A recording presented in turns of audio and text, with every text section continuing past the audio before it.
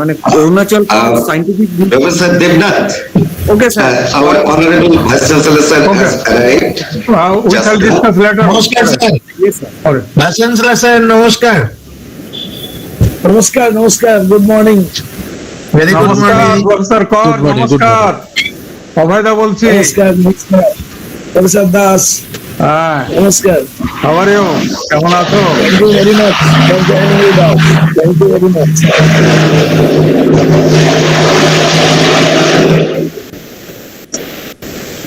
Then, Professor, with the time, asked to torture Lamida.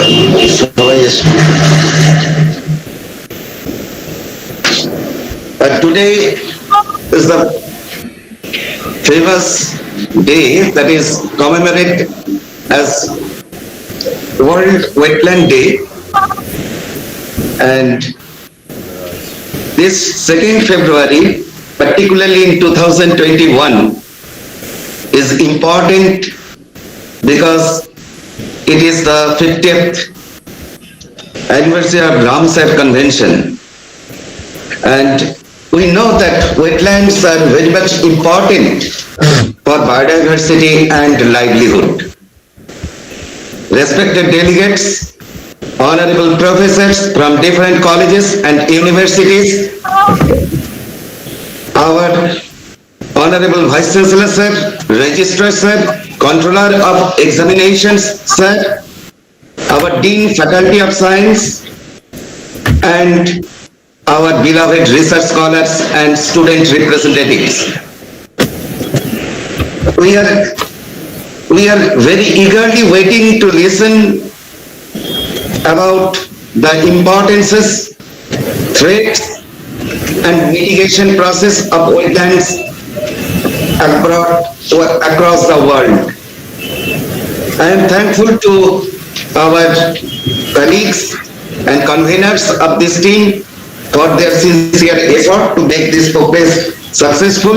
We are also in this platform have representatives from Arunachal Pradesh, Professor A.P. Dash and Professor Ajay Kumar Srivastava from Ranchi St. Xavier's College, and always the person who inspired us,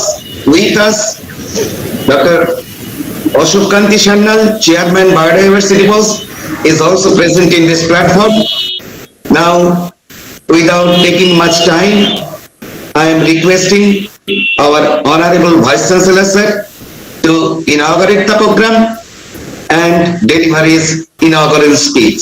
Sir, please. Thank you, Professor Raha. Am I audible? শোনা যাচ্ছে? Yes, sir. হ্যাঁ শোনা Okay, যাচ্ছে। okay. Good morning, friends. I must first congratulate the Department of Botany and the Department of Zoology of Sethu Kanu Birsa University for the celebration of World Wetlands Day and organizing the national level webinar on wetland biodiversity to commemorate the 50 years of Ramsar Convention. We have respected distinguished guests among us, Dr. Ashok Kanti Shannal, Chairman of West Bengal Biodiversity Board, Professor Abhay Prasad Das, Adjunct Professor of UGC, Department of Botany, Rajiv Gandhi University of Arunachal Pradesh, Dr. Subir Ghosh, CM member of IUCN, member of Power Committee Wetland Group, Pollution Control Board, Dr. Ajay Kumar Srivastava, Associate Professor in Botany, St. Xavier's College of Jharkhand, Dr. Devnath Palit, Associate Professor in Botany from Durgapur Government College, West Bengal, Dr. Anirban Bhattro, Secretary Green Plateau, a student of our university, ornithologist, respected registrar, respected controller of examination, and respected other officers, respected Dean of Faculty of Science of our university, respected head of the Department of Botany, Professor Subrata Raha, and respected teachers of the department, respected head of the department of zoology, Professor Biplab Modok, and respected Professor Osin Nath, Professor Surjojyoti Vishwas, and other teachers of the Department of Zoology, and all the respected teachers of the university and the colleges, dear research scholars and the students. I welcome you all in today's webinar. On this day, the World Wetlands Day, being celebrated throughout globe on 2nd February since 1971. The wetlands are defined as areas of marsh, fen, peatland or water, whether natural or artificial, permanent or temporary, with water that is static or flowing, fresh, brackish or salt, including areas of marine water, the depth of which at low tide does not exceed 6 meters. The different type of wetlands, 5 major type of wetlands are being recognized: marine, estuarine, lacustrine, riverine, and palustrine. The Ramsar Convention on Wetlands of international importance, especially as waterfowl habitat, is an international treaty for the conservation and sustainable use of wetlands. It is also known as the Convention of Wetlands. It is named after the city of Ramsar in Iran, where the convention was signed in 1971. The 2nd of February of each year is celebrated as World Wetlands Day to raise awareness about the value of wetlands for humanity and the planet. World Wetland Day was celebrated for the first time in 1997 and has grown remarkably since then. Every 3 years, representatives eco হচ্ছে একটু kindly যদি mute করে দেন, eco হচ্ছে, requested to mute your sound please. Yes, sir. Every 3 years, representatives of the contracting parties meet as the conference of the contracting parties, the policy-making organ of the convention, which adopts decisions, resolutions, and recommendations to administer the work of the convention and improve the way in which the parties are able to implement its objective. COP12 was held in Uruguay in 2015. COP13 was held in United Arab Emirates in 2018. The next conference of the contracting parties will be held in China in October 2021. Wetlands of international importance include 2,331 Ramsar sites, covering over 2.1 million square kilometers. Most sites are in the United Kingdom with 175 and in Mexico with 142.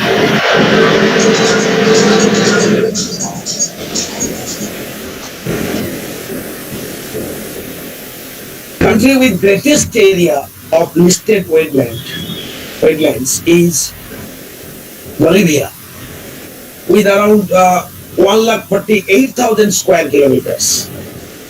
And as per the record in December 2020, in India there are 42 Ramsar sites in Kerala, Punjab, Odisha, Madhya Pradesh, Himachal Pradesh, Assam, West Bengal, Jammu and Kashmir, Rajasthan, Andhra Pradesh, Manipur, Gujarat, Maharashtra, Uttar Pradesh, Tripura,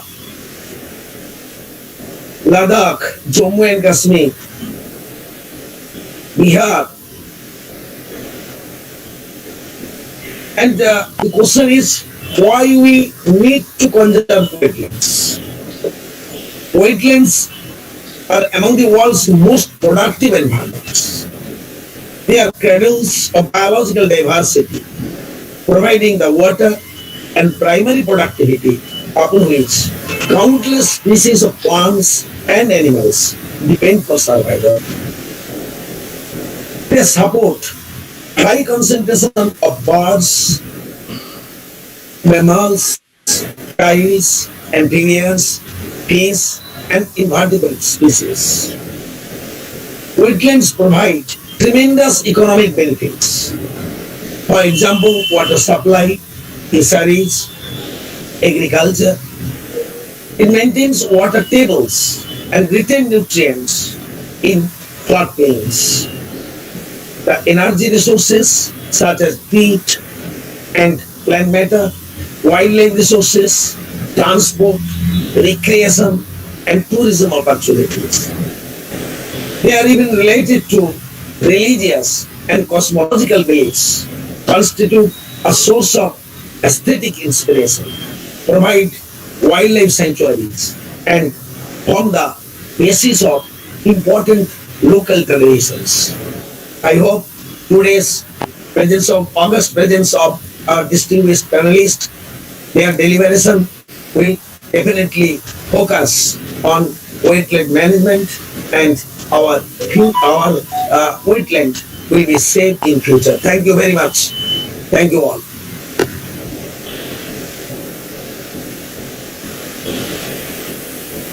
Thank you, sir, for your nice deliberation.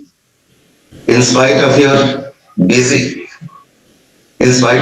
such busy schedule, thank you, sir, as you always inspire us to conduct such seminars, webinars, and throughout the lockdown period, we have conducted several seminars, and all our departments participated actively in this work. Thank you, sir. Now I am requesting our Registrar Sir, Dr. Nuchirata Bandyopadhyay, to address the audience.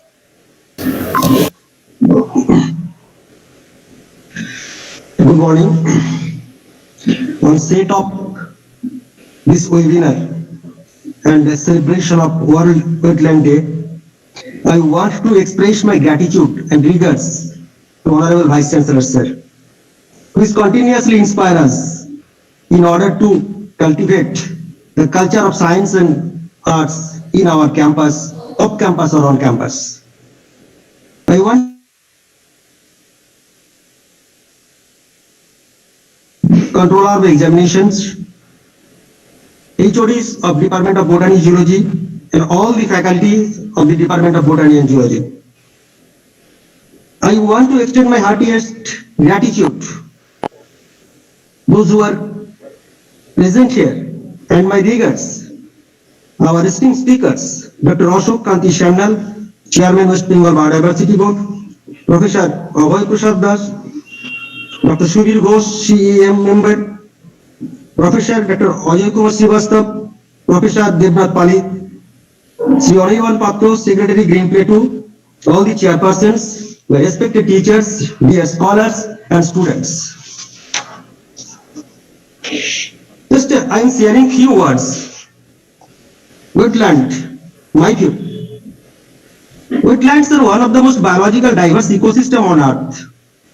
Despite its significant ecological and conservation importance across the globe, wetlands are in peril both in developed and developing nations. This sorry state of affair largely stems from lack of environmental education, focusing wetlands of various types that are under threat of anthropogenic activity, and unscrupulous and eco-ignorant development policy implementation that either overlooks integrated ecological-based development approach or simply fails to adhere to the United Nations declarations on sustainable development, also known as Rio Plus Declaration. Its benefits to human are virtually absent in the majority of countries in their education curriculum.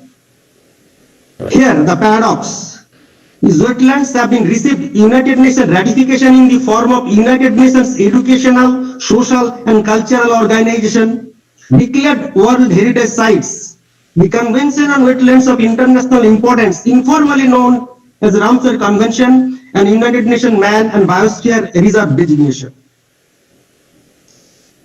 Although wetlands contribute in no small way to our quality of life, indeed to our very survival, in spite of their multifaceted use and importance, they are still undervalued, naturally less attended. However, the concern is that over half of the wetlands in the world have been lost in the last century, and the remaining wetlands have been degraded to varying degrees because of the adverse influence of human activities and continually subjected to various anthropogenic disturbances.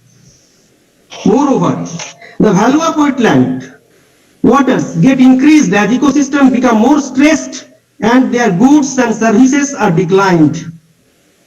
As a matter of fact, conservation aspects of wetlands ecosystem and its biodiversity deserve special attention. Despite all this international recognition of the values of wetlands, humans seem to remain notoriously indifferent to acknowledge the significance of wetlands. So, what is wetlands? How do we distinguish wetlands from other water bodies? What is the benefit of conserving wetlands? What are their international conservation status or designation? Who is responsible for maintaining the global database of wetlands? How to access this database? What is the biological or ecological potential of wetlands comparing to other ecosystems? What species serve as an ecological indicator? How do we go about measuring these species in order to ensure ecological integrity, function, and the processes of the wetlands are maintained so that we human can continue to receive the vested unconditional ecosystem service will be discussed today, probably. These are the context of the discussion international.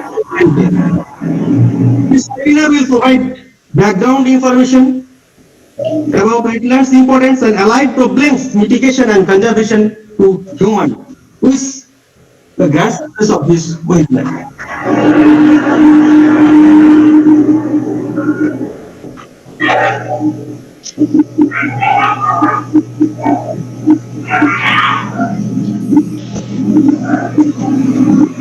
So, now, register sir. Hello. Sir, please unmute sir. Okay, then we are now moving to the inaugural session, and the students who admitted later for their information, I just want to mention that our Honorable Vice Chancellor sir has already addressed and our Registrar sir has already addressed. Now I am requesting our Controller of Examination, Dr. Shubham Chandra De, to address the audience. Thank you. Good morning, everybody. Honorable Vice Chancellor, Professor Deepak Kumar Kaur, a great motivator to us. Respected Registrar, respected Dean of Science, Professor Subroto De, Secretary of the Organizing Committee, Professor Subroto Raha, and other faculties of the Department of Botany and Geology, eminent speakers, and the students of our university. First of all, I must convey my heartfelt thanks and gratitude to the organizers for inviting me and giving me a chance to be a part of this national webinar and the celebration. Let us come to the last one first, the biodiversity. The word biodiversity is the combination of bio means life and diversity means variety. So biodiversity is a term used to describe the enormous variety of life on Earth. Assorted variety is a sign of nature, and biodiversity is a significant perspective of on the planet, since it empowers the endurance and manageability of living things on Earth. Biodiversity alludes to the assortment and fluctuation among living creatures and natural compliances wherein they happen. It is an index of a nation's wealth and basis of human survival and economic well-being. Now, what is wetlands? Wetlands are special ecosystem where land is saturated with water, making it a wetland. It is defined by the areas that are inundated or saturated by surface or groundwater at a frequency and duration which is sufficient to support a prevalence of hydrophytic vegetation typically adapted for life in saturated soil condition. It is a distinct ecosystem that is flooded by water either permanently or seasonally, where oxygen-free processes prevail. It plays very important functions such as water purification, water storage, processing of carbon and nutrients, stabilization of shore lines, and support of plants and animals. And now let us come to the wetland biodiversity. Wetland ecosystems are a natural resource of global significance. Historically, their high level of plant and animal diversity is perhaps the major reason why wetland protection has become a high priority worldwide and supported by international agreements such as Ramsar. More recently, a number of goods and services provided specifically by wetlands ecosystems have been identified that may even outweigh biodiversity in terms of their importance for human welfare and sustainable natural resource management. Wetlands as transitional zones between land and water provide a natural protection against extreme floods and storm surges. They may also store fresh water to be used for drinking and supply for irrigation. It is a biological supersystem indeed. So, we may conclude by saying that the wetlands are the most productive ecosystem in the world, and its protection and judicious use are to be exercised mandatorily worldwide in order to protect ourselves and the planet as a whole. Keeping this in mind, today we are celebrating the World Wetland Day to raise global awareness about its vital role.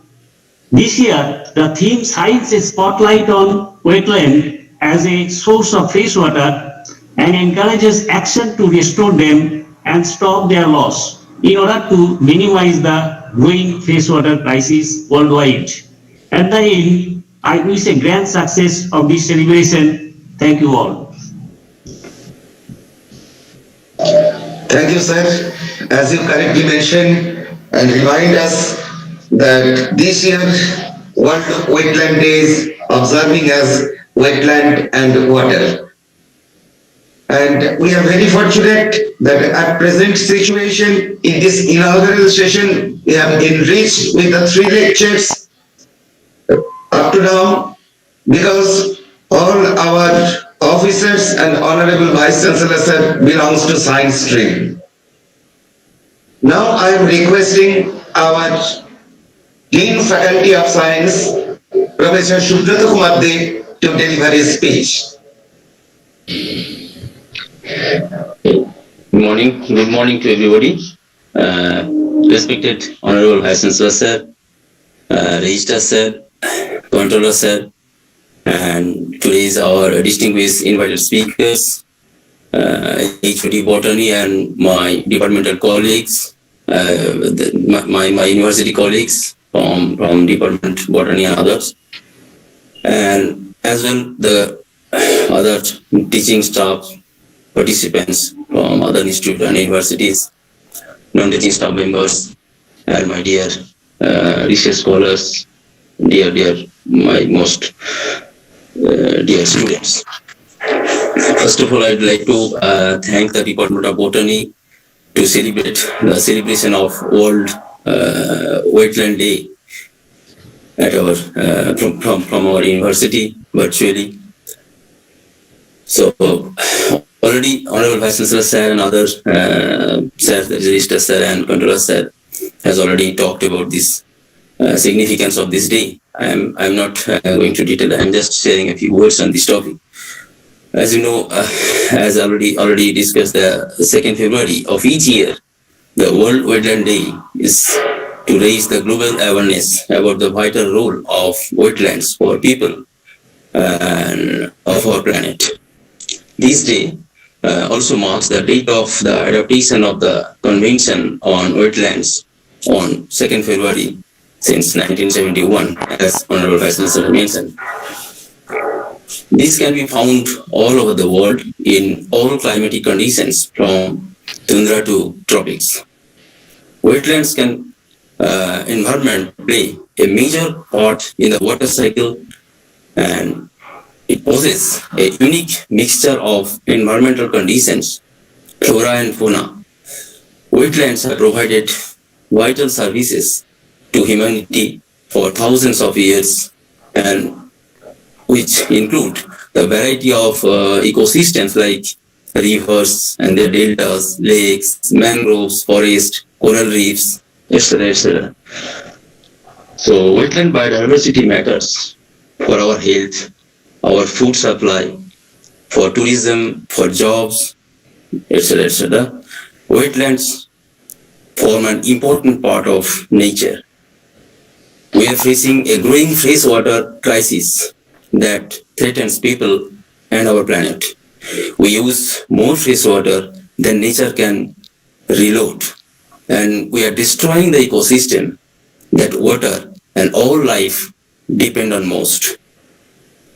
The wetland is now considered as the most threatened ecosystem, which impacts almost around 40 to 45% of the world's plant and animal species, which live or breed in wetlands, according to UNESCO data. So we need to take care of our Mother Earth to save us all. I won't take much time as well because we are waiting to hear from our learned professionals from different sectors. I'm sure that you all will enjoy the lectures today, and you will find a clear idea on this specific topic: why wetlands are important, why conserve wetlands. These are the questions that's coming. What are the major threats for wetland, etc., etc. So I wish also grand success of this webinar, and thank you all. Thank you. Thank you.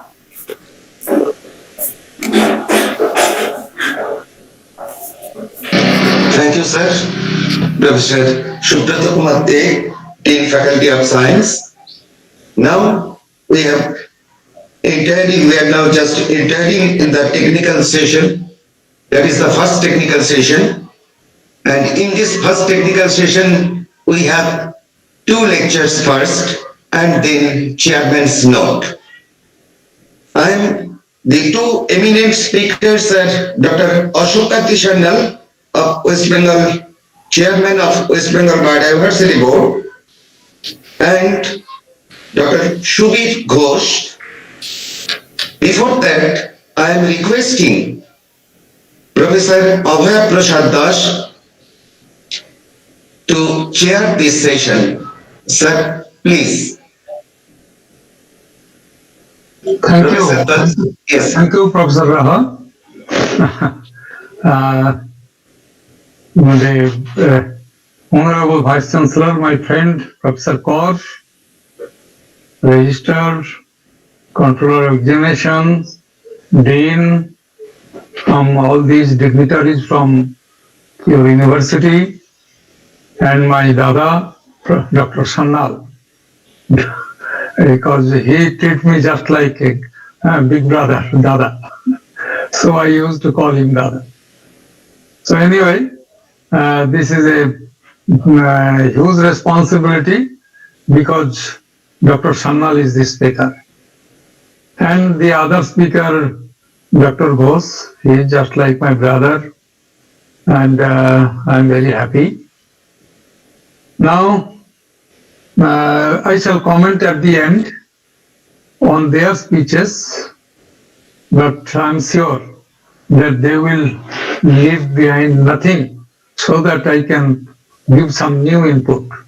Anyway, now I request Dr. Sannal, Dr. Ashok Kanti Sannal, Chairman, West Bengal Biodiversity Board, State Biodiversity Board, to give his lecture. Dr. Sannal, please. Honorable Vice Chancellor, I am audible? Yes, you are audible. Okay. Honorable Vice Chancellor of Sidhu Kanu Birsa University, Professor Dr. Deepak Kumar Kaur, respected senior officials of the university, eminent speakers, and my respected teachers of the university and from other colleges and university, dear scholars and students, the respected participants, ladies and gentlemen, very good morning to everyone. At the outset, I would like to express my sincere thanks to the Honorable Vice Chancellor, Professor Kaur, and the organizers, especially Professor Subroto Raha, Head of the Department of Botany, for kindly inviting me to attend this national webinar, which is the most important one in respect of today's global problem, and the other dignitaries in the university, Head of the Department of Geology, and the others for kindly inviting me particularly to deliver a talk on the wetlands. It's a great opportunity to say something about the activities which the West Bengal Biodiversity Board has taken up for the last 15 years, particularly towards the conservation of biodiversity, with special reference to the terrestrial and aquatic ecosystems. And so that this day, this World Wetland Day is very auspicious day to the board, as well as the day to take oath towards the conservation of biodiversity, particularly the aquatic biodiversity in the coming years to come. I have a slide show so that I'm going to that PPT. And then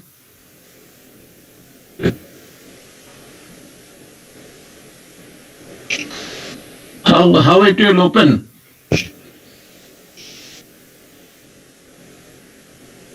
Sir, the PowerPoint presentation. Sir,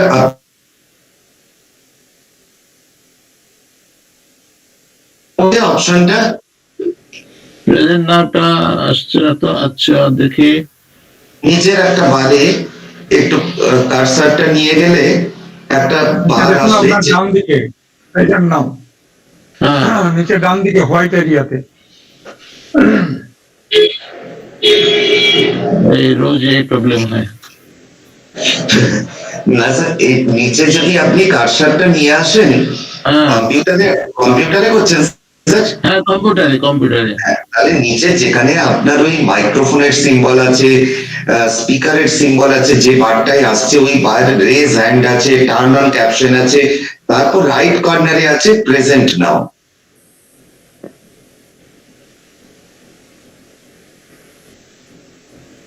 আসলে অনেক সময় বারগুলো ঠিকঠাক দেখায় না, আসতে চায় না। রাইটে, একদম রাইট এন্ডে স্যার, যেখানে তিনটা ডট আছে তার পাশে। না মানে ডটে আসছে না, ডটে তো হয়ে যেত, ডটে আজকে আসছে না কেন? স্যার আপনি এসকে ভিউটা দেখতে পাচ্ছেন, সিওই এসকে ভিউ, ঠিক ঠিক ঠিক তার এসকে ভিউ নিচেই আছে প্রেজেন্ট নাও, হোয়াইট বারটা ওখানে আছে। সিওই এসকে ভিউ মানে লাস্ট যে এটা রয়েছে, ঠিক নিচে দেখুন প্রেজেন্ট নাও আছে। আসছে না তো কিছু।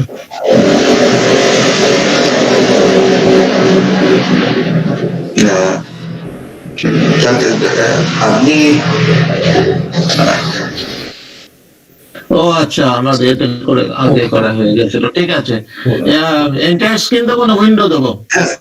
এন্টার স্ক্রিন, আচ্ছা, এন্টার স্ক্রিনটা ক্লিক করবেন একবার স্যার।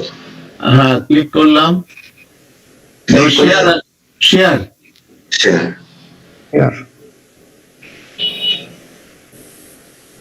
হ্যাঁ শেয়ার করার পর হ্যাঁ স্যার শেয়ারিং আছে, শেয়ারিং আছে স্যার। আচ্ছা, এবার স্যার, হ্যাঁ স্যার ঠিক, এবার আমার এটা হ্যাঁ আসছে স্যার। আপনাকে ওইটাকে মিনিমাইজ করে নিতে হবে। এখন যে উইন্ডোটা আছে সেই উইন্ডোটাকে মিনিমাইজ করে নিতে হবে। হ্যাঁ হ্যাঁ স্যার, ওইটাকে মিনিমাইজ করে নিতে হবে। ঠিক আছে।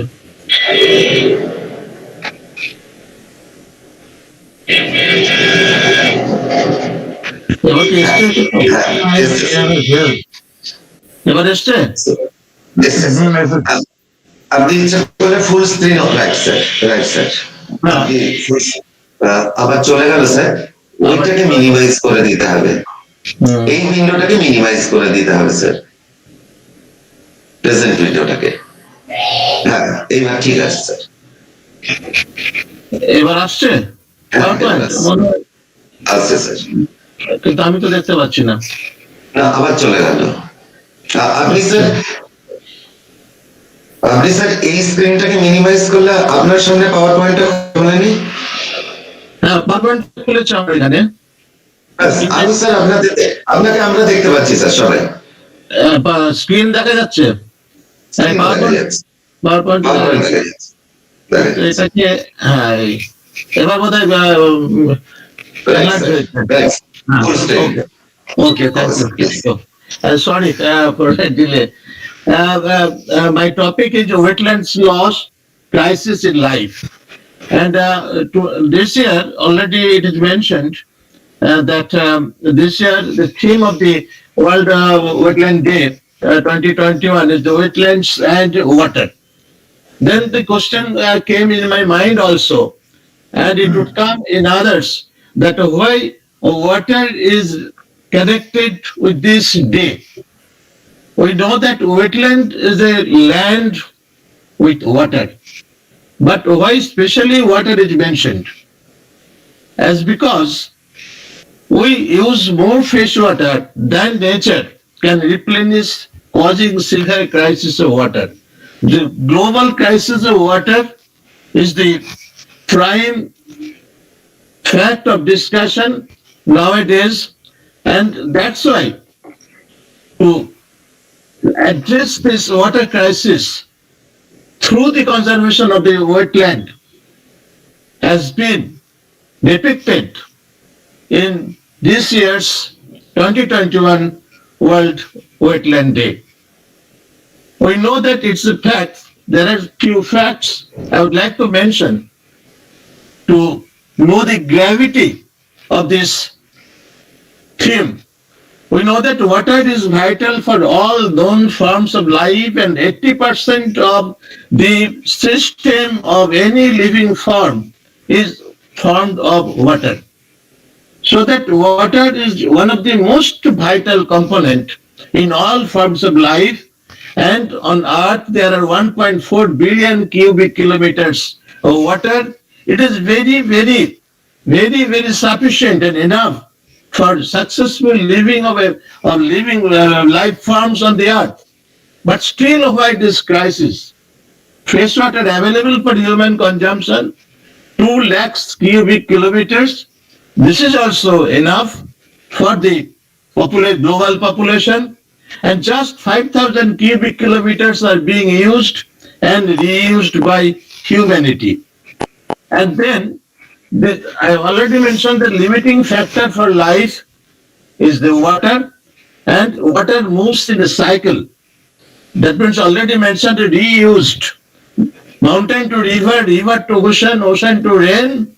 Again, through rain, it comes down, comes off and replenished as in mountain, and so on. So that the whatever we have, natural resource, that is constant. And we should have to reuse judiciously, and we should have to go for the conservation, protection of these water resources. And if we look into in India's scenario regarding the water crisis, extreme water crisis in major cities in India, particularly in China, Chennai, and in 2018, all of you know that the Niti Aayog, the Government of India's think tank, that on the basis of the Composite Water Management Index, a national tool for water measurement, management and improvement, it was reported that 600 million people, or 45% of the Indian population, suffered from water crisis. In other way, we can say that 7% of the population, or 9.1 crore people, without basic water supply in India. And that report also predicted that 21 Indian cities will run out of groundwater by 2020. And the report says, just yesterday in the presentation of the union budget, our finance minister categorically mentioned that 2.86 crore tap water will be facilitated to the people of India. But why?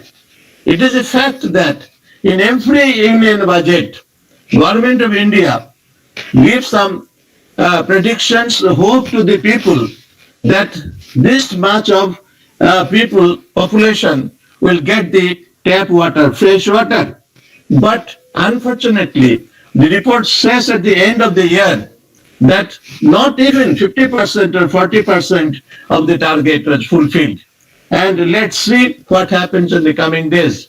And in that, according to that report, 40% of the population will have absolutely no access to drinking water by 2030. And 6% of India's GDP would be lost by 2050 due to water crisis. I've just mentioned the scenario in our country, but it's a global problem. All of you know that there are many countries, particularly you always mention about the Cape Town, the South African Cape Town, the crisis of water. And another fact, that sufferings of women and children, it's a fact, and I'm very sorry to mention. And I always, while mentioning this fact, I always get emotional, as because nearly 100 million homes lack water in our country, and 1 of every 2 children are malnourished.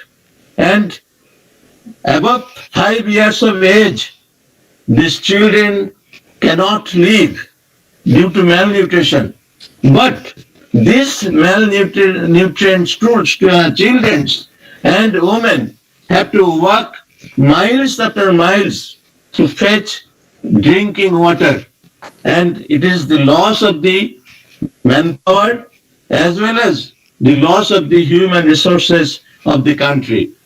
And that I've already mentioned, considering this great crisis, Indian budget, yesterday 2021-22, Jal Jeevan Mission, and under that mission, 2.86 crore tap water would be given to the people of the country, it was mentioned. And if we look into this, the fact why this water crisis in our country, the global use of fresh water in the sector of agriculture, 70%, in the municipal sector, drinking and other purposes, 11%, and in industrial sector, 19% of the total water resource, fresh water resource is used. But in India, what is the scenario? In agriculture, annually, water withdrawal is the highest in the world, followed by China. So that this is the main reason for the water crisis in our country. And the fact is that there are most important 3 crops, rice, wheat, and sugarcane, which are responsible for consuming most water, underground water. And one example, rice consumes about 3,500 liters of water for a kg of grain produced. And where from this water comes? From groundwater. So that over-exploitation of groundwater is one of the most important reasons, causes of this water crisis, not only in India, all over the world. Then the water crisis can be mitigated through conservation of wetlands. That's why the theme is wetlands and water. This water crisis is to be mitigated, is to be addressed, is to be minimized. How? Through conservation of wetlands. Why? As because wetlands are the source of fresh water and encourages actions to restore them and stop their loss. What is the wasteland? It is already our previous speakers very clearly mentioned the wetlands, and there are inland wetlands, coastal wetlands, and human-made wetlands, the fish ponds, rice fields, reservoirs, salt pans, etc., etc. I'm not going into details. And these wetlands are vital for human survival, as because it is the source of water, only source of the water, and they are among the world's most productive environments. The ecosystem services and goods which all living forms enjoy from the nature, these are provided by the wetlands. Most of the ecosystem services and goods are provided by the wetlands. If we see in India, there are 7,57,600, like that, about this number of wetlands are present, covering 15.3 million hectares of land. So that it's a huge number of wetlands are present. These are the large wetlands. There are many more small-sized wetlands also. Then there are nearly 4.63% of the total geographical area of the country is under these wetlands, large wetlands. And all the wetlands provide as water and food and other services we receive from the wetland are becoming. And this urban wetlands is the only way to avert water crisis. This urban wetlands and then this wetlands, 40% wetland is also rich with biodiversity that already my previous speakers already mentioned. And we know that biodiversity is the life, and life is biodiversity, we call it generally. Why? Because the wetlands, if it is rich in biodiversity, the health of the wetland would be very rich, very perfect health. And as because the ecosystem processes which are maintained by the biodiversity that gives the good health, provides good health of the wetlands or any ecosystems.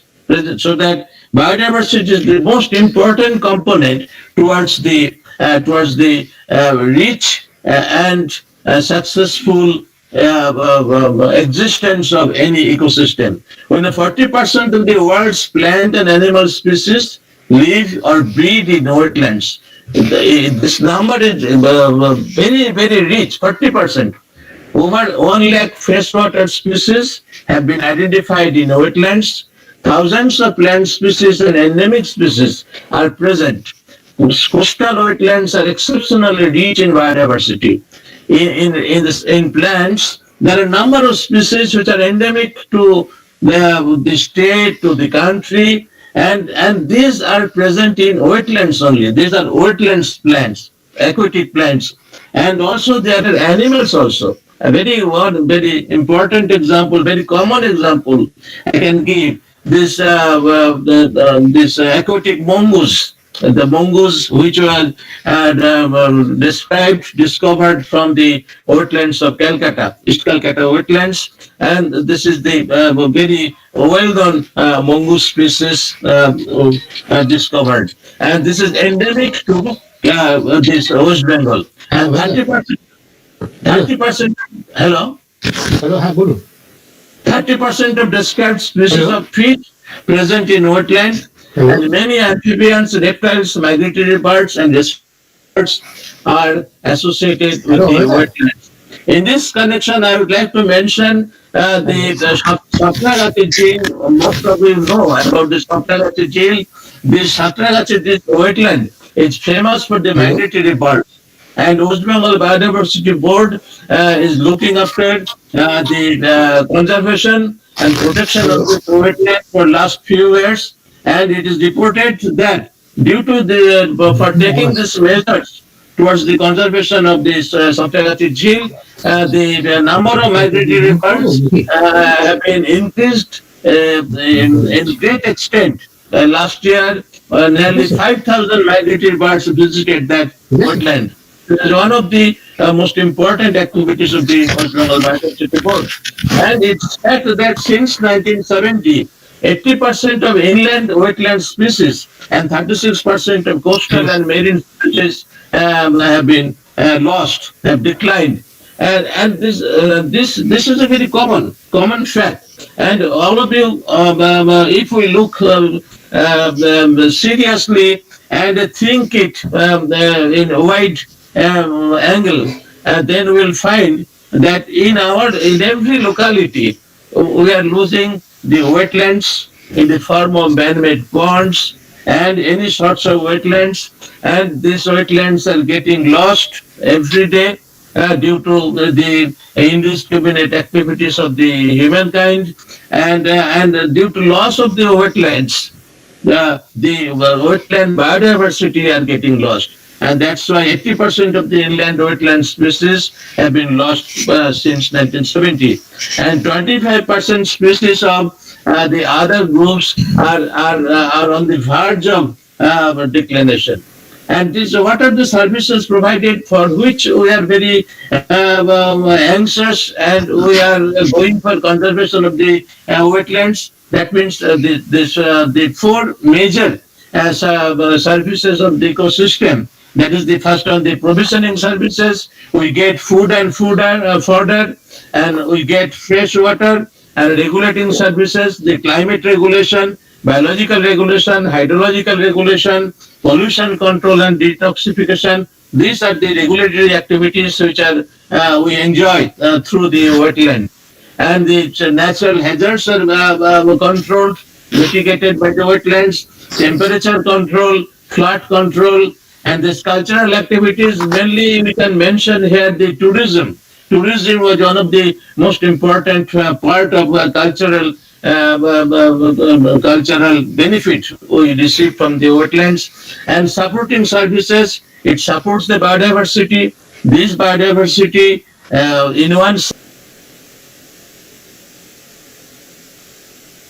of the biodiversity, and this biodiversity are used as food, fodder, and in many other respects, the human livelihood is being developed. And soil formation, recreational, and the get seat of the migratory birds, these wetlands, and also the domestic use. The nearly 45% to 50% of the people in our country, they depend on the wetlands for drinking water and for many other purposes that I will come. And in this respect, I would like to present 2-3 experiments that the studies we have done from our West Bengal Biodiversity Board. We have done the studies in the two wetlands, one in Purulia in Indroville, and other one in Bardhaman district in Purbostali Oxbow Lake. And these are the uses and the provisions we receive from the wetland cultivation, wetland fisheries, irrigation from wetland, duck keeping, fodder collection, cattle grazing, collection of small fishes and snails, collection of amaranthus, that means this leafy vegetables, and all these vegetables, leafy vegetables, and then cattle bath, domestic uses. If we consider all these, we find that in these two wetlands, nearly 900 households are associated with these different uses of wetland. And, and when we go for the economic value of wetland, and these are শোনা যাচ্ছে দেখা যাচ্ছে না? হ্যাঁ ওইটা আমি দিয়ে রেখেছি বুঝলেন ও তো 21st ফেব্রুয়ারি ও বিয়ে হয়ে যাবে হ্যাঁ ডক্টর ঘোষের মাইক্রোফোনটা অন আছে অসুবিধা আমি আসবো হ্যাঁ তো ওকে Then benefit, cost and benefit. Consider the cost and benefit for all these activities. বসে আছি স্যার আমি ওনাকে জানাচ্ছি স্যার অফ আছে আচ্ছা দেখছি দেখে নিচ্ছি Average net benefit from wetland cultivation. Wetland cultivation, that means the cultivation. আছে কিনা এটা বুঝবো কিভাবে কোথা থেকে দেখবো ডক্টর ঘোষ ওখান থেকে এখানে দেখা your microphone is on. Dr. Ghosh, your microphone is on. Subir sir মাইক্রোফোনটা অন আছে আপনার ডিভাইসে ও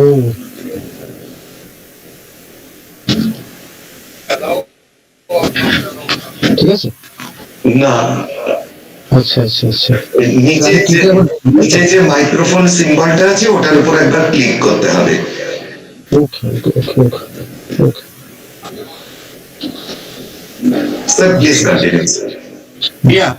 Then out of 3 wetlands, there are other works, studies done by different workers in West Bengal to find out the economic valuation of the different wetlands. And if we, I have taken the data related to 3 wetlands that I have already mentioned: Indroville in Purulia, in Purvasthali wetland, and one wetland in Bardhaman. Then average net benefit of wetland cultivation like this amount, and net profit maximum 12,754 rupees per year per acre. So that total benefit, economic benefit from these individual wetlands are much more than what I have shown here.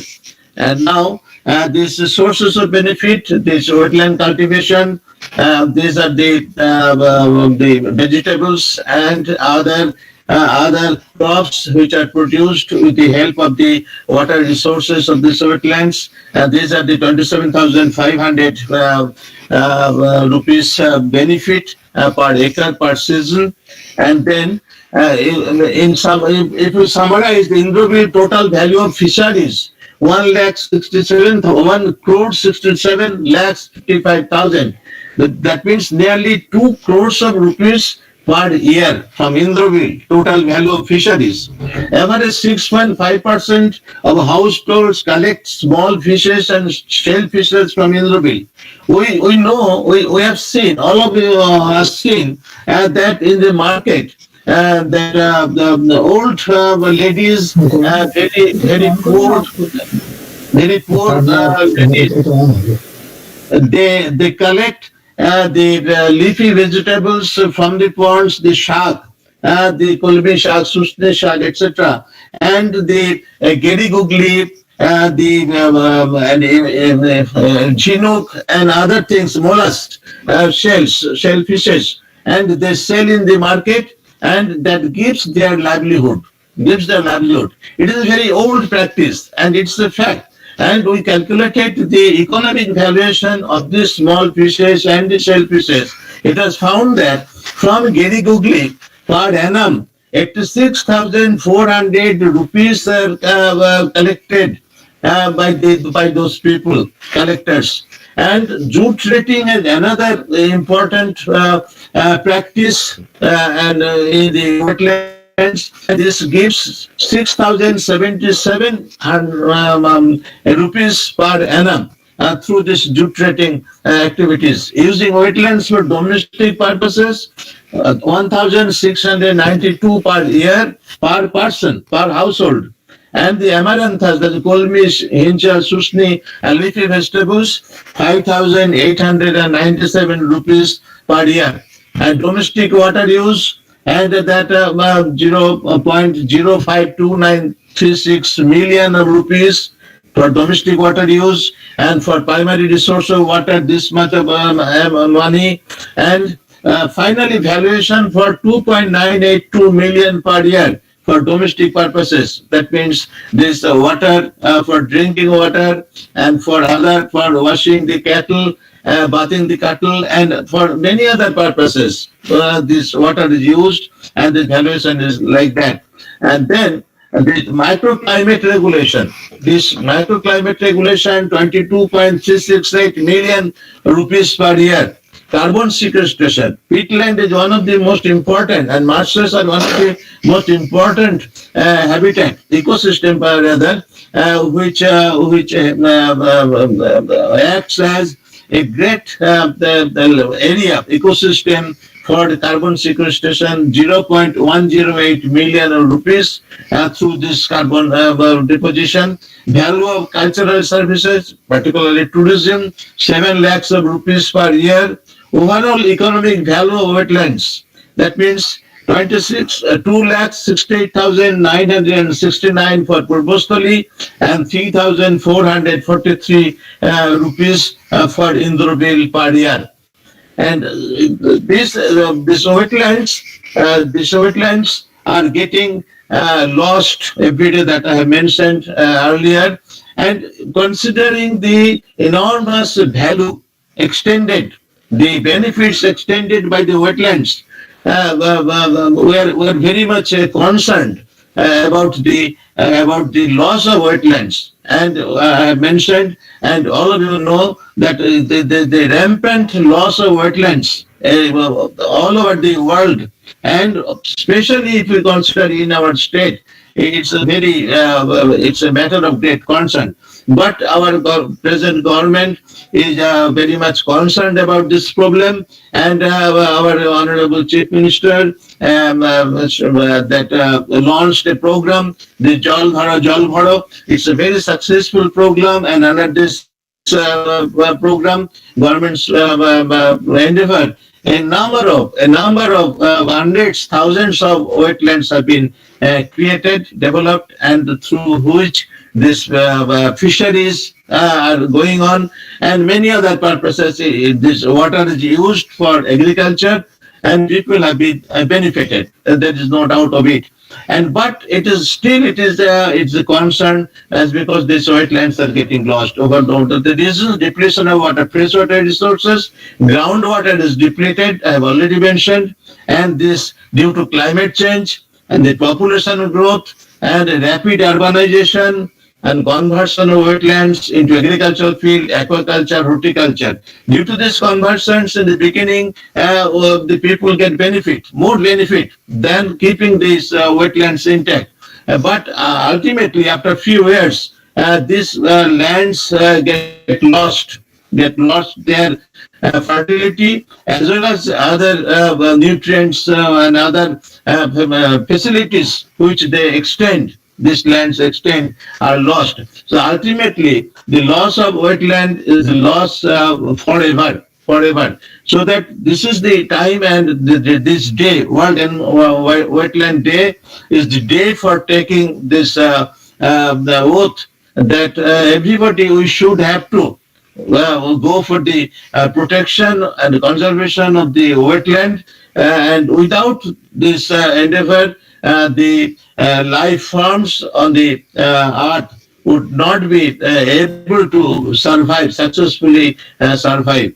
And with these three words, I lastly, and I would like to conclude by saying that today's International Webinar on the very important subject, the wetland conservation, would be a great success through participation of the eminent speakers, scholars, and students. Thank you very much.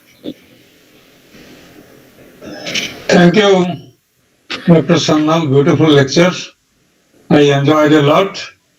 And sitting in that important chair, you could collect enormous amount of data, very much useful data.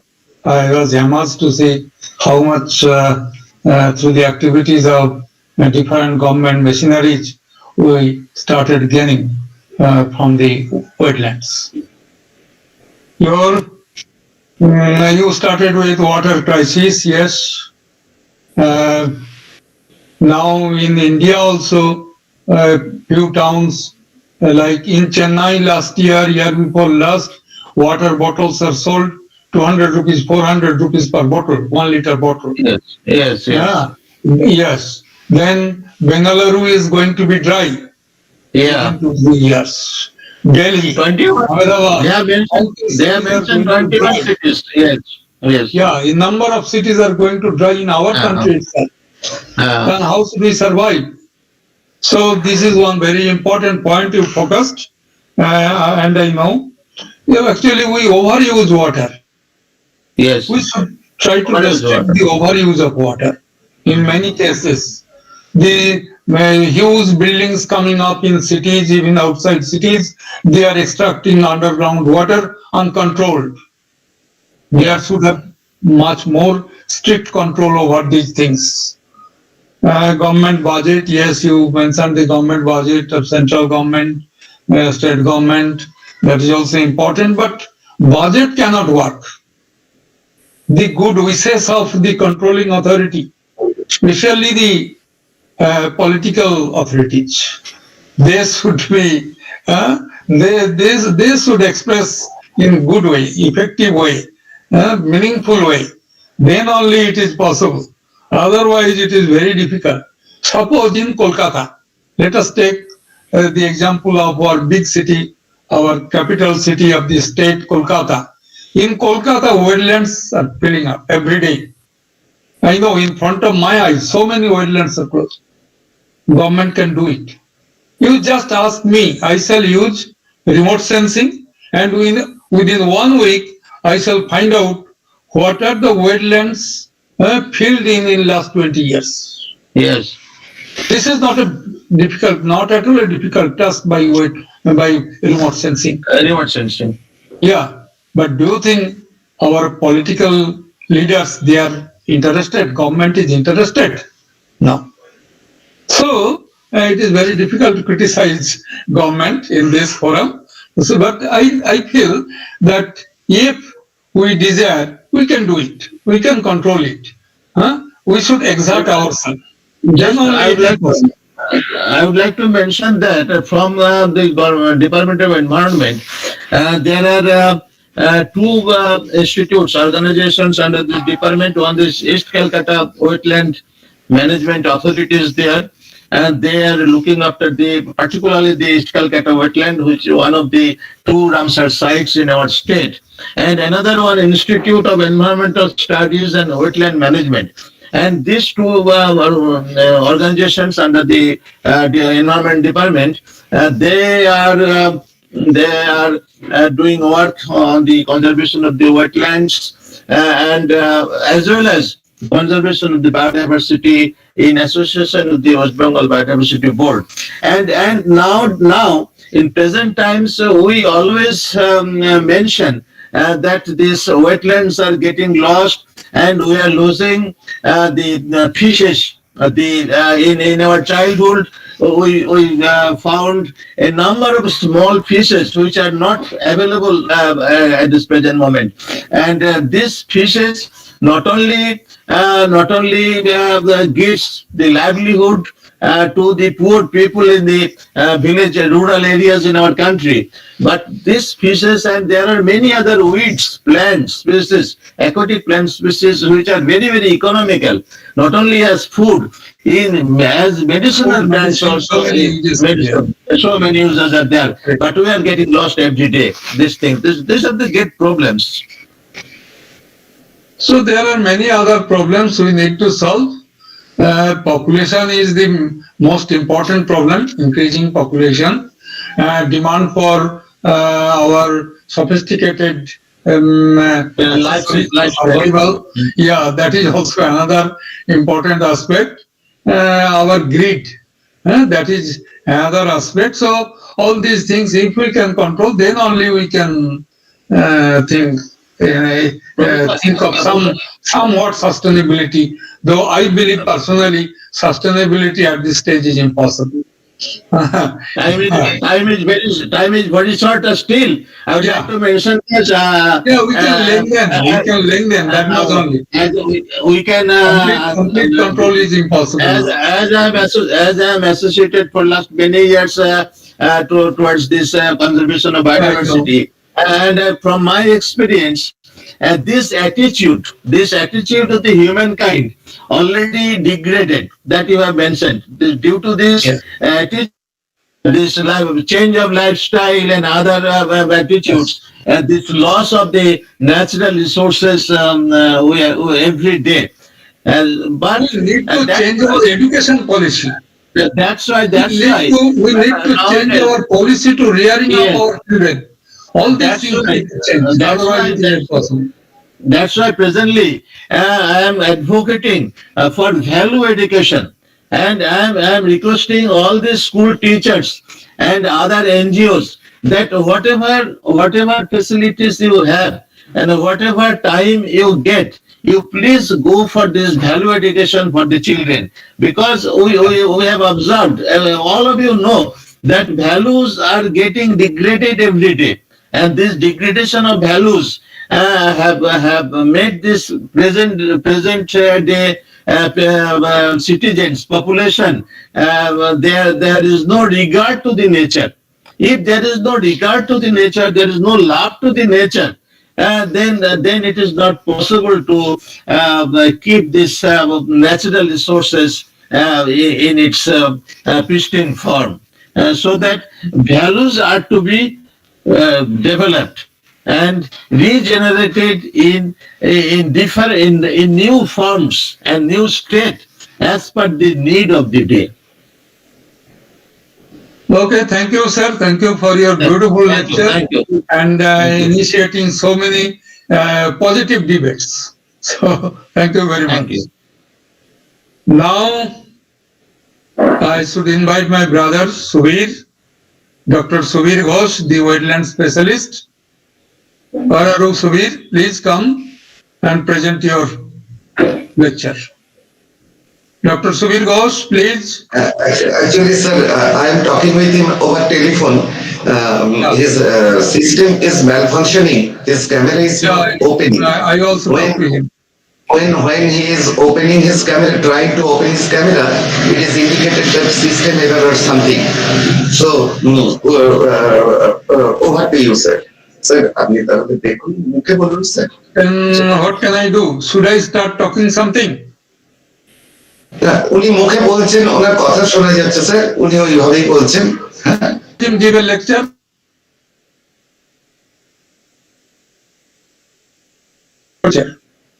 If video is not functioning, then please give one audio lecture, please. Dr. Ghosh, please respond.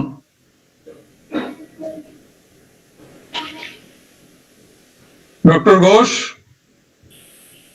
Dr. Subir Ghosh, please respond. We do not hear anything from you, please. শোনা যাচ্ছে? হ্যাঁ, এবার শোনা যাচ্ছে। Yes, please. আচ্ছা, ঠিক আছে। Okay. Hello. Please switch off your phone. Then শোনা যাচ্ছে তো? Yes. ঠিক আছে। Yes.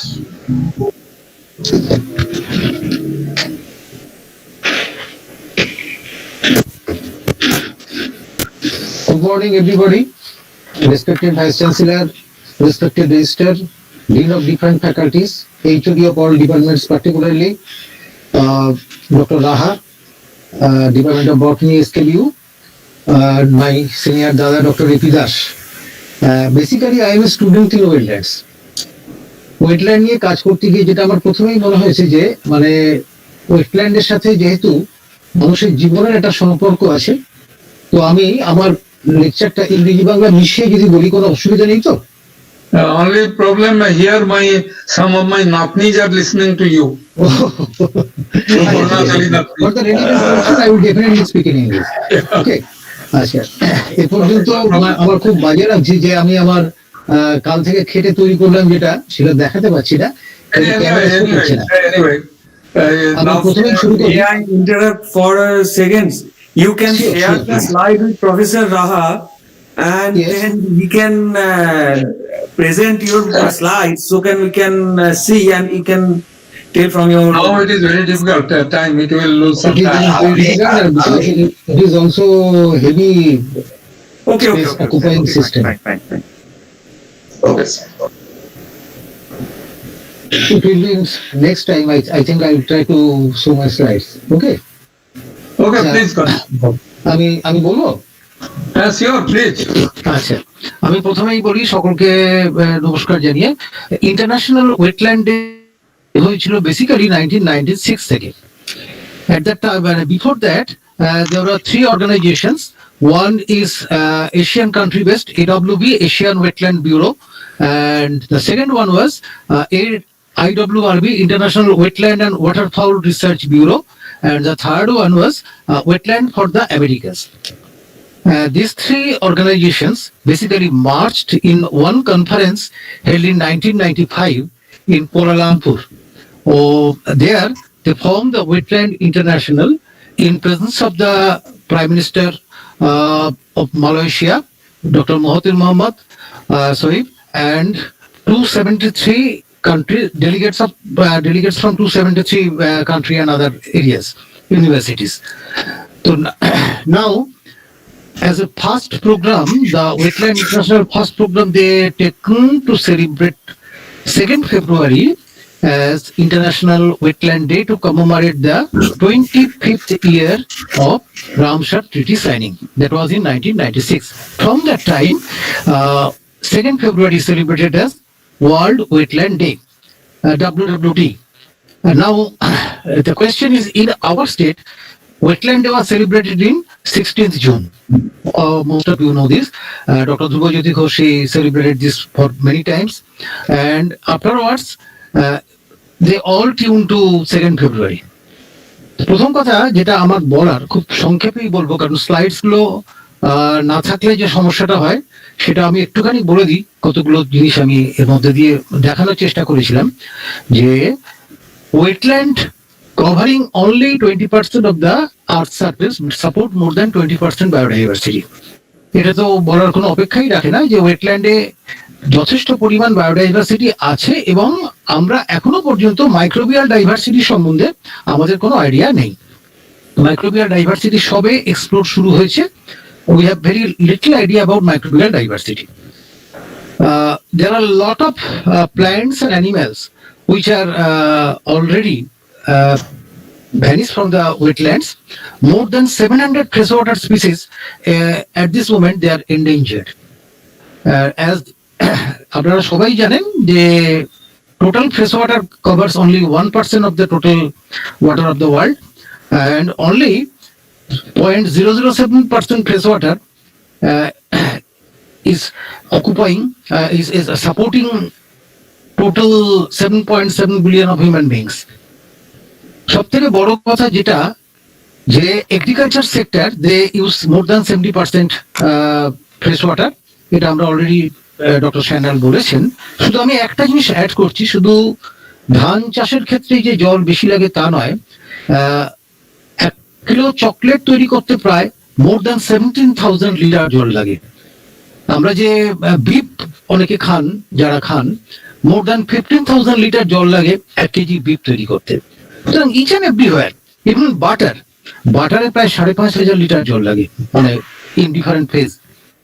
তো এগুলো থেকে বোঝা যায় যে আমরা কতটা ওয়াটার উপর ডিপেন্ডেন্ট, এবং সেই ওয়াটার আস্তে আস্তে ফ্রেশ ওয়াটার আস্তে আস্তে কিন্তু কমতে শুরু করেছে। এবং একটা সময় আসবে যে সময় হয়তো আর একটা ওয়ার্ল্ড ওয়ার শুরু হবে, তখন ফ্রেশ ওয়াটারই একমাত্র ক্রাইসিস হবে। ফ্রেশ ওয়াটার নিয়েই হয়তো আর একটা ওয়ার্ল্ড ওয়ার শুরু হয়ে যাবে। এবং মজার ব্যাপার হলো যে এই ওয়েটল্যান্ডসকে আমরা যদি একটু, আমি চেষ্টা করেছিলাম আমার স্লাইডস এর মধ্যে দিয়ে, বিশেষ করে যারা স্টুডেন্ট তাদের জন্য যদি wetland, different types of wetland, তাদের ভেজিটেশন, তাদের লাইভলিহুড সাপোর্টের এটা দেখানোর, সেটা দেখানো গেল না। মোটামুটি একটা কথা বলি, 3 to 4% of population of our state they are otherwise depend on wetlands for their subsistence livelihood support. We have performed a survey from 1997 to 2003 and the result was like this. এখানে টোটালি মানে হোগলা, শোলা, মাদুরকাঠি এবং অসংখ্য supplementary vegetables দিয়ে শুরু হয়েছিল। আমরা এগুলোকে বলি নন কনভেনশনাল রিসোর্স। এই নন কনভেনশনাল রিসোর্স থেকে একটা বিরাট অংশ সারা পশ্চিম বাংলার তারা কিন্তু সার্ভাইভ করেন। So that is the total people that depend on 3 to 4% population of this state, they depend on these wetland products for their subsistence livelihood support, but they are the main stakeholder in the wetlands. However, these wetlands are now indiscriminately filled. যদি যেখানে feeling হয়েছে, যেখানে feeling হয়নি যদি আমরা একটু যাই, wetland condition কিন্তু এক্সট্রিমলি ভ্যারি করে গেছে।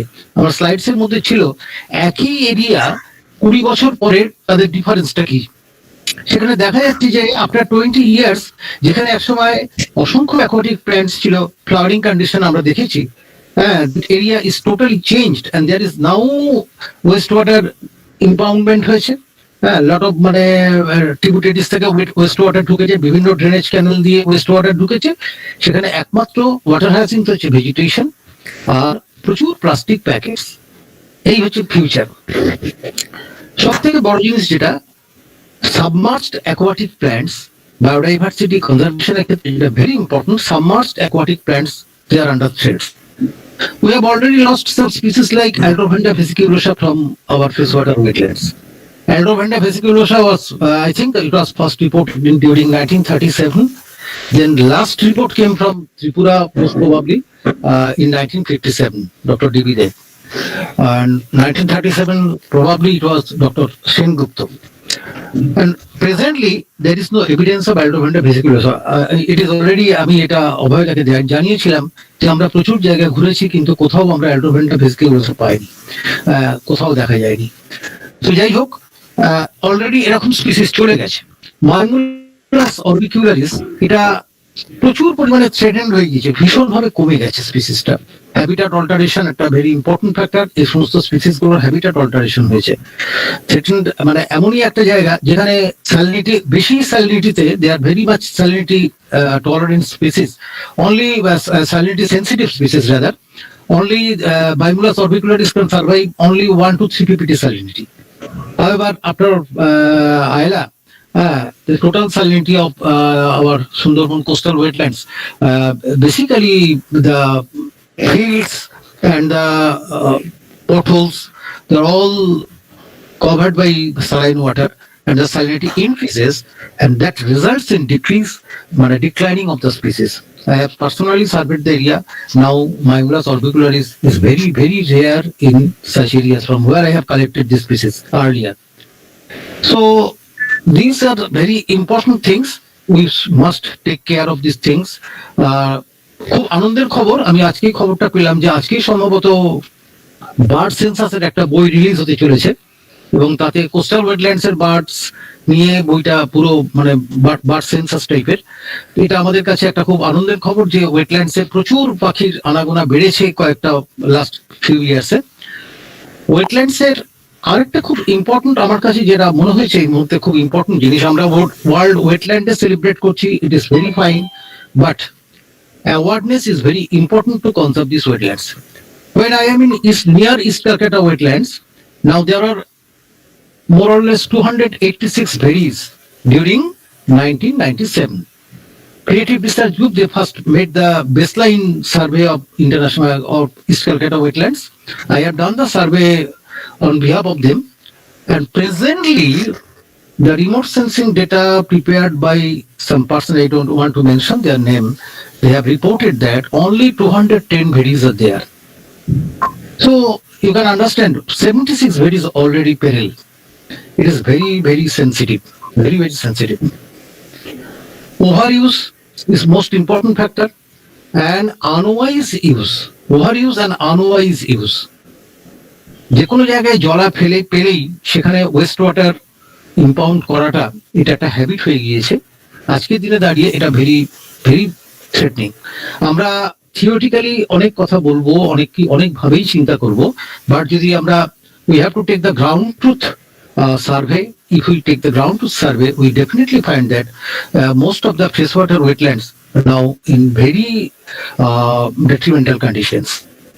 So this is very important for today's speech, because we are concerning about freshwater concern of the Ramsar Bureau. This year WWD is based on mostly freshwater conditions. Freshwater বলতে যা বোঝায় সালিনিটি 0 ppT at least without order, এগুলো যেগুলো আমরা যদি মনে করি colourless water, হ্যাঁ, এই জলটা পাওয়া ভীষণ শক্ত হয়ে গিয়েছে। অধিকাংশ ponds are very rich source of biodiversity, you know. Most of the ponds I have visited last 2 to 3 years, they are mostly covered by either lemna or spirodella or Eichhornia crassipes.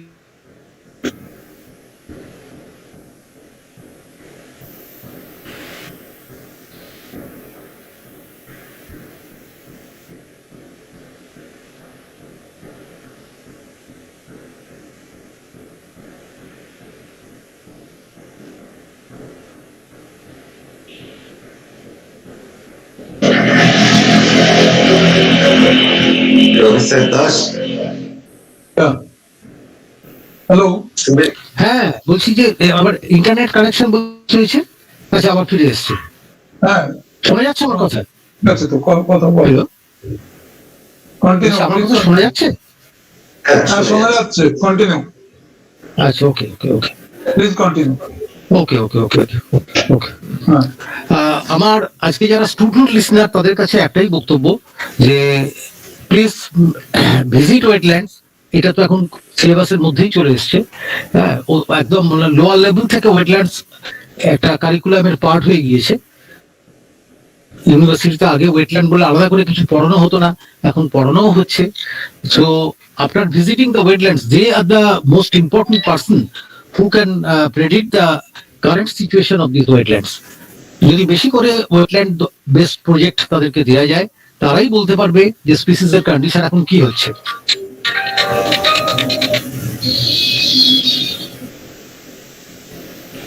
এই সিচুয়েশনে আমার একটাই কথা যে wetland based survey is very important. আর আমি তাদের সম্বন্ধে 2-4টে কথা বলতে চাই যারা ওয়েটল্যান্ডকে বেস করে তাদের লাইভলিহুড সাপোর্ট কন্টিনিউ করে গেছে। কারণ আমার যে স্লাইডস গুলো দেখানোর কথা ছিল সেগুলোতে আমি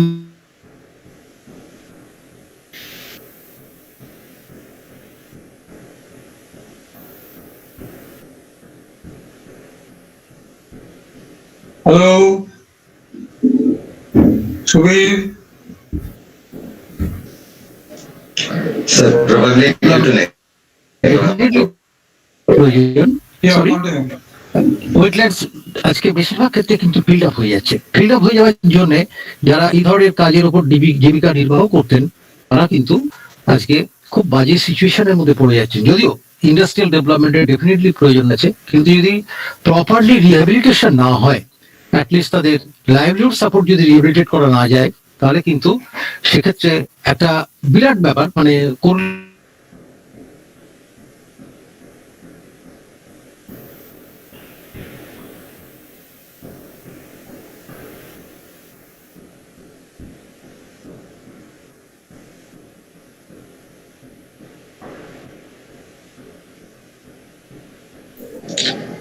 probably he is facing some network problems, sir. So let us wait a few minutes. Yeah, let's see.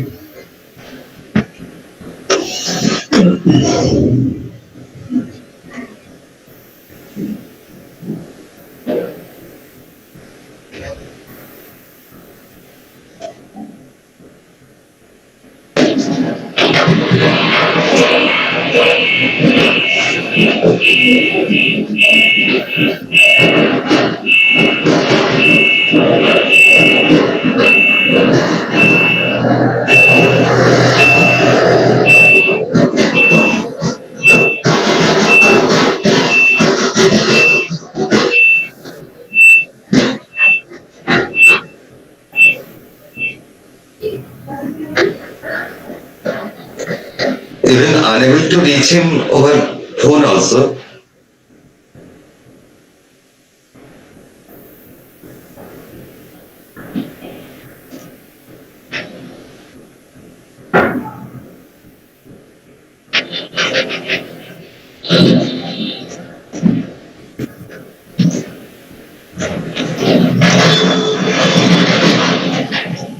শোনা যাচ্ছে এখন? হ্যাঁ, শোনা যাচ্ছে। আচ্ছা আচ্ছা, ঠিক আছে ঠিক আছে। হ্যাঁ, হয়ে যায়। Hello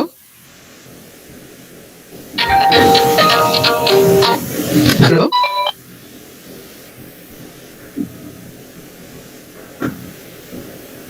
sir please. আমি শুনতে পাচ্ছি তো তোমার গলা। ও আচ্ছা, ঠিক আছে ঠিক আছে ঠিক আছে।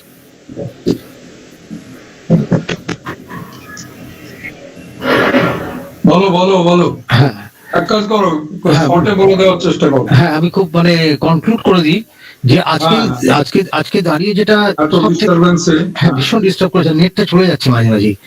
প্রথমত যেটা আছে, আমাদের ওয়েটল্যান্ড ইনভেন্টরিটা ভীষণ ইম্পর্টেন্ট। বায়োডাইভার্সিটি বোর্ড যথেষ্ট কাজ করছেন, কিন্তু ওয়েটল্যান্ড ইনভেন্টরিটা আর একটা হচ্ছে রিলায়েবিলিটি অফ ডেটা। আমরা অনেক ডেটা পাচ্ছি, কিন্তু data reliability is very important.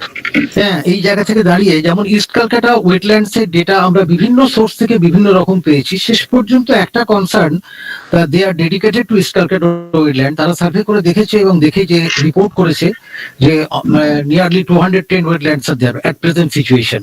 এটা অত্যন্ত alarming.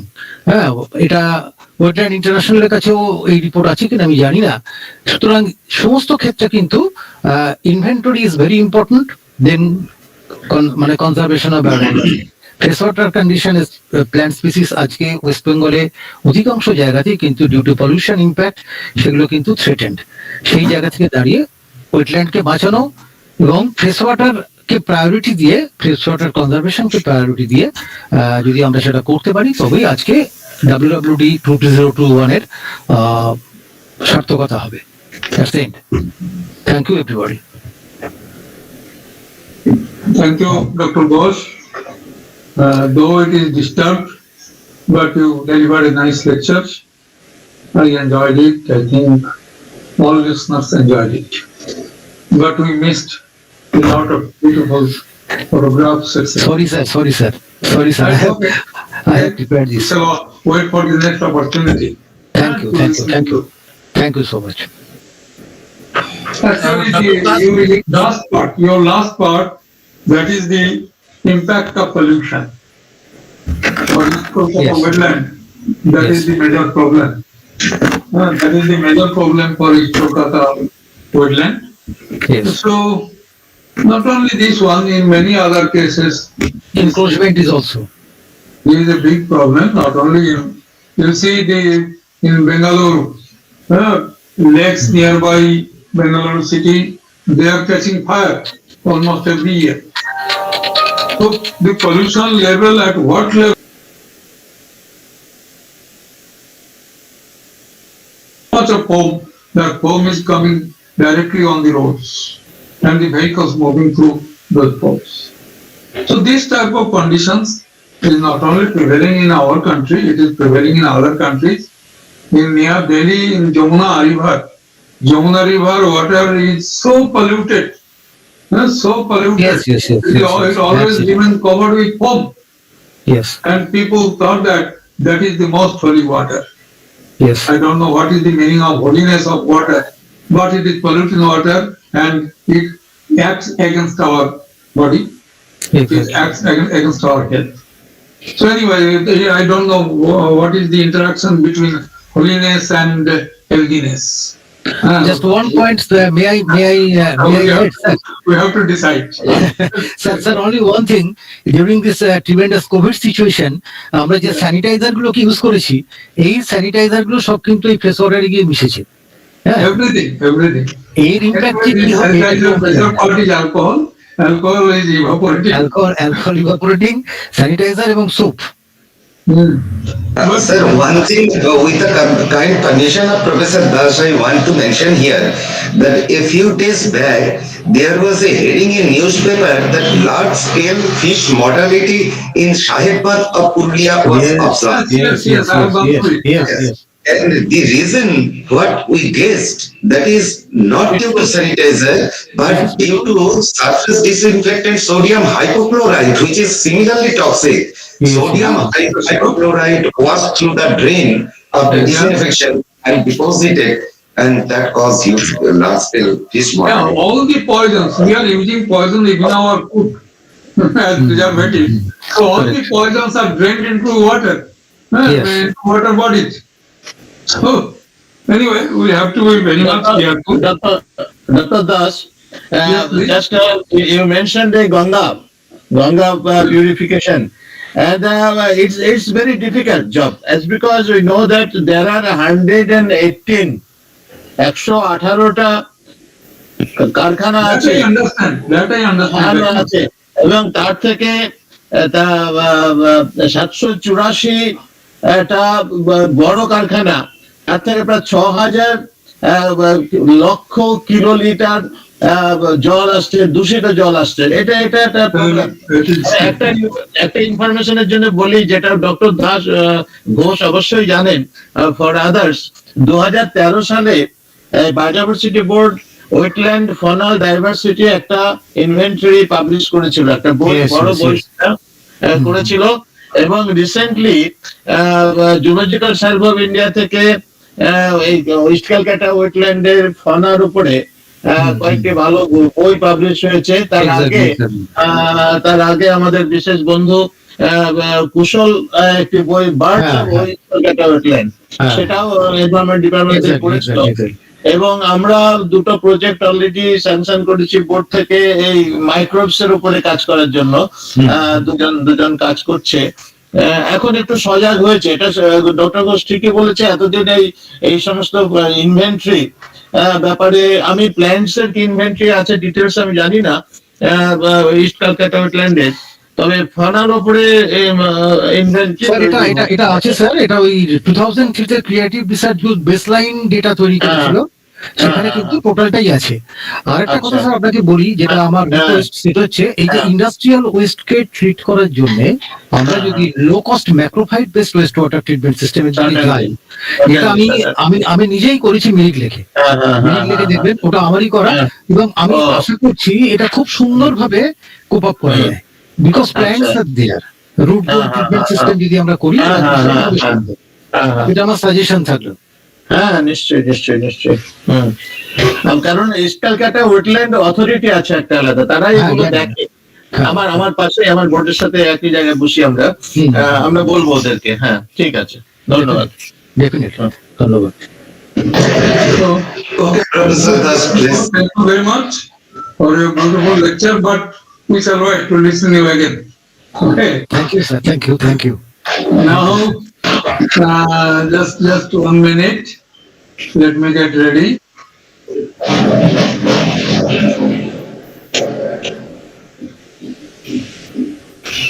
Okay.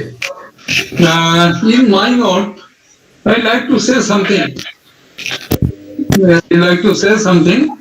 Through a presentation. Let me take out my presentation first. Is it visible? My presentation is visible? Yes, sir. Okay, fine. So you need to take a title. So some title I have taken. We know that for conservation, we follow the IUCN directive at every step. Then every government is having some of their own decisions. So, according to IUCN directive, we selected a large number of hotspots, so far 35 hotspots, and as Dr. Sannal has already mentioned, 2000, a huge number of wetland, conserved wetland or Ramsar sites of the world. I shall give a very short. So I don't like to go into the definition of hotspots, but it's very important area, habitats, where the biodiversity is very high, very important biodiversity, but that biodiversity is endangered due to the loss of natural habitat. So this is the same condition. This is the same condition we are facing.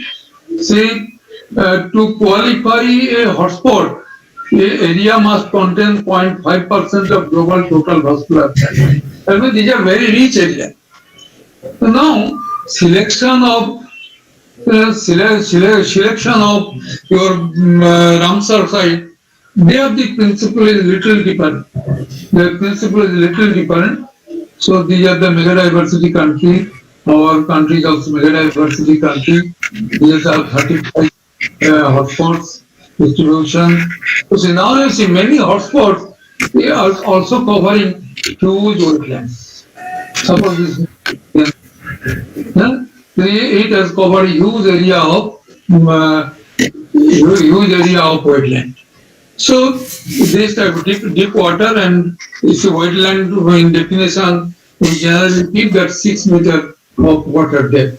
So in many areas here the water depth is more than 6 meters, so we can have deep water as well as wetland areas are covered in many hotspots. I am just giving you an example. You see, many hotspots are spread along the ocean sides.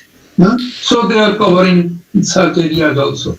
This is also, you see, the Madagascar, around the entire area. Only a little part is land. Otherwise, so the small islands, surrounding area of each island is offering wetland area. Now for Ramsar sites, as Dr. Sannal has already mentioned, that the first meeting was held at Ramsar, Iran on 2nd February.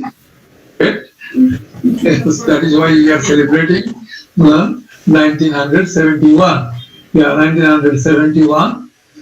But you see, in our society, we just believe that wetlands are wastelands. If you find wetland, then you fill it up and construct huge buildings, huge markets, huge industry. That we believe. That conception is there since long time. We don't know from when, but this is a prevalent conception in the society, and we are doing it since long. So many of our wetlands are filled up, and we constructed even cities on wetlands. So this is the condition.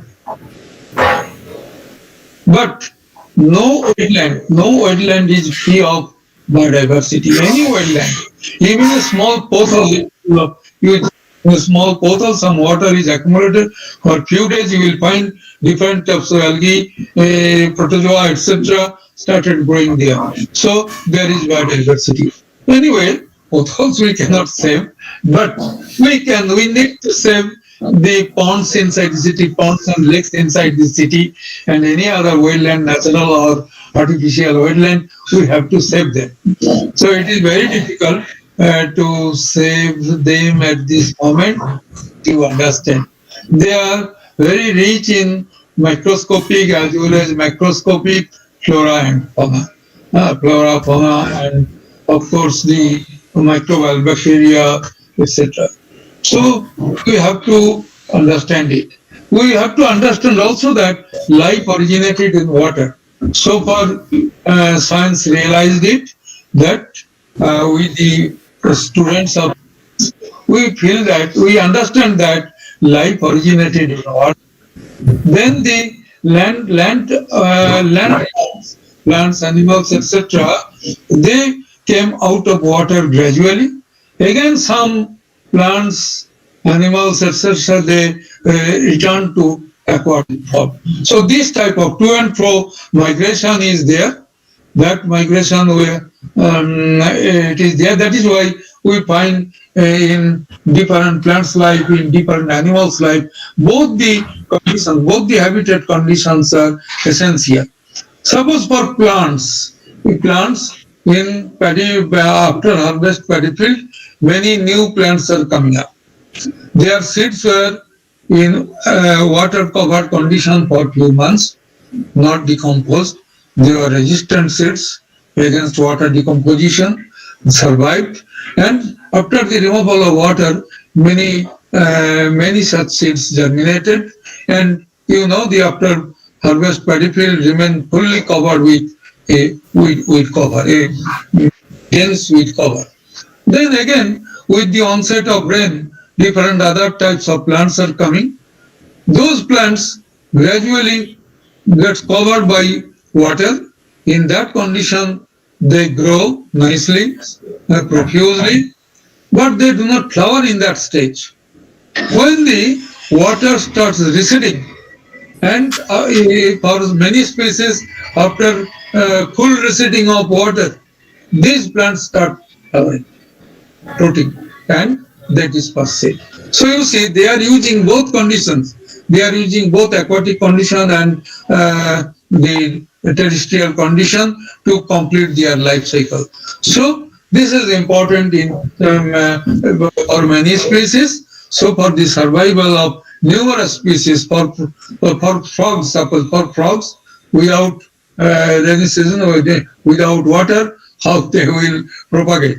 Because immediately after the hatchlings come out of eggs, they need to survive in water, and from that one day they will come out of water again. So water and land both are important. Without the existence of both, we cannot survive. In our country is surrounded by water in three directions except north. So we know the importance of water in our life, as Dr. Sannal and Dr. Bose already discussed, that we are running short of water. No, there is plenty of water. I cannot say that there is short of water, but sort of potable water, sort of usable water. We cannot use such water. We cannot use such water.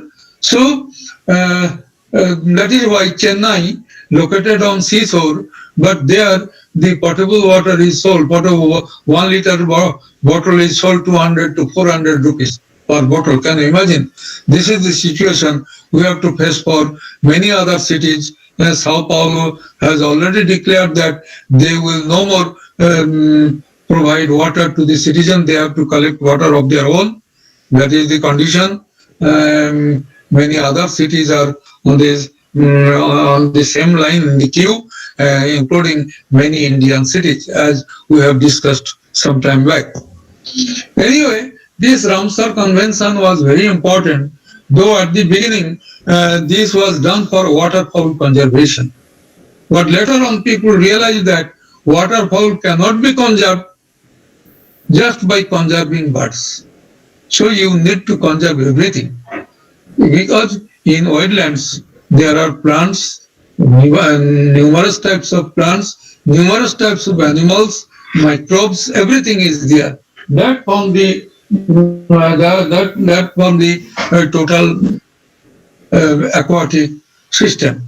So later on it was decided that everything is to be conserved. Everything is to be conserved, plants, animals, microbes. So now we conserve wetlands in its totality. So these are some definitions, etc. for Ramsar sites, and there are definite methodology also for the selection of Ramsar sites. This is the present list of Ramsar sites, 42 Ramsar sites in India. This is the total list, 42 Ramsar sites present in India. Bangladesh also we should consider. There are also many such Ramsar sites.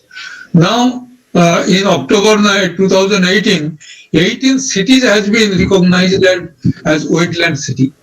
In India also we can think, maybe Srinagar we can consider as one wetland city. For many other cities, we can think if we can declare some cities as wetland city.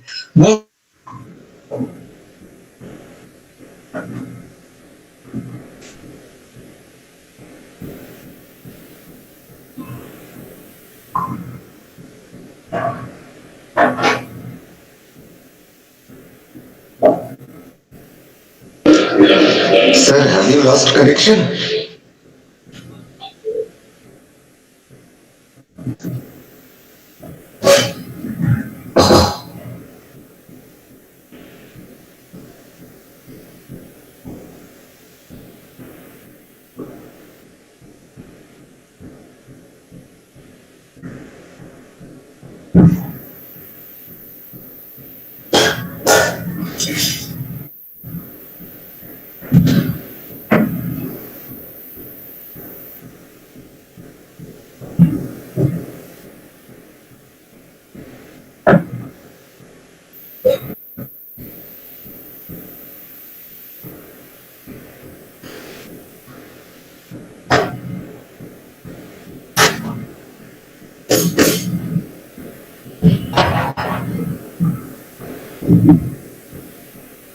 Okay, sir.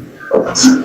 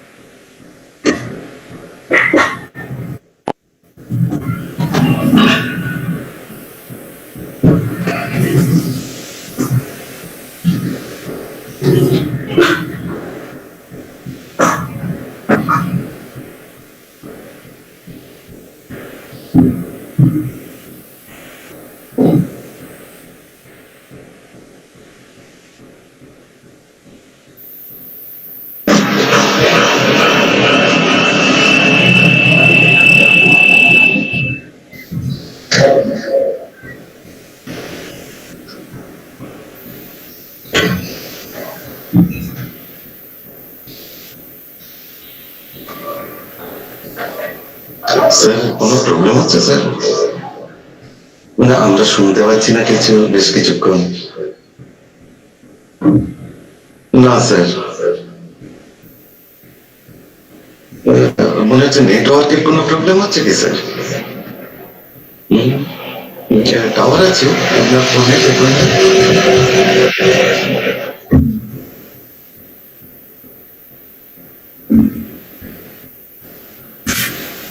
ঠিক আছে sir. Okay sir, ঠিক sir, ঠিক। Sir is joining right now. Some problem is there. Actually, in Arunachal Pradesh is suffering some network problem. But he is trying to join with us very soon.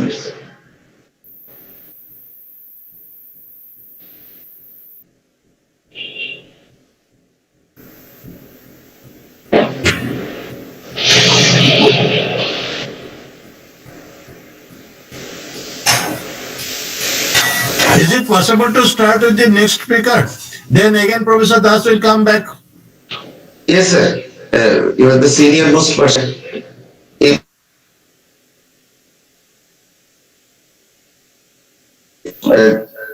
With your kind permission, shall we proceed, sir?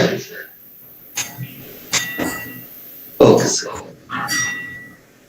So, we can continue the lecture of Professor Das as also suggested by Professor Shandal.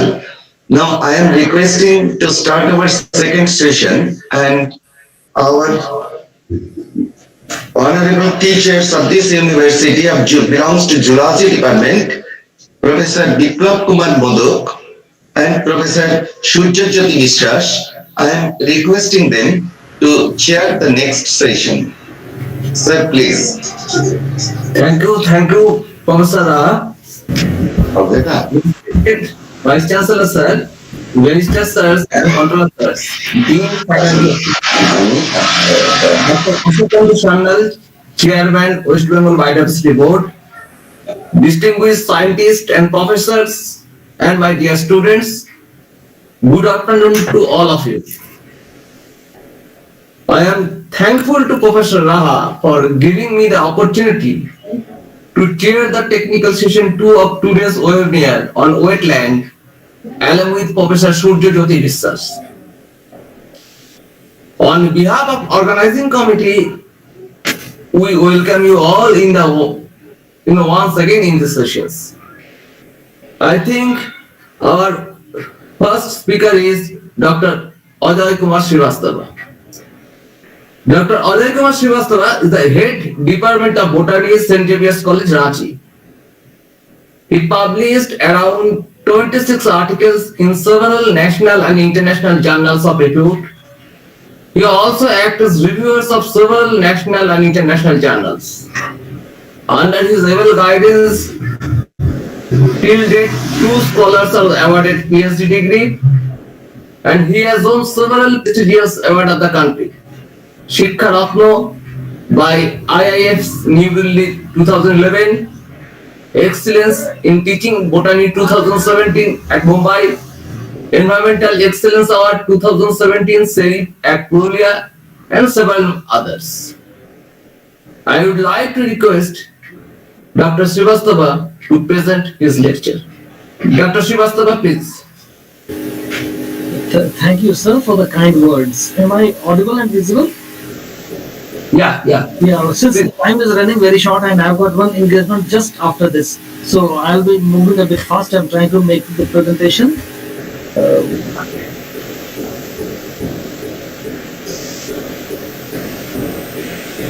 Is it visible? No, sir. Yes, sir. Yes, sir. It is visible now. Okay. Thank you very much, Professor Vishwas and Professor Mandal. Thanks, Dr. Raha, for this kind invitation. I have to flip many of the slides very fast. There are many things to begin with, but I'm going fast. Well, today water is there on the surface of the earth, so there is life. Yesterday, water was there on Mars. Today, it is not there on the surface, so there is no life. And tomorrow, on the surface of the earth, there will be no water, and the earth will become like Mars. So possibly then, on bodies like Jupiter and satellites of Jupiter and Saturn, life maybe they are of a different kind. Well, at the local level, Ranchi, for instance, we have many. It's also called City of Lakes. There are many things. Bada Talab, Kanke Dam, Rukka Dam, Hatia Dam and all. But we are showing apathy over this. Now, I'm trying to focus on the students at the moment. May I ask the students present here a few questions. How are the deltas formed?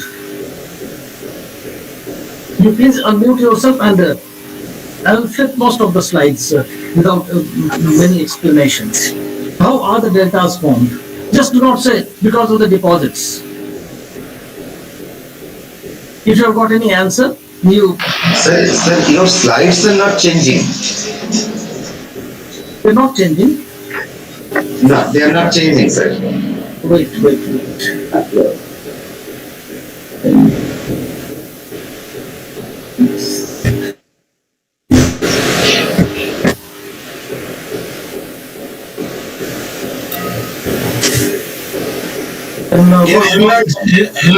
Enlarge it. Wait. Is it visible now?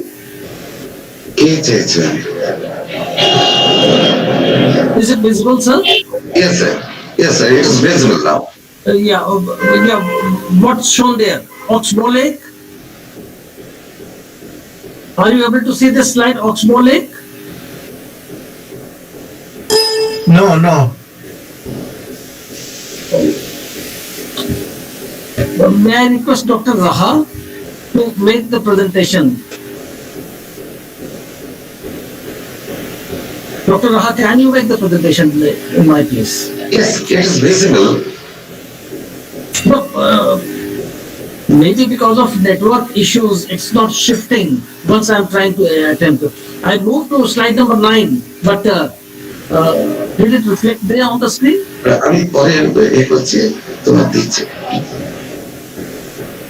Sir, On your end, okay. sir, click once on the screen and then down arrow.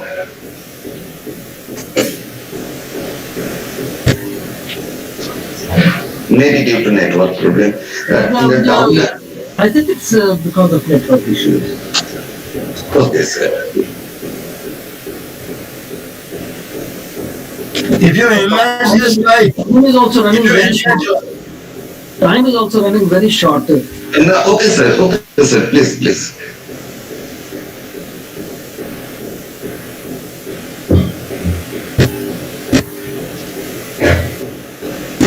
Yeah, it's not moving at all from this side. You can try, sir, just we are waiting.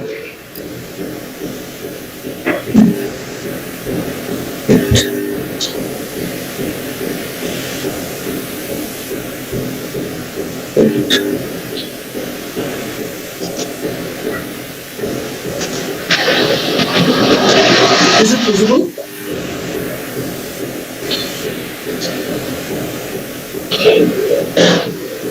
Professor,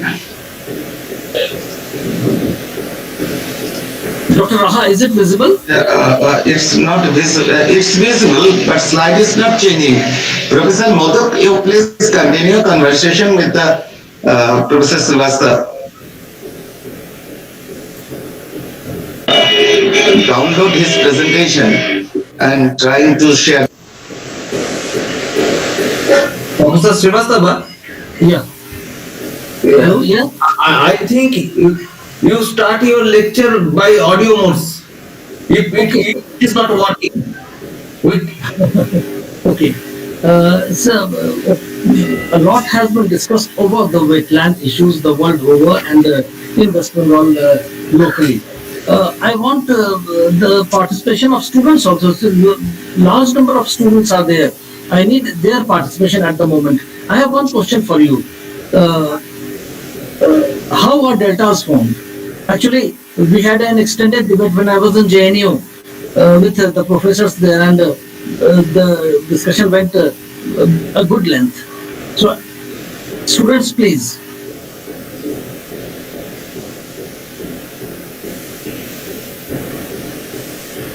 Okay, you message with the answers. I'm moving on my own like this. There was one Oxbow Lake. I took the photograph of this Oxbow Lake from Go Air flight near Varanasi. You will get it there. The wetlands are called. Sir, with your kind permission, may I share your slides very quick? Yeah. That will Then, sir, you please stop sharing. okay. Yeah. Okay, just a minute.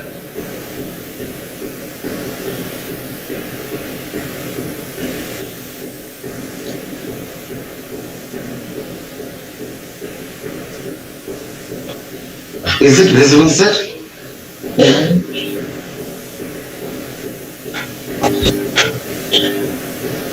Yeah. Is it visible? Yeah. Now it is coming up. Yeah. Okay, sir, as you wish, which slide I shall proceed? You please say next, then I will proceed.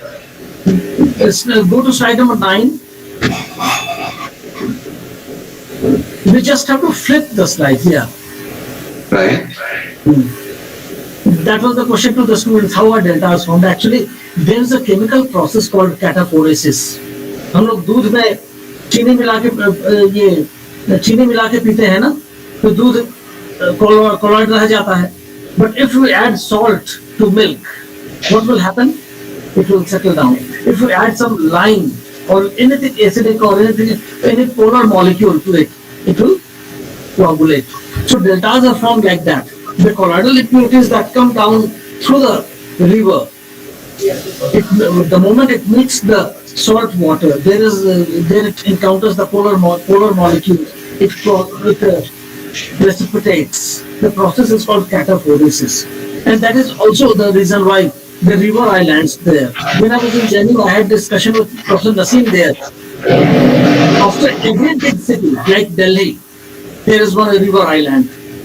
After Allahabad, there's a big river island. After Varanasi, there's a river island. After Patna, Bhagalpur, wherever you go on the river, long river, after any big city, you will find the river island. That's because of the process of cataphoresis. Meanders, they lead to the rise in the size of the wetlands. You can see this. Please go to the next one. Yeah, this picture was taken by me from boarding a flight to Delhi. It was about the physical Ganges. You can see this Oxbow Lake. The next one.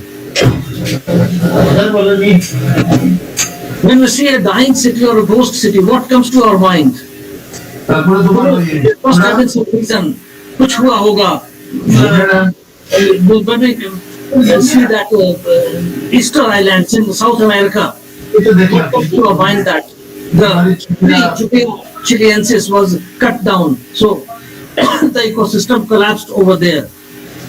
So when cities die, it's largely because of loss of business, diversion of important trains, encroachment of roads, and our likewise wastelands are supported by key species of plants and animals, and in turn prevents the entire system from collapsing down. The next one.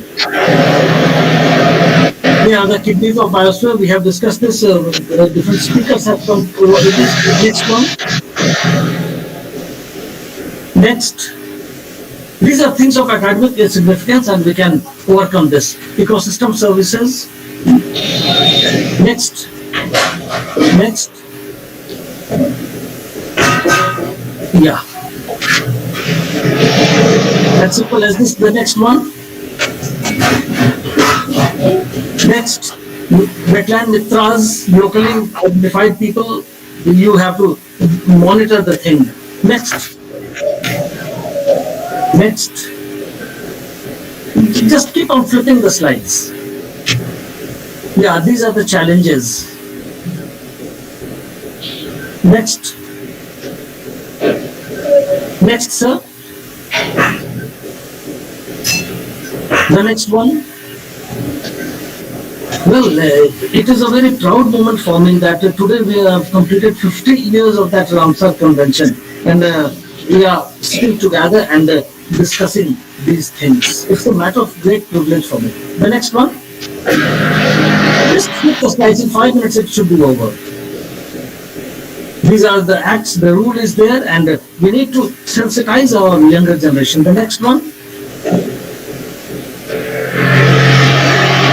These are the rules, there are acts, there are laws, there are bills for that, and the next one. Next. Next.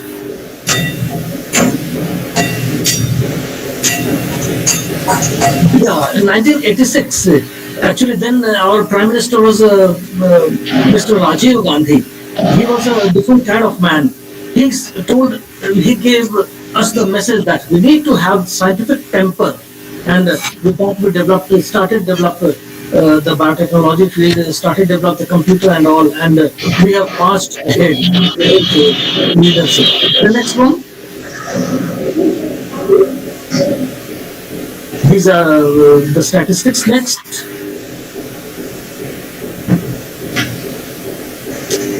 Next. Just flip the slides one by one. Wherever needed, I will ask you to stop.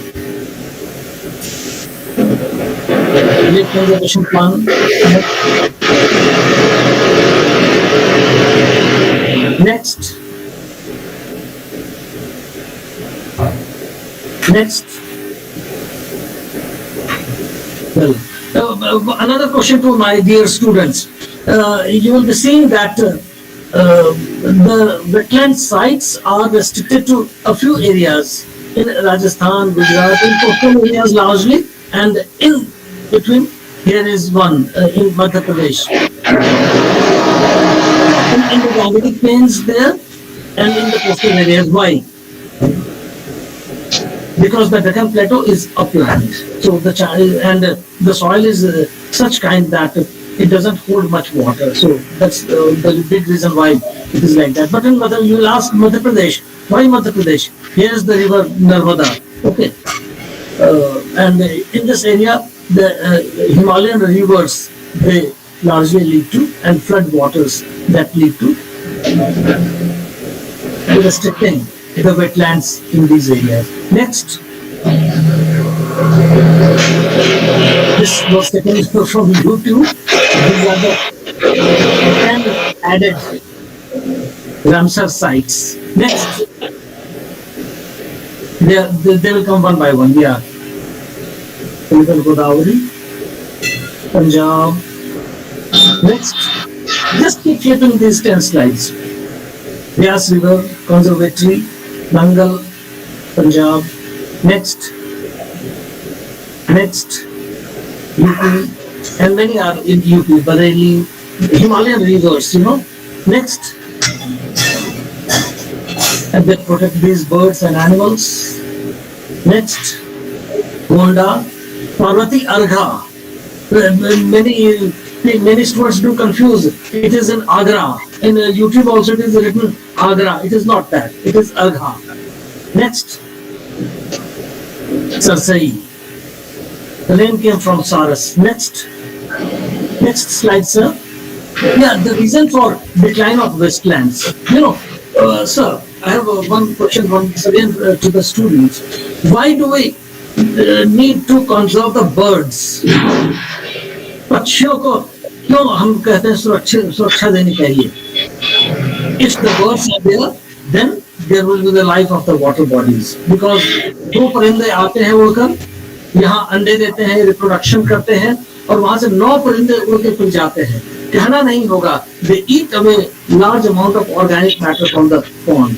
So अगर परिंदे बराबर आते जाएं, तो हमारे water bodies जो है वो हमेशा जिंदा रहेंगे. यदि परिंदे आना छोड़ दिए तो हमारे वाटर बॉडीज बहुत जल्दी भर जाएंगे and we lose it for always. Now we need to sensitise our students, younger generation. हर कदम पर हमें सोच समझकर काम करना है. If you don't do, it will become like this. Next one, and if you do, it will become like this. Now the choice is yours. What do you want? Okay, the next one. Thank you, sir. Thank you, everybody. I tried to finish it very fast, but I did not do enough justice. I am very sorry. The time was very, very limited. Thank you, Dr. Srivastava. Thank you. Dr. Srivastava gave an idea about how deltas and river islands are formed, how oaks, bullets are formed, and he stressed upon several importance of wetlands in our ecosystem. He also mentioned several challenges, laws, and gives importance to study these wetlands. So now the session is open for questions. If there is any questions, please.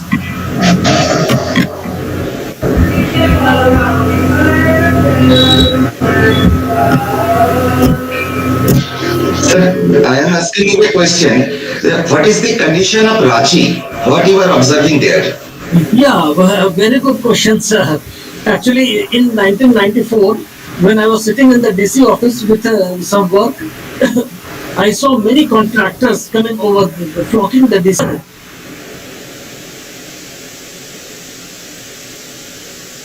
बना देंगे तो रांची शहर कितना सुंदर और कितना develop कर जाएगा. हमने वही कहा नहीं, रांची तो मर जाएगा. तो अगर आप यहाँ के तालाबों को भर दीजिएगा तो रांची मर जाएगा. Rajiv Ranjan was very much impressed with that. बोले कि नहीं, रांची के तालाबों को हमें नहीं मारना है.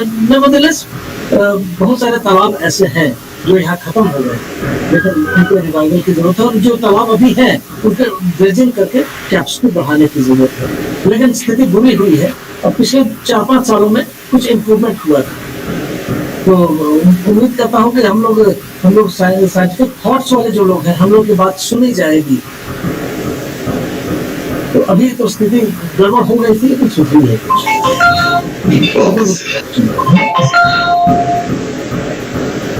Is there any questions? Please proceed. I think there is no questions. Thank you, Dr. Srivastava. So the next speaker.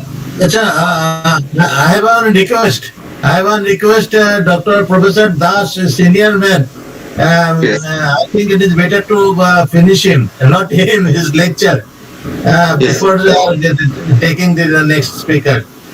If Okay, Dr. Professor Das is here. Sir, I am seeing him. Professor Das. নেটওয়ার্কে খুব problem হচ্ছে sir, আমায় phone করে জানিয়েছিলেন উনি 3টে ফোনের থেকে ট্রাই নিচ্ছেন। তাহলে বিপ্লব তুমি স্টার্ট করো। হ্যাঁ স্যার, আপনি একটু সঙ্গে থাকুন। আছি। So, I would like to request my colleagues, Professor Vishwas, to introduce next speaker. I think next speaker is Professor Raha. Dr. Devnath Palik. The college is there. Actually, I need a brief introduction of him by Professor Vishwas, and then I am telling what is going on. Okay, thank you, Dr. Modak and Professor Raha for giving me the opportunity to chair this session. I am thankful to Vice Chancellor, SKDU, Professor Deepakkar, Registrar, Controller of Examinations, other dignitaries who are present here. Dr. Devnath Palik is presently serving as WBES, West Bengal Higher Education Service in Durgapur Government College, and he has to his credit about 80 research publications in journals of national and international repute. He has been working in the field of ecology of forest, freshwater wetlands, lakes, and has produced about 6 scholars who have been awarded PhD degree. He has about 25 years of research experience and 20 years of teaching experience. So I would request Dr. Palit to give his presentation.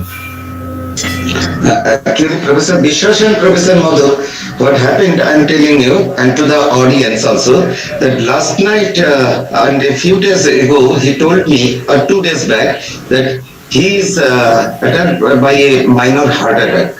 And so he is now hospitalized, he is taking different kinds of diagnosis and other things, but he has shown his interest.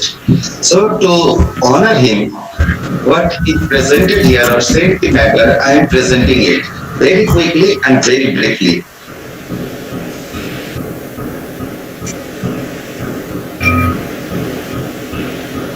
Oh, Palit himself is admitted. Yes, sir. Oh, Yes, sir. then we may pray for and the recovery.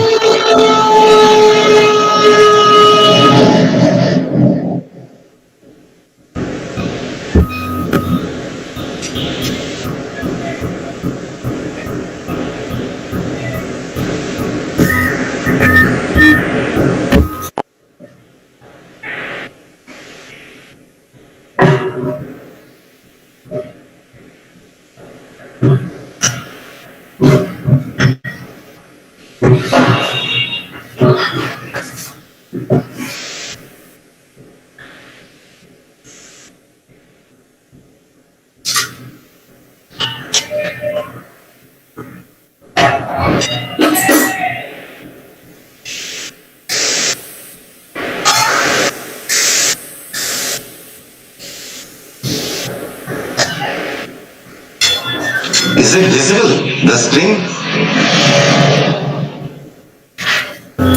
Professor Vishwas, is it visible? No, till now, no. Now? No, some YouTube is coming. Yes, YouTube. I am actually delivering his lecture through what he sent me, that is his documentation, and just quickly I am presenting.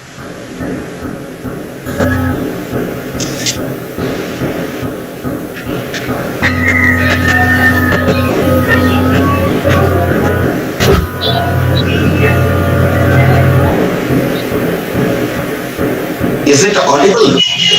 Yeah. Okay.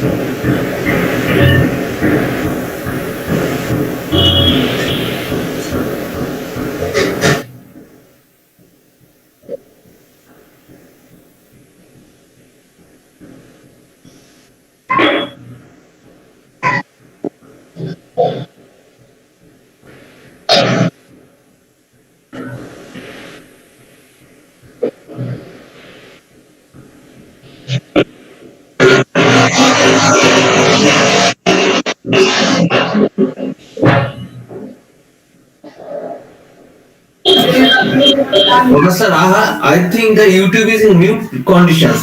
Please unmute the YouTube.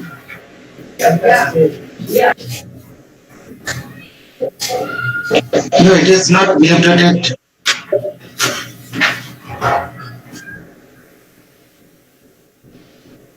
Is it not audible? No, we could not hear anything. But just only it is visible. But YouTube is not unmuted, just I am passing.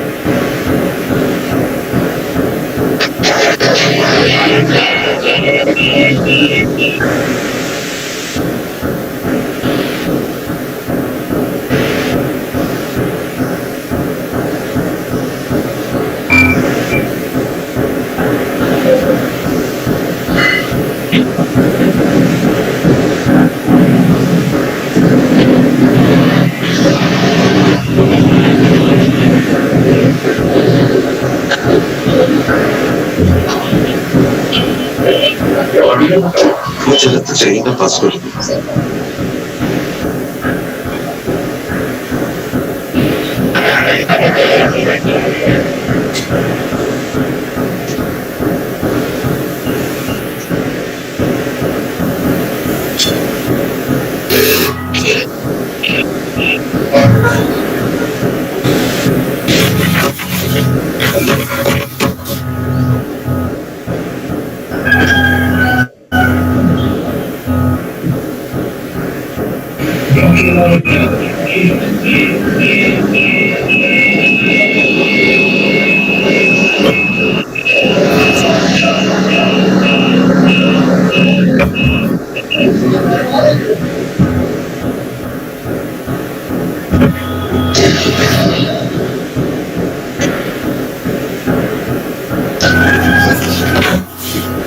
Yes, over to Professor Modak and Professor Biswas.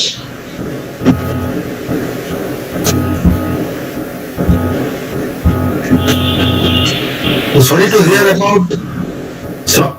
to hear about the absence of Dr. Palik, but through the presentations we have seen, though we could not hear anything, but to me it seems that he has been doing a good work in restoring the water bodies through experimental procedures.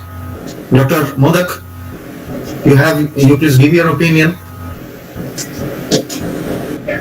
Thank you, Professor Biswas. Actually, Dr. Palik's presentation is very interesting, and we are, however, unfortunate enough, we are unable to find him because of his illness. We hope he will recover very soon. However, so we can go to the next speaker. Professor Raha, next speaker is Patro, Mr. Patro, Honorable Patro. So, it is nice to see a presenter who is our student. It is a very proud moment of Department of Zoology, and we are also proud to chair a session where the speaker is our student. Honorable Patro.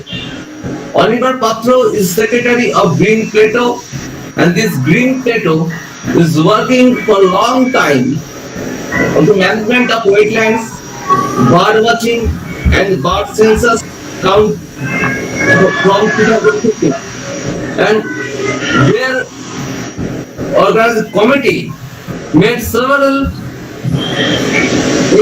give several informations and work with forest officers or forest groups for protections of West Bengal biodiversity of this region, particularly Purulia, Bankura, Birbhum.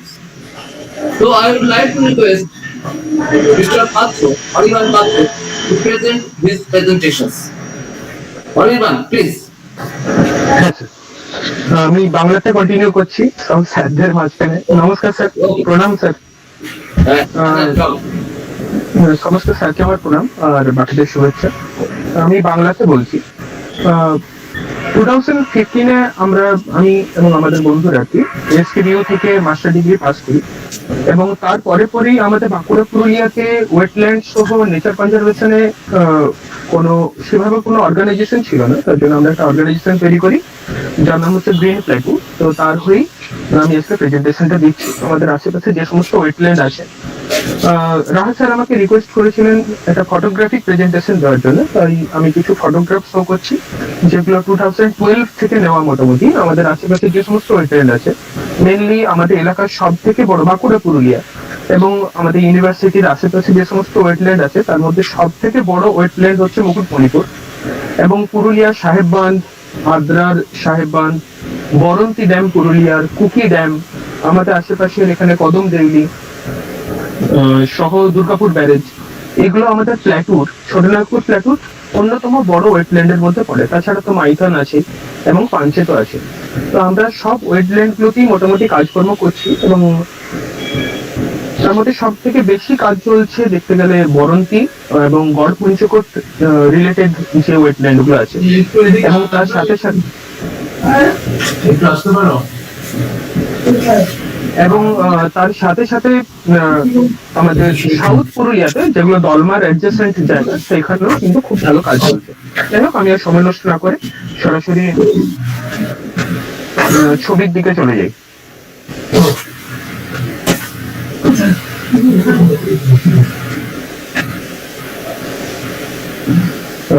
Sir দেখতে পাওয়া যাচ্ছে কি screen? পাওয়া যাচ্ছে। ওকে, তো এটা হচ্ছে ফিজেন্টেল জাকানা, এটা মেল ইন্ডিভিজুয়াল। ডিউরিং মনসুন এদের যে তেলের ফেদার সেটা অনেকটা ইনক্রিজ হয় এবং এরা এই যে মানে জলের মধ্যে উপরে যে ফ্লোটিং যে রিডস এবং ওয়াটার হায়াসিন্থ আছে তার মাঝখানে এরা ব্রিডিং করে। আমি মেনলি স্টুডেন্টদের অ্যাট্রাক্ট করবো এই পাখিটার প্রতি। এটা blue throat winter migrant to our wetland এবং এটা হচ্ছে মেল ইন্ডিভিজুয়াল। ডিউরিং উইন্টারে এদের ব্রিডিং সিজন নয়, কিন্তু তবুও এরা উইন্টারে তাদের কালার যেটা তাদের গলার কাছে কালার, যার জন্য নাম হচ্ছে ব্লু থ্রোট, সেটা তাদের মারাত্মক এক্সিড করে ডিউরিং উইন্টার। এটা তোলা হচ্ছে পুরুলিয়াতে, আমাদের পুরুলিয়ার সাহেব বাঁধের পাশে।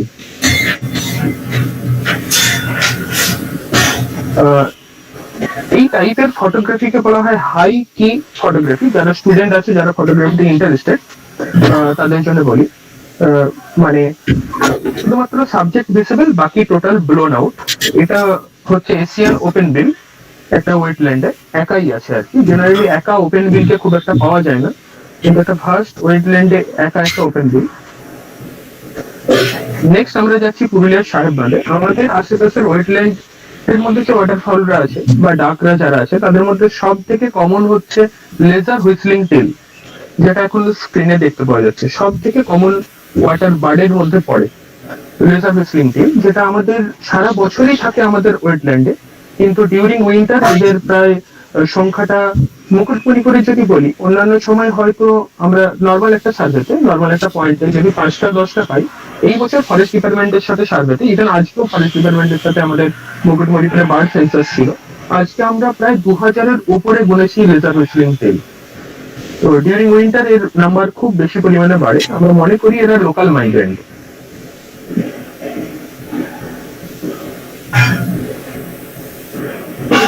এটাকে বাংলাতে দা চড়া বলে, যেটা এখন স্ক্রিনে দেখতে পাওয়া যাচ্ছে। ইংলিশে বলা হয় ব্ল্যাক হেডেড আইবিস। আমাদের এখানে ওয়েটল্যান্ডে যে সমস্ত বার্ড ডাইভার্সিটি আছে তার মধ্যে বেশিরভাগই হচ্ছে আইইউসিএন রেড লিস্টের লিস্ট কনসার্ন। এটা নিয়ার থ্রেটেন্ড এর মধ্যে পড়ে। আমাদের এখানে 2 থেকে 3টে পাখি আছে যারা নিয়ার থ্রেটেন্ড, এবং একটা পাখি আছে যেটা ভালনারেবল, যেটা নাম হচ্ছে লেজার অ্যাডজুটেন্ট স্টক বা বাংলাতে মদন টাক বলে। তো সেটা হচ্ছে ভালনারেবল, এটা হচ্ছে নিয়ার থ্রেটেন্ড। এটা পুরুলিয়ার কুকি ড্যামে তোলা।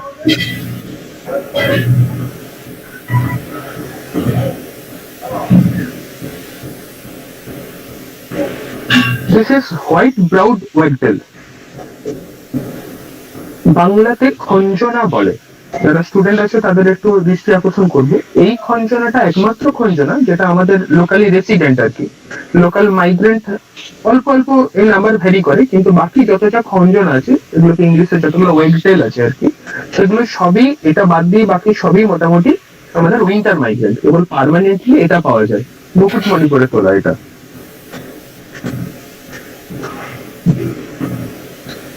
আবার একটা ওপেন বিল।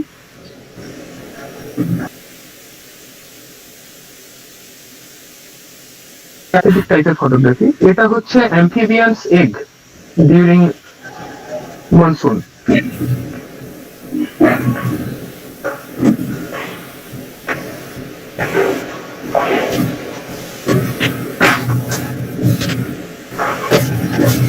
পাখি ছাড়াও ড্রাগন ফ্লাই এবং ড্যামসেল ফ্লাই, যেগুলোকে আমরা ওডোনেটস বলি, তারা একটা হিউজ ইকোলজিক্যাল রোল প্লে করে আমাদের ওয়েটল্যান্ডে, এবং তারা গুড বায়ো ইন্ডিকেটর।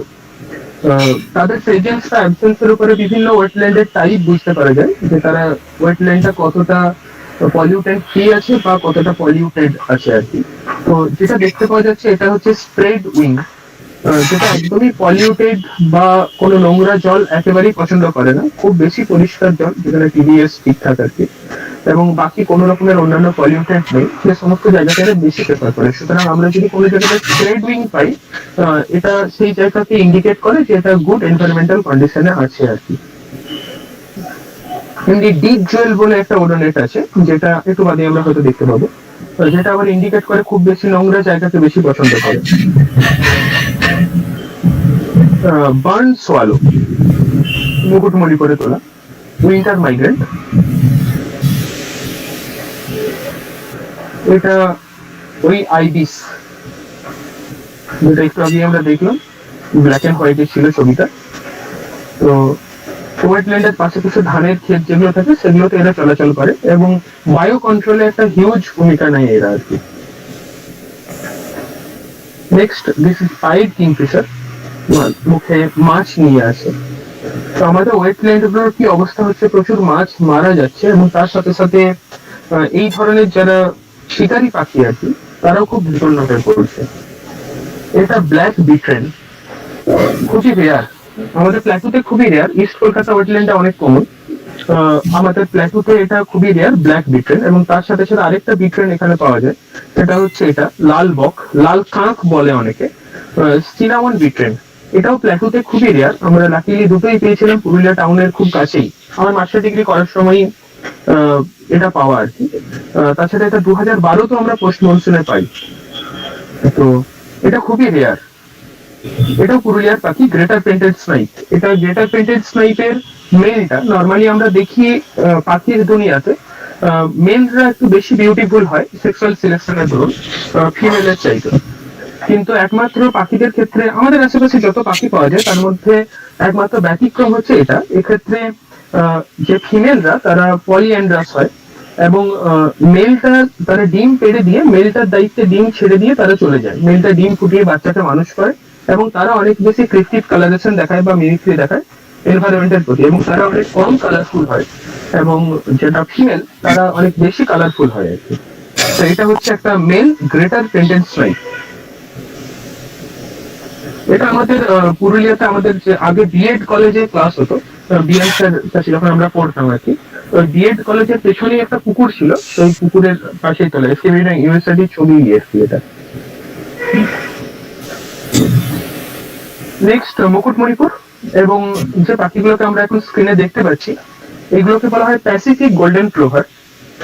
আমাদের এলাকাতে বেশ কমন, এরা মোটামুটি আমেরিকার থেকে মাইগ্রেট করে এখানে আসে, বেশিরভাগ পাখি আসে আমাদের এলাকাতে মঙ্গোলিয়া বা রাশিয়া, কিছু কিছু ইরানের থেকেও মাইগ্রেট করে আসে, কিন্তু আমেরিকান বার্ডের মধ্যে এটা একটা পড়ে প্যাসিফিক গোল্ডেন ক্লোভার, যারা আমেরিকা থেকে মেনলি নর্থ আমেরিকা থেকে মাইগ্রেট করে আমাদের বাঁকুড়া পুরুলিয়ার ওয়েটল্যান্ড গুলোতে আসে আর কি।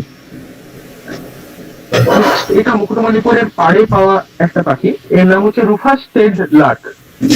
গোটা পশ্চিমবঙ্গের মধ্যে পুরুলিয়াতে মার্বেল ড্যাম বলে একটা ড্যাম আছে অযোধ্যা পাহাড়ের উপরে, সেই জায়গাতে এই পাখিটা পাওয়া যায়। আর মুকুটমণিপুরে প্রচুর মাত্রাতে এই পাখিটা পাওয়া যায়, পাড়ের উপরে বসে থাকে।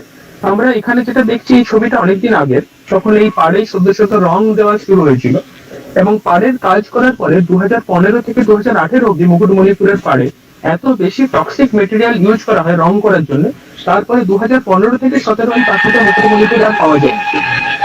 আগের বছর মানে 2018-তে অল্প কিছু এসেছিল, তখন রংটা অনেক ফেড হয়ে গেছে। 2020-তে এই বছর আমরা এখন অব্দি 160টা ইন্ডিভিজুয়াল দেখেছি, 160 ইন্ডিভিজুয়ালস। তো তারপরে আমরা বিডিও, এসডিও এবং ডিএম স্যারের সাথে বসি যে এইভাবে টক্সিক মেটেরিয়াল দিয়ে পরে যদি আমরা আমাদের ওয়েটল্যান্ড গুলোকে সৌন্দর্যায়ন বৃদ্ধি করতে গিয়ে পরে আমরা এইরকম কাজকর্ম করে থাকি, যেটা লোকাল বায়োডিভার্সিটির উপর একটা হিউজ ইম্প্যাক্ট পড়ে। একটা পাখি হোল ওয়েস্ট বেঙ্গলে 2 বা 3টে জায়গাতে পাওয়া যাচ্ছে, রুফাস টেড লার্ক, বাকি আসামে পাওয়া যায়। সেই পাখিটার এটা ব্রিডিং গ্রাউন্ডও, যদিও শীতকালে বেশি বাড়ে কিন্তু এটা ব্রিডিং গ্রাউন্ডও। এটা প্রায় 3-4 বছর পুরোপুরি শেষ হয়ে গেছিল আমাদের গভর্নমেন্টের কাজকর্মের জন্য এবং তাদের নেগলিজেন্সের জন্য। পরবর্তীকালে আমরা এটা নিয়ে প্রচুর কাজকর্ম করি, এখন অনেক বেশি সবাই গভর্নমেন্ট থেকে শুরু করে সবাই অনেক বেশি সচেতন এই পাখিটাকে নিয়ে। মুকুটমণিপুরে নাম হচ্ছে রুফাস টেড লার্ক। এটা পুরুলিয়ার সাহেবগঞ্জের ছবি, যথারীতি প্রচুর ওয়াটার হায়াসিন্থ বা আমাদের কচুরিপানা মানেই হচ্ছে সাহেববান। বাকি দুর্গাপুর ব্যারেজ এবং আমাদের সাহেববান, পুরুলিয়া সাহেববান ছাড়া এত কচুরিপানা কোথাও পাওয়া যায় না। আমরা যদি কাঁসাইয়ের টোটাল অববাহিকা দেখি তাহলে কচুরিপানার অস্তিত্ব প্রায় সেখানে নেই বললেই চলে, ইনক্লুডিং মুকুটমণিপুরেও কচুরিপানা প্রায় নেই। তো সাহেববাঁধে এখানে আমরা প্রচুর পাখি দেখতে পাই। এখানে ইকোলজিক্যাল সাকসেশন এত র্যাপিডলি হচ্ছে, মনে হয় খুব শীঘ্রই এটা যদি খুব মানে, তাছাড়া এত দূষণ জল ঢুকছে যেটা প্রত্যেকবার এক একটা করে টিম রেডি করা হয়। আমরাও সাহেববাঁধ মানে পুরুলিয়া মিউনিসিপ্যালিটির সাথে মাঝে কয়েকদিন কাজ করেছিলাম এবং ফরেস্ট ডিপার্টমেন্টের সাথেও। তো সেখানে এটা এখনো সঠিক কোনো উপায় বের করানো যায়নি পুরুলিয়ার সাহেববাঁধকে আবার সুস্থ স্বাভাবিক চরিত্রে পার্মানেন্টলি ফিরিয়ে আনার কোনো সাস্টেনেবল প্ল্যান এখন অব্দি তৈরি হয়নি। তো ডাইভার্সিটি প্রচুর। আমরা এখানে northern pintail, gadwall, moorhen, lesser whistling teal, একটা ফ্রেমে এতগুলো পাখি আমরা দেখতে পাচ্ছি এবং সাহেববাঁধ একটা হিউজ বায়োডাইভার্সিটি ক্যারি করে, কিন্তু যেটা যত দিন যাচ্ছে শেষ হয়ে যাচ্ছে। এখানে একটা রেড ক্রেস্টেড পোচার্ডও আছে, মাথা নিচু করে তিনখানা বসে আছে এইদিকে। তো আমি এই ছবিটা এই জন্যই তুলে রেখেছিলাম, একটা সিঙ্গেল ফ্রেমে এত পাখি এবং স্পিসিস ডাইভার্সিটি যেখানে এত হাই, সেই জায়গাটাকে রক্ষা করাটা আমাদের আশু কর্তব্য। কিন্তু বিভিন্ন কারণে এখন অব্দি সেরকম কিছু সাস্টেনেবল প্ল্যান তৈরি হয়নি।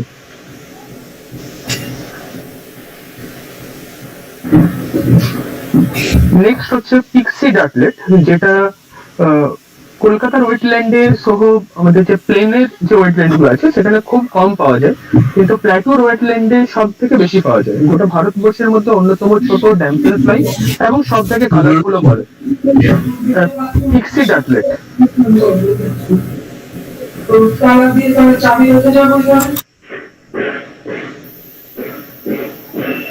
মুকুটমণিপুরে অ্যাসি ক্রাউন স্প্যারোলার মোটামুটি কমন। মুকুটমণিপুর ওয়েটল্যান্ড দেখুন, নিচে খেয়াল করে কোনো ভেজিটেশন নেই, জাস্ট রকের উপরে ওয়াটার।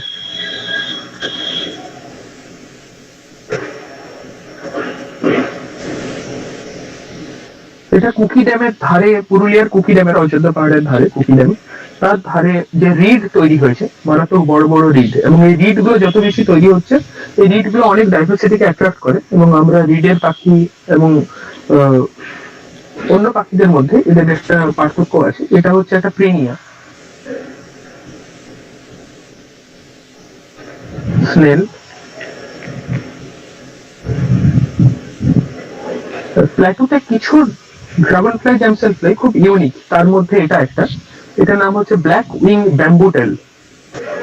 এটা প্ল্যাটু ছাড়া প্লেনে পাওয়া যায় না, শুধুমাত্র আমাদের বাঁকুড়া পুরুলিয়ার যে ওয়াটার বডিজ আছে, পাথুরে ওয়াটার বডি, তার ধারেই এটা পাওয়া যায়, ব্ল্যাক উইং ব্যাম্বুটেল। এটা খানিক বছর আগে এই সময়ে, তার খানিক দিন বাদেই পলাশ ফুটবে। তো এখানে আমরা দেখতে পাচ্ছি দূরে অনেক পাখি বসে আছে পলাশ ফুটেছে। রেড ক্রেস্টেড পোচার্ড, আমাদের এলাকায় আছে যে সমস্ত হাঁস খুব বেশি চড়া দরে বিক্রি হয়, যাদেরকে খুব বেশি ফাঁদ দেখে ধরা হয়, যেটা আমরা wild life crime control bureau এবং ফরেস্ট ডিপার্টমেন্টের সাথে কাজও করছি। এই হাঁসগুলো এক একটা 300 টাকা, 350 টাকা, 400 টাকাতে বিক্রি হয় লোকাল মার্কেটে। সব থেকে বেশি এই হাঁসটারই শিকার হয়, কোচিং হয় আর কি, এবং কিছু কিছু বাইরে যায়, বেশিরভাগই লোকালরাই খায় আর কি।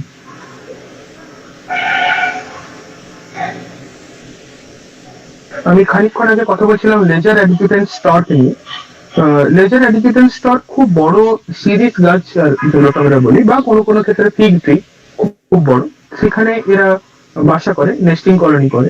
তো যত দিন যাচ্ছে এই গাছের পরিমাণও কমছে, এবং লেজার অ্যাডিজুটেন্ট স্টর্ক একটা কিস্টোন স্পিসিস, এটার টোটাল ইকোলজিক্যাল এর রোল খুবই গুরুত্বপূর্ণ, এবং যত দিন যাচ্ছে এর খুব বড় বড় গাছে এরা বাসা করে, এদের হাইট মোটামুটি 4.5 ফুট 4 ফুট অব্দি হয়।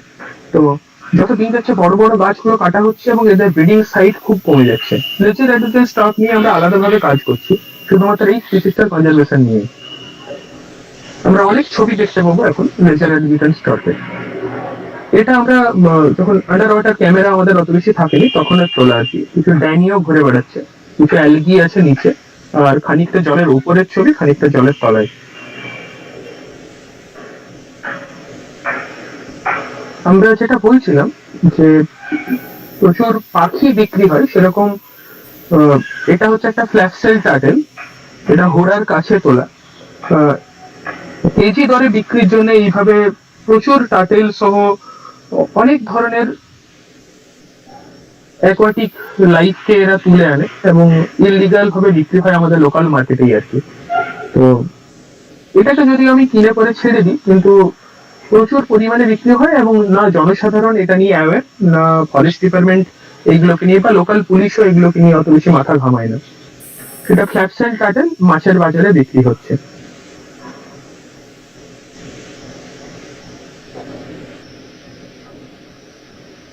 আমাদের আশেপাশের শীতকালে প্রচুর ডাইভার্সিটি বেড়ে যায় ওয়াটার বার্ডের। এটা কদমদেউলি বলে একটা জায়গা, শিলাবতী নদীর উপরে। এটা বরন্তি পুরুলিয়ার। অস্প্রে বলে একটা পাখি আছে যেটা মেনলি মাছ খায়। তো পুরুলিয়ার সাহেব বাঁধ বা অন্যান্য যে আপার ড্যাম, অযোধ্যার লোয়ার ড্যাম বা মিডিল ড্যাম, সেই জায়গাটা অস্প্রে পাওয়া যায় না। একমাত্র অস্প্রে খুব ভালো পরিমাণে পাওয়া যায় সেটা হচ্ছে আমাদের বরন্তি ড্যামে, যেটা গড় পঞ্চকোট আর বিহারীনাথ হিলস, দুটো হিলসের মাঝখানে পড়ে আর কি। বাবুইয়ের ঝাঁক ওয়েটল্যান্ডের ধারে, এবং এরা গোটা আকাশ নিয়ে নেয় বাঁকুড়া পুরুলিয়ার। খুব বড় বড় ঝাঁক হয়, 1-2 হাজারের ঝাঁক। এখন এরা টিকে আছে। মুকুটমণিপুর, এই ছবিটা স্টক হিসেবে অনেক জায়গাতে ব্যবহৃত হয়েছে। মুকুটমণিপুর আবার জল ছাড়ার সময়, আবার মুকুটমণিপুর।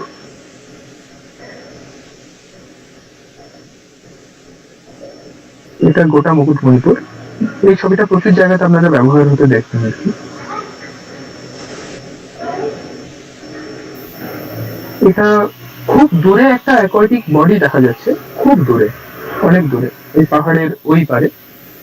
ওটা হচ্ছে মুকুটমণিপুর, আর এটা তোলা হচ্ছে আমাদের সুতানের জঙ্গল, যেটা 12 মাইলের জঙ্গল, সেখান থেকে। তো পরপর পরপর জঙ্গলের পরে মুকুটমণিপুর, ওয়েটল্যান্ড, তার সাথে সাথে কিছু তৃণভূমি এবং তারপরে জঙ্গল। এই কারণে জায়গাটা, এই ইকোসিস্টেমের সমন্বয়ের ফলে জায়গাটা মারাত্মক বেশি ডাইভার্স হয়ে যায়, এবং যার জন্য আমরা এই জায়গার উপরে প্রায় 2013-14 সাল থেকে কাজ করে করে 2018 সালে এটাকে আমরা মুকুটমণিপুর কনজারভেশন রিজার্ভ হিসাবে করতে পারি আর কি। যে 7 জনের মেম্বার আছে, তার মধ্যে আমাদের গ্রিন প্ল্যাটুর 2 জন আছে, আমিও আছি। তো এখন আমাদের প্ল্যান হচ্ছে যে আপনারা ল্যান্ডস্কেপটা দেখছেন, এই ল্যান্ডস্কেপটাকে একটা স্যাংচুয়ারি করার, যেটা নিয়ে আমাদের গত পরশু দিনও মাননীয় ডিএফও সাউথের সাথে মিটিং হয়েছিল। আমরা মুকুটমণিপুর কনজারভেশন রিজার্ভ অলরেডি করে ফেলতে পেরেছি এই জায়গাটাকে অনেক দিনের চেষ্টাতে। এখন এটাকে আমরা চেষ্টা করছি স্যাংচুয়ারিটা কনভার্ট করার। আশা করি খুব শীঘ্রই আমরা পারবো সেটাতে। এখন এখানে ডাটা কালেকশন চলছে। লেজার অ্যাডজুটেন্ট স্টক একসাথে 4টা। এটা ভালনারেবল রেড লিস্টে। এটা হুইপ স্করপিয়ন, পিছনে মুকুটমণিপুরের ব্যাকগ্রাউন্ড। মুকুটমণিপুর মকরের সময় প্রচুর লোক ভিড় করে মুকুটমণিপুরে, বিভিন্ন মেলাও হয় এর পারে, কাঁসাইয়ের পারে। কাঁসাই এমন একটা নদী যেটা বাঁকুড়া পুরুলিয়াকে খুব ভালোভাবে ওতপ্রোতভাবে জড়িয়ে আছে, এবং সমাজ সংস্কৃতি সহ তার ওয়েটল্যান্ড সহ আমাদেরকে প্রচুরভাবে প্রভাবিত করে। এবং সেই কাঁসাই শুরু হয় বাঁকুড়া পুরুলিয়ার, মেনলি পুরুলিয়ার ঝালদার কাছে এইরকম জঙ্গল থেকেই আর কি।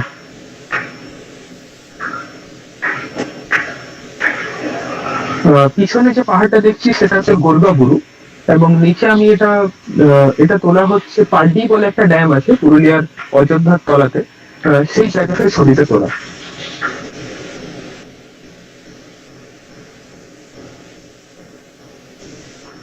যেটা বলছিলাম, বড় বড় এই গাছগুলো নষ্ট হয়ে যাচ্ছে বলে ওয়েটল্যান্ডের উপরে কিন্তু খুব বড় প্রভাব পড়ছে।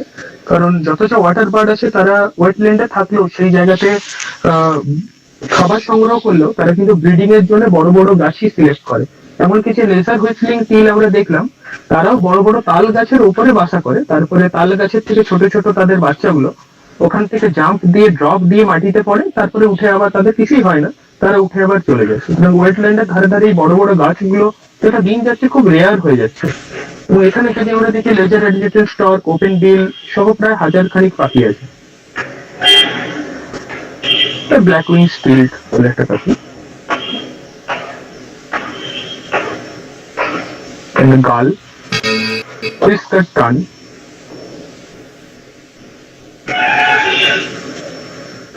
এটা আমাদের লোকাল ওয়েটল্যান্ডে দীর্ঘকাল ধরে কাজ করে সময় মাঝে মধ্যে সারপ্রাইজ পাওয়া যায়। তার মধ্যে একটা সারপ্রাইজ হচ্ছে এটা। এটা হচ্ছে একটা হাইব্রিড স্পিসিস, ফ্যালকেটেড ডাক আর গার্ডওয়ালার একটা হাইব্রিড। বায়োলজিক্যাল স্পিসিস কনসেপ্টকে চ্যালেঞ্জ দেওয়ার মতন এরা কাজ করে। এদের মাঝে মধ্যে আমরা মেকিংও করতে দেখি এই ধরনের হাইব্রিড। খুব রেয়ারলি ইন্ডিয়াতে অলরেডি 4 থেকে 5টা এরকম হাইব্রিড রিপোর্টেড হয়েছে। তার মধ্যে একটা হচ্ছে আমাদের এখানে, এবং এর সাথে আমার ভিডিও আছে। এই লোকালি যে অন্য এর যে ফ্যালকেটেড ডাকের স্পিসিস গুলো আছে তার সাথে মেটিংও করছে আর কি। এবার সেটা কতটা ভায়াবল সেটা দেখতে হবে। এই নিয়ে রিসার্চ পেপারও খুব কম আছে, 2 বা 3টে রিসার্চ পেপার আছে ওয়ার্ল্ডে এরকম এই হাইব্রিডের উপরে।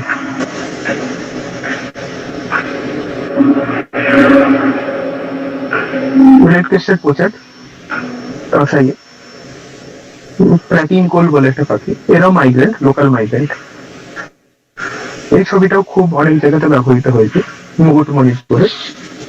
এটা লোক মাছ ধরছে, পিছনে একটা ট্র্যাকিং কোল উড়ে যাচ্ছে আর সূর্য ডুবছে।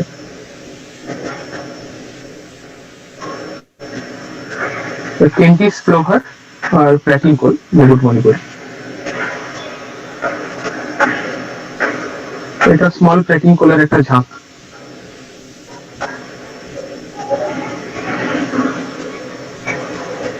আমাদের এটা প্রায় 2018-তে তোলা, যে ভদ্রলোককে দেখা যাচ্ছে তিনি এসডিও।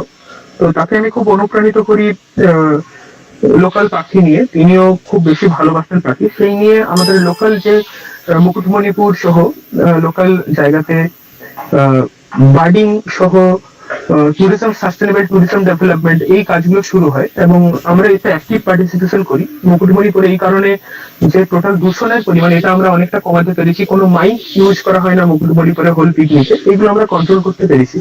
এবং আমাদের ইচ্ছে আছে এবং গোটা প্ল্যাটুতে সহ গোটা ওয়েস্ট বেঙ্গলে যদি এই রকমের পর্যালোচনা নেওয়া যায় আর কি। মুকুটমণিপুর আমাদের কিংফিশার, স্মল কিংফিশার, আবার red crested pochard, purple heron, pheasant tailed jacana, bronze টুইং চাকানা। কাঁসাই মাঝখানে খুব সরু হয়ে গেছে পুরুলিয়ার পরে। স্যানান্সে সকালবেলায় বলছিলাম যে প্রচুর যদি আমরা স্টুডেন্টদেরকে, বাচ্চাদেরকে ইনকর্পোরেট করতে পারি আমাদের ওয়েটল্যান্ডে। তো এটা আমি 2 বছর আগে প্রচুর স্টুডেন্টকে নিয়ে মুকুটমণিপুরে তাদেরকে নেচার চেনানো, নেচার জানানো আমাদের গ্রিন প্যাটু তরফ থেকে এই কাজটা শুরু করি। এটা প্রত্যেক বছর হয়। তো প্রায় 100 থেকে 200 স্টুডেন্টকে আমরা স্টেপ বাই স্টেপ নিয়ে আসি 2-3টে টিমে, এবং তাদেরকে আমরা নেচার ওয়ার্কটা করাই। বাঁকুড়া, পুরুলিয়াতেও এটা চলছে আমাদের মোটামুটি। এটা একটা টিম মুকুটমণিপুরে 11-12 স্টুডেন্ট। এটা বান্টিং, ব্ল্যাক হেডেড বান্টিং, বাঁকুড়াতে ফার্স্ট রেকর্ড ছিল। যাই হোক, দেরি হয়ে যাচ্ছে মনে হয়। তো এটা হচ্ছে পায়েড হ্যারিয়ার, একটা শিকারি পাখি। কিংফিশার, সিএনপি টাইপের ছবি। আমি খানিকদিন চিল্কাতে ছিলাম, তখন এটা চিল্কার ফ্ল্যামিঙ্গো।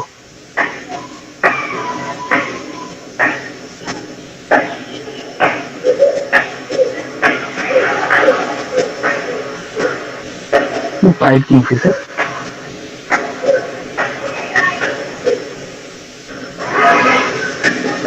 লেজার এন্ড চিকেন স্টক। আমাদের state bird white breasted kingfisher, পশ্চিমবঙ্গের স্টেট বার্ড।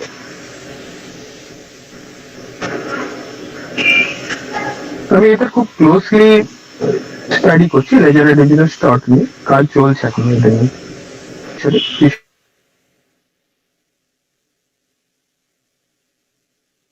হুইটিয়ার বলে একটা পাখি, পুরুলিয়ার ক্ষেত্রে প্রথম পাখি ছিল। আগে ইস্ট কলকাতা ওয়েটল্যান্ডে পাওয়া গেছিল। অদ্ভুত ভাবে এদেরকে সচরাচর পাওয়া যায় যে সমস্ত জায়গাতে, সেটা হচ্ছে গুজরাট, রাজস্থানের মরুভূমির পাশে যে ওয়েটল্যান্ড গুলো আছে তার আশেপাশে ঘুরে বেড়ায়। আমি মানবাজারের পাশে কাঁসাইয়ের ধারে একে পাই পুরুলিয়াতে, যেটা প্রথমবার মানে প্ল্যাটুতে প্রথমবার রেকর্ড হয়েছিল পাখিটা। যে জায়গাতে পেয়েছিলাম এটার নাম গুপি গলা, রুবি থ্রোট, ওয়েটল্যান্ডের ধারেই থাকে। সাইবেরিয়ান স্টোন চ্যাট, এটা আপার ড্যামে তোলা খানিকদিন আগে, পুরুলিয়ার যে অযোধ্যা আপার ড্যাম আছে সেখানে। Woolly neck stork, near threatened IUCN red লিস্টে, মুকুটমণিপুরে তোলা এই বছরই। Black headed ibis, sorry red headed ibis, Pacific golden plover,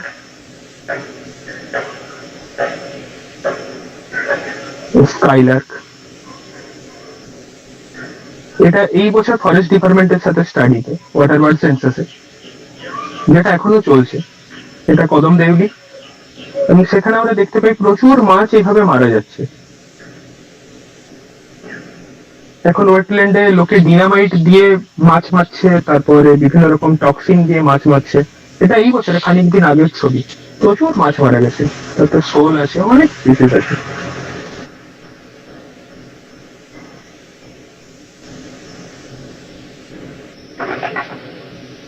এই বছর মুকুটমণিপুর ওয়াটার বার্ড কাউন্টে ফরেস্ট ডিপার্টমেন্টের সাথে স্টুডেন্টদের নিয়ে।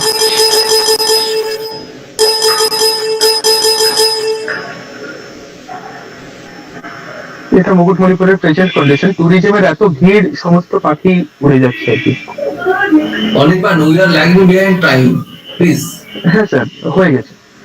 এটা আমরা খানিকদিন আগে যে আমাদের বামনি ফলস আছে পুরুলিয়ার, সেখানে বিভিন্ন লোকাল যে অর্গানাইজেশন আছে তাদের সাথে ট্রেনিং প্রোগ্রাম করেছিলাম, তাতে এতটা ময়লা উঠে আসে আর কি। এটা পুরুলিয়ার পাঞ্চেতে ট্রেনিং প্রোগ্রামে।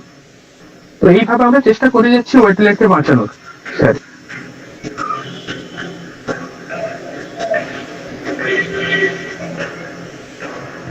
মোটামুটি এই ছবিগুলো দেখানোর ছিল আর কি আমাদের সবাইকে। আমরা মোটামুটি কাজ করছি যতটা ওয়েটল্যান্ডকে বাঁচানো যায় আর কি। Thank you everyone. Yes, sir. Very interesting and nice works. Of course, challenging also. It is fascinating and thrilling. And we believe all of us enjoyed your presentations. Thank you. Thank you. Once again, thanks from the organizing committee. So, in these sections, we have heard 3 presentations. First one was given by Dr. Aday Srivastava. He gives a overall idea about wetlands and formations of different kind of deltas, oxbow lakes, laws relating to wetlands and various challenges. Second presentation was by Dr. Devnath, but he is ill, so we observed a documentary, and this documentation is also very much interesting and thought-provoking. And last one is given by Mr. Anirban Patro. He works on various, mostly on aquatic and migratory birds, and observes various photographs, interesting photographs and documentations of wetlands of Bakura and Purulia districts. So I think this session is very much interesting to all of us. So from organizing committee, we thanks all our respected speakers once again. Now, Professor Rahat, I think now the poster presentation sessions. Am I right? Yes, poster and oral presentation session, and in the chat box the sequence is given, you can see there, and call one by one so that they can present their paper, but within 2 to 3 minutes just they can show. We are running half an hour out of time, so our honorable teachers from different colleges are still present. It is a matter of delight, and so I request you to give them such an instruction so that they can finish their presentation within 2 to 3 minutes. Just they show that what they want to show. Okay, sir. Oh, and I am also requesting both of the chairperson to select a best poster among them, poster or paper among them. Officer Rishas. Yeah. Please come one by one. In the chat box, you can find starting with Jitan Mahadev, right?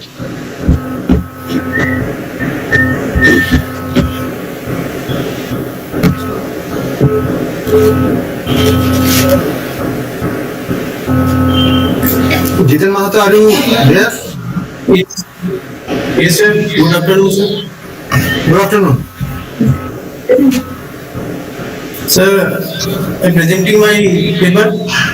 You turn on your camera, first. Yes, sir. Camera, on your camera, otherwise we cannot see anything. Turn on camera. Please switch on your camera, Jitan. Yes, sir. Yes.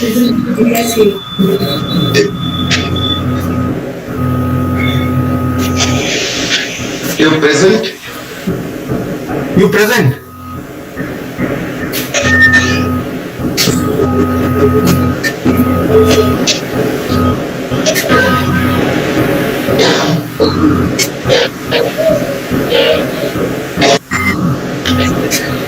Jitan, are you facing any problem?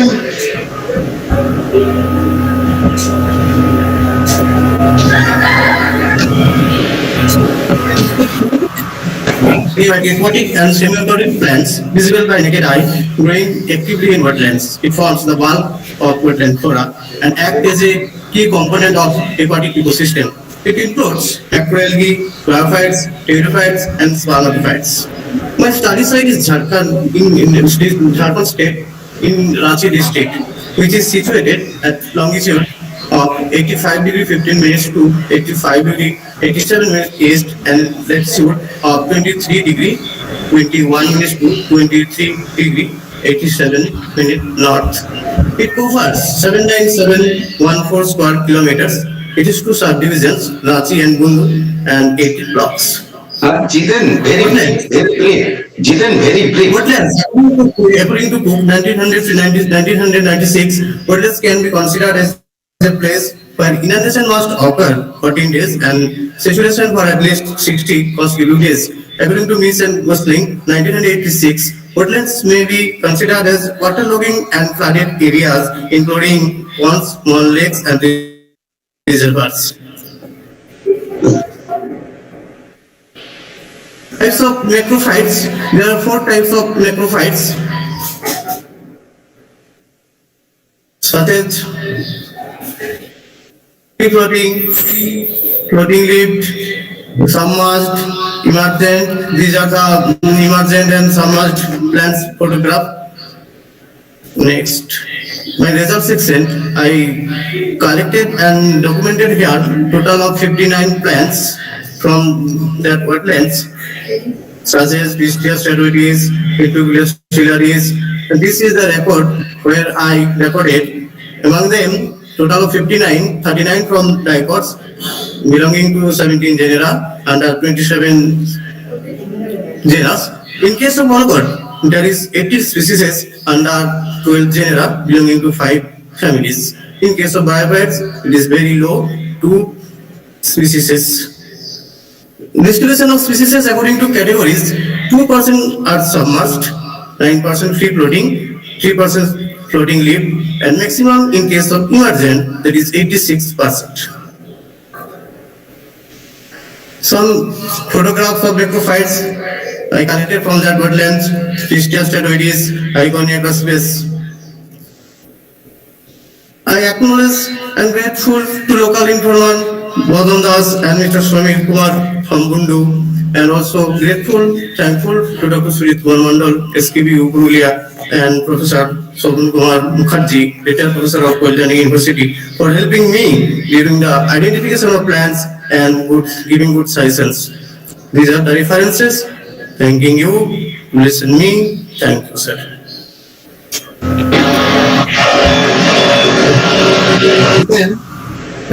Thanks for your presentation.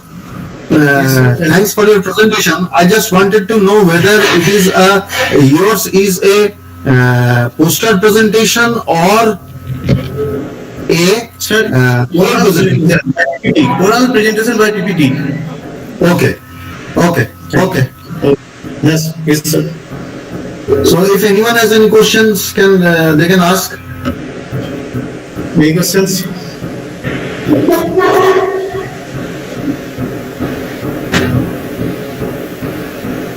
Any questions? Just a question, Jeevan. I am Yes, sir. asking you, Yes, sir. which submerged aquatic hydrophyte you got abundant there? Ubiquitous pilaris. That is most abundant. Yes, sir. Okay. These are photographs. Yes, yes. Okay. Okay. Sir, here is ubiquitous pilaris. This is the ubiquitous pilaris image. No, actually, we are not seeing your photographs. Photographs. You should have presented your slides. Okay. Anyway, Okay. Professor Vishas. Okay, I don't have any questions. Thank you, Jitin. Yes, sir. Thank you.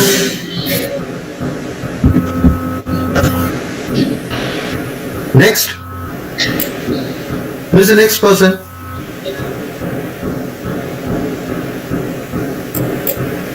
In the chat box it is given. Next is Shushmita Jana.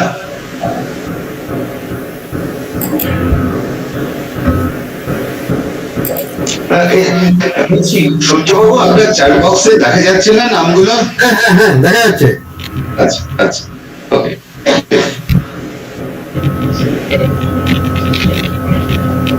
You call the next one. You please call the next one. Shushmita Jana, unmute yourself.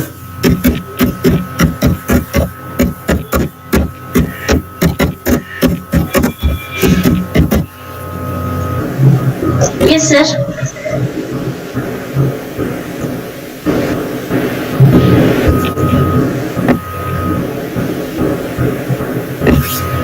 Are you presenting a oral or a poster? Sir, oral presentation. Okay. Yes, sir. Sir. Yeah, it is coming now.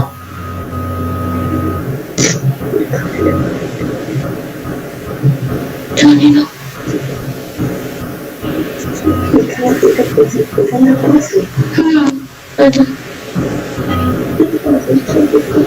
Now Google, I am seeing the Google on the screen. You just share your screen, you open it. Your presentation, open it. তুমি open করো আগে প্রেজেন্টেশনটা, তারপরে যাও your entire screen, রাইটে যাও present entire screen.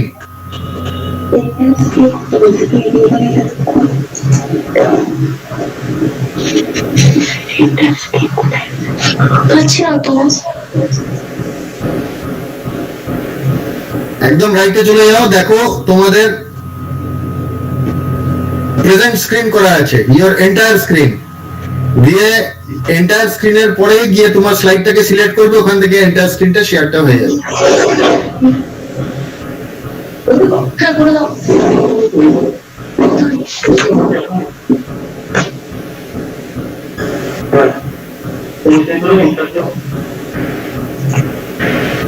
এই তো এখানে যে সব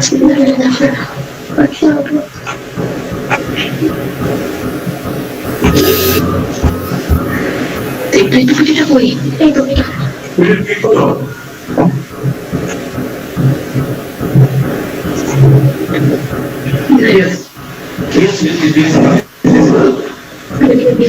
Sir, it is visible.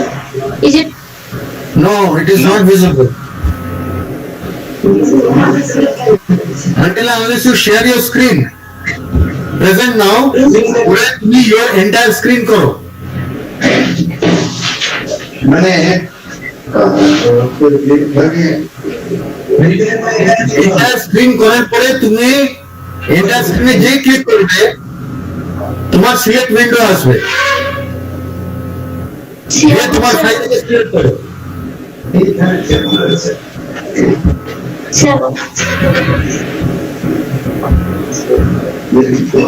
আচ্ছা এটা অ্যাকচুয়ালি এটা এখানে আছে না, এটাকে ডাউনলোড করে রাখবে। এটা কি ডাউনলোড করা আছে?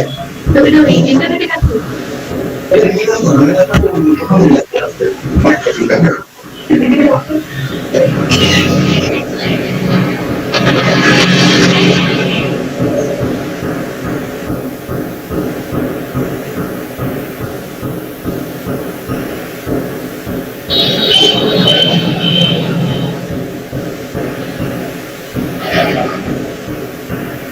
এসছে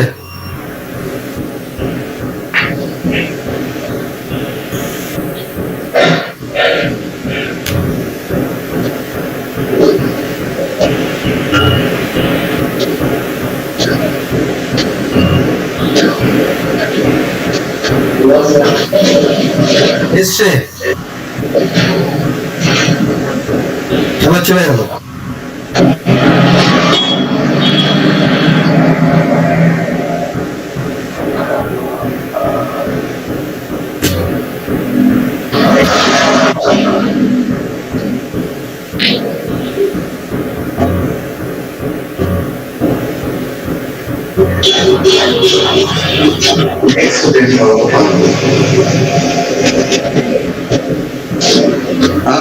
Professor Isa, I am after. Yeah, I did.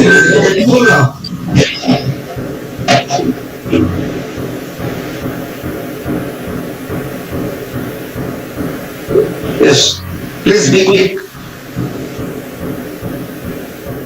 Quick, Susmita.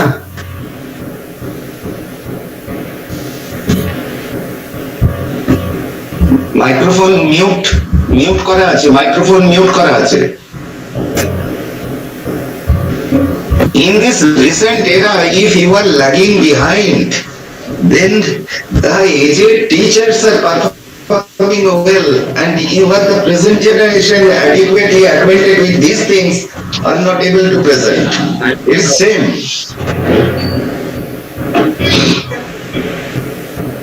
Okay, unmuted.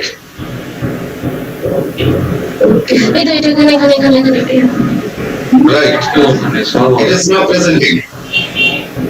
Right. Continue. Quick. So good afternoon, everyone. Everyone. My name is Susmita Jana. The topic of my presentation is about the aquatic microbiology. So, first of all, what is the aquatic microbiology? Aquatic microbiology is the science that deals with the living microscopic organisms such as bacteria, fungus, or virus, and their relationship to other organisms. So, aquatic ecosystems are divided into two types: marine ecosystem and freshwater ecosystem. Freshwater ecosystem further divided into lentic, that is the still water bodies like pond, wetland, pool, and lotic water bodies like moving water bodies, that is river. So where can be the microbes present in the aquatic ecosystem? So microbes can be present in anywhere of the aquatic ecosystem, but in higher concentration it is present in the topmost layer and bottom sediment or in the mud. So the left flow chart represent the general procedure for the products for the isolation of the fungi and bacteria, and for that for the identification procedure, in case of bacteria, we used the 16S RNA sequencing, and in case of fungi, 18S rDNA sequencing and ITS sequencing are used. So we know that aquatic microorganism has many great importance, like the accumulation of the toxic metal from the pond water, like Bacillus cereus, which are used for the cadmium accumulation, and Aspergillus niger from arsenic type 3 type and type 5 type of arsenic accumulation. So humans are taking advantage of this microorganism for their accumulation of toxic pollutants or metals from the water bodies. Water treatment and sewage plant treatment, and in case of industrial application, Promobacterium, Flavobacterium, these fungus and bacteria, and some fungus and bacteria are used for the large scale enzyme production, like superoxide dismutase, which is a enzyme which are used for the free radical scavenging, which are used mainly in the cosmetic industry. But besides these beneficial effect, the microorganism play a great role as a decomposer. So the decomposition mainly takes place in the lowermost zone of any water bodies. This zone is mainly known as benthic zone, and this benthic zone present in the almost all water bodies. The lowermost zone actually known as benthic body, and the microbes, mainly fungus and bacteria, decompose all the organic matter and play a great role in the nutrient recycling. So the benthic zone mainly known as the digestive system of any aquatic bodies. But besides the beneficial role, the microorganisms also have negative impact in the aquatic microbes, aquatic organism like Methanobacterium sp, which are produce methane, which is a greenhouse gas, and some bacteria like Pseudomonas aeruginosa, which can cause the desertification of the soil in a waterlogged body, and some pathogenic bacteria and fungus which are present in the water bodies also cause disease like some coliform bacteria like E. coli, Enterobacter, they can produce gastrointestinal problem, and pathogenic bacteria Candida, Trichoderma, they can produce fungal skin infection and respiratory attack infection as well as the eye infection. So I concluded that the aquatic microorganisms both have beneficial and harmful effect, but if we start searching more beneficial microorganisms, it can be used extensively in human welfare. So thank you, sir. Thank you, Susmita, for your nice presentation. I have just two questions. Yes, sir. I have just two questions. First, SOD you have told. What type of enzyme it is? SOD, superoxide dismutase. What type of enzyme it is? It is a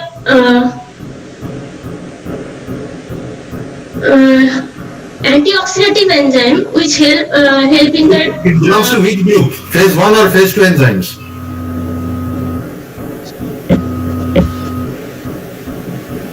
One. My second question is arsenic 3 and arsenic 5. What is 3 and 5? Hello. Yes, sir. Another question is what is arsenic 3 and arsenic 5? Can you have any example? No, sir. Okay. Thank you, sir. Okay, any questions from other members, teachers?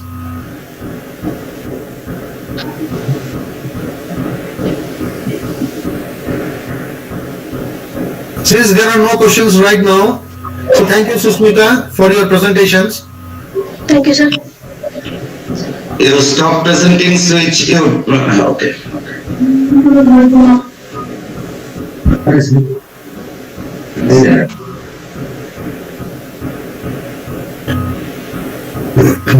Kashinath Katari. Next. Yes, sir.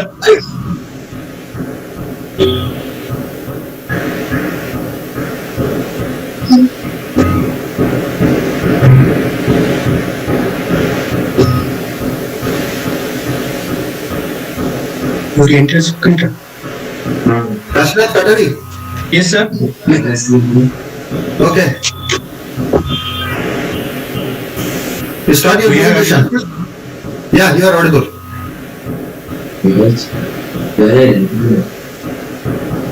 My poster is visible? No, it is not visible. Share your screen.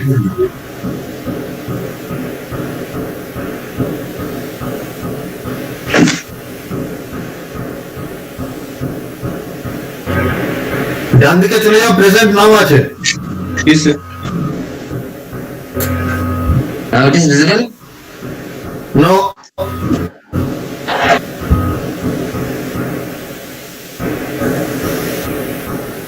Now it is visible? এখন আসেনি আসছে Yes, it's visible now. Yes, sir. Good afternoon, everyone.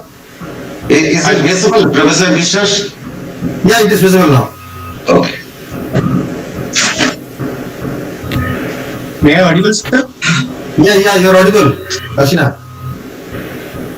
Good afternoon, everyone. I am Kashinath Karari. Today I am going to presenting our poster. My poster title is Diversity and Role of Phytoplankton in Aquatic Ecosystem. The phytoplankton are the chief primary producer and base of the aquatic food chain ecosystem. It acting as the biological carbon pump, a diverse autotroph and key part of ocean, sea, and freshwater basin ecosystem. Phytoplankton also aid by nutrient cycling and climate dynamics. Almost 40% photosynthesis is carried out by them. It includes the several thousands of microalgae covering the important divisions like cyanophyta, chlorophyta, basilophita, echinophyta, and respond quickly to environmental changes, often serve as bioindicators. Diversity. The diversity of phytoplankton in Purulia district in several classes like Cyanophyceae, included class genera are Anabina, Nostoc, Sphingosperma, etc. And Chlorophyceae, Anchistodesmus, Pedistum, Selenostrum, Synedesmus, and Tetrasperm, etc.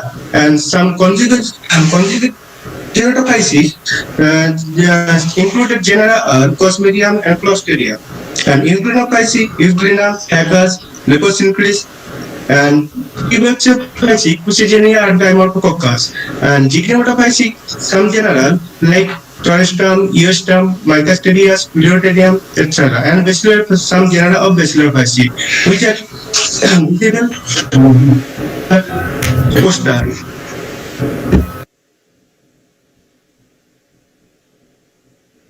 Next, the role of phytoplankton in aquatic ecosystem. The role of phytoplankton in aquatic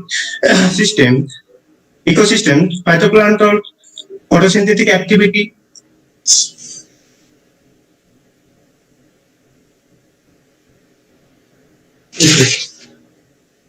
Phytoplankton play important role like nitrogen fixation, photosynthetic activity, filter and insulator, biofertilizer, carbon cycling, vitamin protein content, antibiotic preparation, and food and aquatic animals.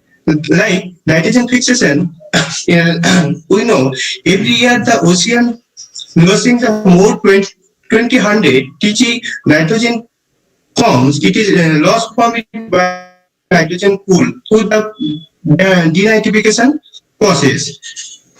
If this loss was not compensated by the nitrogen input, the ocean would quickly lose their fertility, become fixed, and become fixed nitrogen is not important.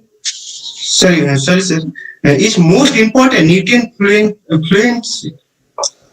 the phytoplankton growth in the ocean. Some phytoplankton like Cyanophyceae and other members and phytoplanktonic that live in sunlight upper ocean that able to convert the dissolved nitrogen into the bioavailable nitrogen. The substantial part of this loss is compensated. And carbon cycle. Phytoplankton role as carbon cycle. The microscopic marine phytoplankton play a typical role in regulating the 2-day carbon cycle, but yet not too enough to know about the processes. The tiny microorganism consume the carbon dioxide from the atmosphere to move it the marine sediment. This is called the biological carbon pump. Currently, more than 99% of the earth carbon bound up this sediment, left away in the depth of the ocean. And other part of photosynthetic activity like almost 40% photosynthesis is carried out by the phytoplankton. I am concluded that based on the above study, it can be concluded that the phytoplankton acts as a primary product constitutes the basic nutritional source in the diet of fish and zooplankton and other aquatic animals. My reference are here.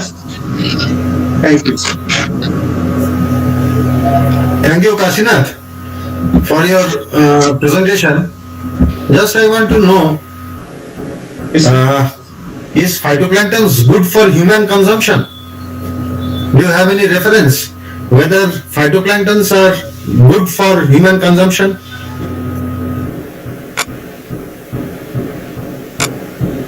Can you repeat, please? Is phytoplanktons Yes. is good for human consumption? Phytoplankton, some phytoplankton are good for human consumption, but some other phytoplankton is harmful for human consumption. না, এটা যদি good হয় human কনজাম্পশনের জন্য, তাহলে কি কি কি আছে ওর মধ্যে যেটা হিউম্যানরা নিতে পারে ফাইটোপ্ল্যাঙ্কটনস থেকে? The mainly proteins, vitamins, and nutrition, and mainly single cell proteins. Omega 3 fatty অ্যাসিডের কথা শুনেছো? Is it? Omega 3 fatty acids, হ্যাঁ স্যার। ঠিক আছে। Any questions from the audience present over here?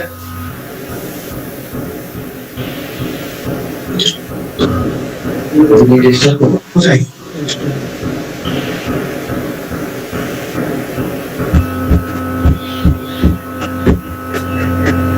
Okay, thank you. My two friends are there also, as you can also notice that Professor Akhil Pandey and Professor Manjeet Devnath. So they can feel free to interact with the students.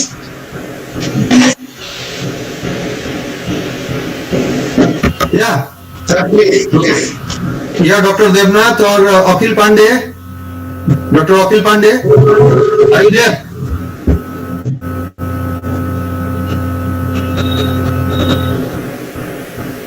Anyway, please continue.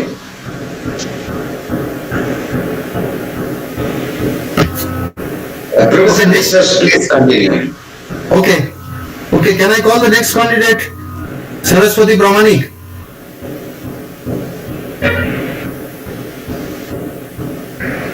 Saraswati Pramanik from Anthropology Department is Okay. present here.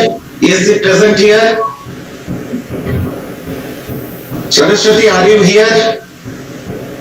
No, I could not see. না মনে হচ্ছে নেই। আচ্ছা, next Manoranjan Pramanik. Yes, sir. Am I audible, sir? Yeah, you are audible. But you please restrict your time. Restrict your time. Huh? Don't take much time because you are already late. Yes, sir. Yes.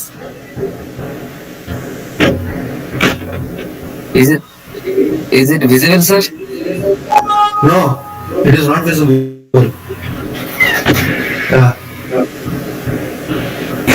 Now it is visible. It's coming.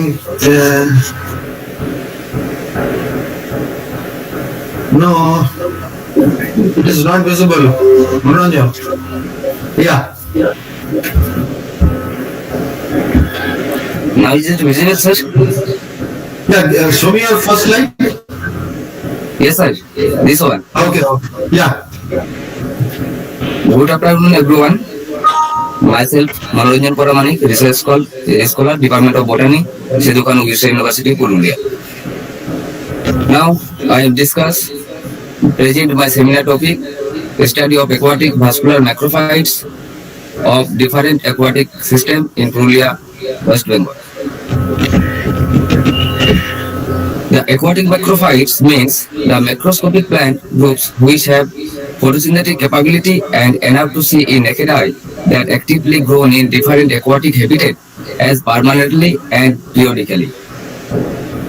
My research topic is mainly based on the vascular macrophytes of Purulia.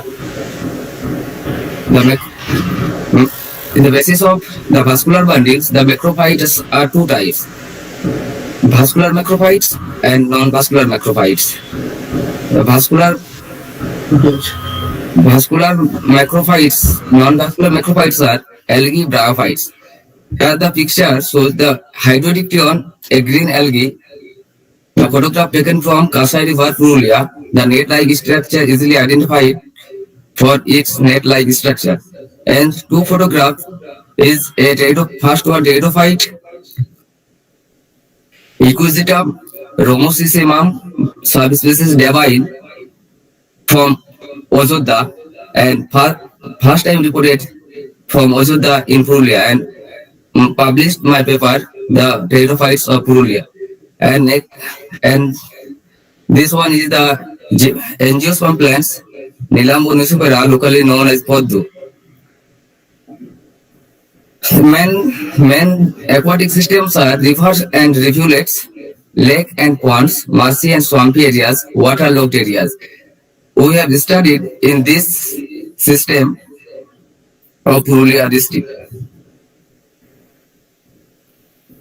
Extensive survey was undertaken from 2015 to 2020 in different parts of Purulia district with my guide, Dr. Subroto Hasar, and other research scholars for my research work. And we have recorded the aquatic macrophytes and identified by the standard literature, hence Saldana and different literature here, and the herbarium, prepare the herbarium flowing the process gene and route. And the taxonomic work done by the different website, International Plant Name Index and Tropicos and Plant. During the survey, we have recorded more than 100 species of aquatic macrophytes from different parts of Purulia district. Among the macrophytes, 92 are angiosperms and 8 are pteridophytes. This is the table of the recorded species. Now I discuss the macrophytes common in all the aquatic system. This is first photograph is Hygrophila orici, known as Kulekhara. Rotala densiflora, locally, and two species of Rotala, Rotala densiflora and Rotala rotandifolia. And they are Ludwigia octophalbis, Casulia axillaris from Asteraceae, Nymphoides from Manantheci, and Otelia elismoides from Elismatici. And these are Ludia ascendants common in all aquatic bodies in Purulia district. Potamocidon nodosas mainly dominate in the ponds and lakes. Potamocidon crispus, earlier You don't have to describe. You just show me your results. Yes, sir. You move fast because you're already lagging behind. Yes, sir. Heliotropium, Rhenotoscletus, Gyrus, Pasculia, these are common in all aquatic systems. And now I discuss the macrophytes, rivers and rivulets, Bacopa moneri, Limnophila rugosa, Belisneria spiralis, Cyathola and Pipula mainly found in the rivulets of Ojodha Hills, Hopia dichotoma and Hopia fastigiata mainly found in the plains, the rivulets in plains of Purulia district, and the Rostelluria congalaris, the earlier known as Justicia, Stellidium tenellum, it is rarely found in our area, and it is known as proto-carnivorous plant. Helichrysum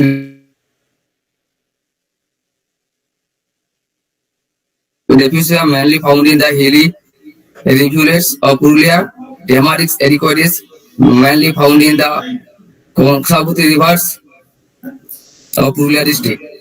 Now I describe macrophytes in lake and ponds. Bupeterium junceum, Polygonum barbata, now Marsic area barbata, Sphenoplectiala articulata, Neptunia oleracea. It is the aquatic mimosa, and we found in Golpochoka region of Purulia district. Hygrophila plomodis, Limnophila indica. Several Utricularia species we have also found in different lake and ponds, Utricularia stellaris, Utricularia jibba, Utricularia aurea. Different variety of nymphia, mainly two species, nymphia nosoli. The first one, nymphia nosoli, first row, and two pictures, nymphia nosoli, and second row, two pictures, nymphia pubescens. Macrophyte is waterlogged area, mainly Butamopsis latifolia dominant and macrophytes in waterlogged area. Pholscopa scandens rarely found in the hilly waterlogged area. Sagittaria guensis subspecies lepura found in waterlogged area in plains. Limnophila hydrophylla and Limnophila chinensis. Macrophytes in marshy and swampy areas. This is the macrophyte mainly focus on Drosera indica found in marshy and swampy areas of Purulia district. Rarely found Drosera barmani. It is also a carnivorous plant. It is clearly visible there. The tentacle capture the insect. Lindania rotundifolia. Centranthera branchibuca is a hemiparasitic plant. Benia antipoda. Juncus. Cristomatocarpus juxanistomitaca. It is an orchid from Orchidaceae, a ground orchid, mainly found in swampy areas and marshy areas of different lands of Purulia district. This is a land by semi-aquatic Utricularia species. First one Utricularia bifida, the hairy one Utricularia hitta, and last one Utricularia cerulea, found in different marshy and swampy places of Purulia district. This is a pterophyte, aquatic pterophytes from Purulia district. Equigitium, Romosulum, subspecies Devile, Isoetis, Ceratopteris, and Christiella. The above species shows the Purulia has a rich diversity of macrophytes, but now the macrophytes, the habitat of macrophyte degrades during the human activities or different anthropogenic threats. Some of the macrophytes highly medicinal and ethnobotanically used by the tribal peoples or rural peoples in rural districts. Future research have been done, and for the pharmaceutical research purposes, different medicinal macrophytes have been recorded from our sir, Dr. Subhadra sir from Purulia district. So further study the different pharmaceutical chemical present in the species. These are the reference which help me to identify and describe my present work. So thank you. Ranjan, thank you for your nice presentation. But in my opinion, Drosera burnani is found only in restricted areas, right? Yes, sir. Yes, sir. Yes, sir. Drosera barmani, Drosera indica, very rare. But Drosera barmani now found many places of Purulia district, but restricted. Gotcha. Okay, it is open for discussion. One thing I am asking Manoranjan, that Yes, you know that several scientists earlier reported the macrophytes of Purulia district, like Yes, sir. Yes, sir. Yes, and sir. I also published a paper earlier. So have you find something new species which are all Professor Shanal earlier recorded? Have you identified or recorded some new species which were not mentioned in earlier records? Yes, sir. Yes, sir. Our sir, Dr. reported 35 macrophyte species in Purulia district. Maximum Utricularia species. Maximum Utricularia species are reported or newly reported in Purulia. Hello. understand my question. Of these genera or species which you have identified not earlier recorded. Sir, Stellidium tenellum, the protocar, Stellidiaceae under Stellidiaceae, it is not earlier reported. Or Utricularia bifida, no, sorry sir, Utricularia hilta, Utricularia cerulea, Utricularia polygonidis, not early reported from Purulia. Okay, understand. Moranjan, Yes, sir. thank you. Very nice presentations. Thank you for your work and observations. But I have one query. Have you studied the tendency of these macrophytes? That is, it is increasing or decreasing, or it is there is no change in their tendency, abundance. Sir, now some species are now decreased. Which species are decreased? Decreased are like Drosera indica, Drosera burmani. If several aquatic some semi-terrestrial species of Utricularia are now decreased due to the destruction of habitat. Okay. And in other cases? Other cases, sir, Is there mainly the destructions means sir, urbanization, building construction, human activities mainly, sir. Actually, these species are gone due to pollutions of wetlands or degradations of wetlands, I think. Sir,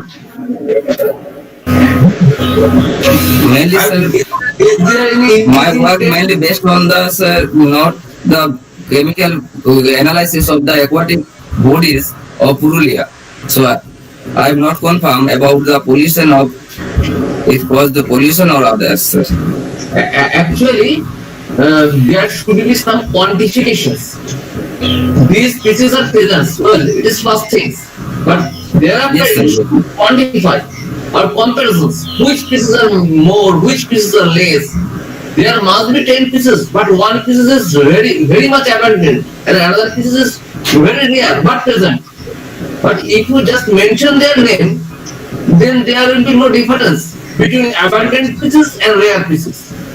So you have to quantify them. Do you understand what I have to say? Yes, sir. Abundant species are, sir, mainly Ceratophyllum. Yeah. Ceratophyllum, Potamozyton, Nymphoides indica, Nymphoides cristiana. These are the abundance in different aquatic bodies. Or Veronica Anagelis aquatica under Plantigenesi. Or now Scrophularis now Plantigenesi, aquatic system in Purulia. Thank you, sir. One thing, just interacting with the permission of the chair, Monoranjan, try to understand what teachers are suggesting. Is there any earlier report regarding the quantification of the macros or not? First, you have to search for that. Then you have to quantify the population of this angiosperm so that you can say that this abundance is increasing or decreasing. So it needs not only by your visual observation, it needs a statistical approach by which you can prove that whether these are vanishing or flourishing. Yes, right? sir. Yes. Thank you, sir. Okay. Thank you. Next is Doipan Day. Yes, sir. Hello. It's Deepayan Day. I'm sorry. Deepayan. Sir আমার কথার Ushnish screen share করবে please share কর So let me say to share the screen. হ্যাঁ sir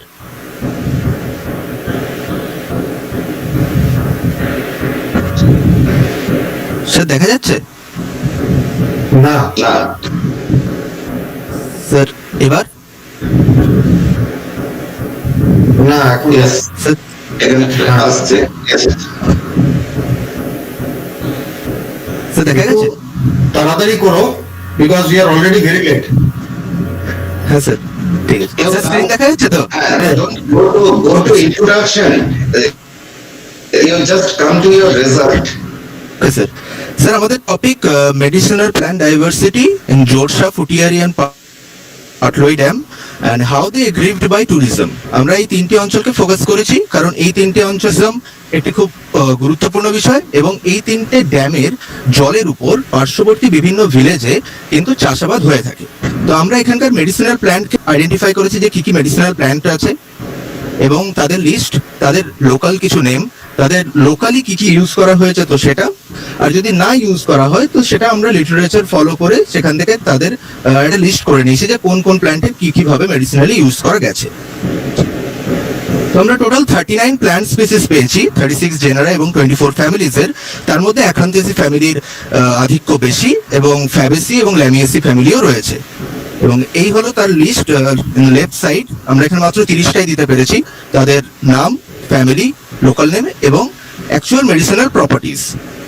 এর মধ্যে কিছু ছবি যেমন এখানে দেওয়া আছে জ্যাট্রোপা গসিফোলিয়া, মার্টিনিয়া অ্যানুয়া, গ্লোরিওসা সুপারবা etcetera.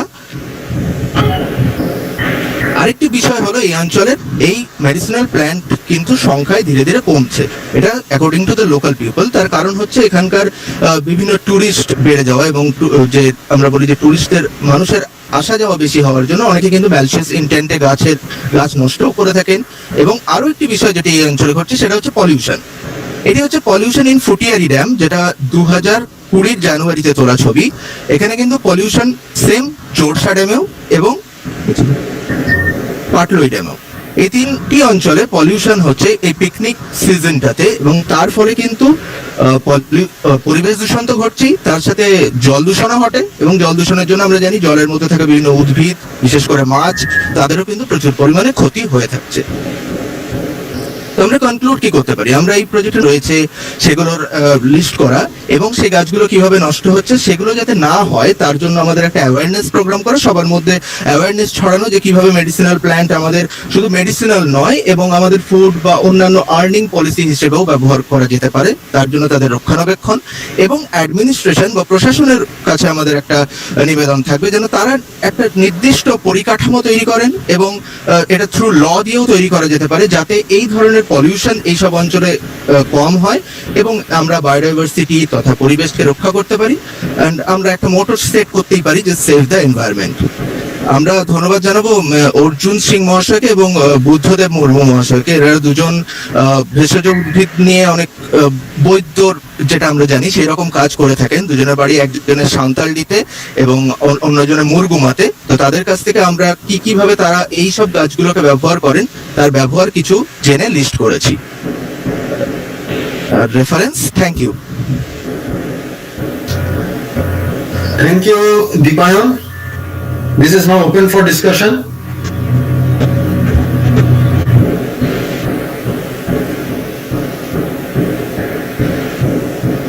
Can you show your title?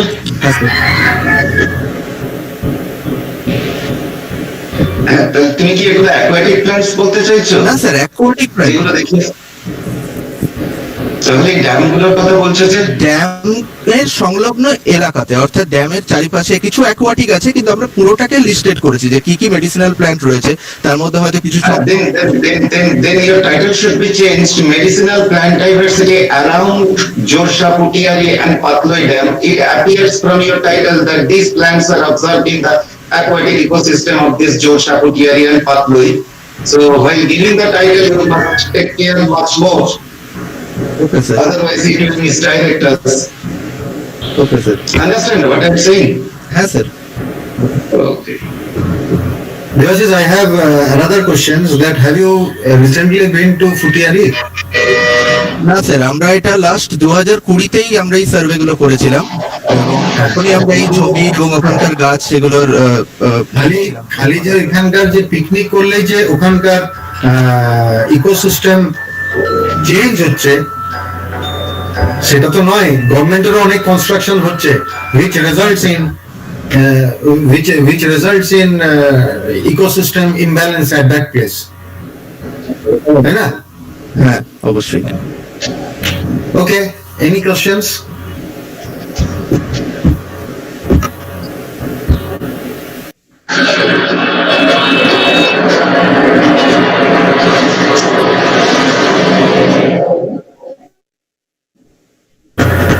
Deepan, thank you.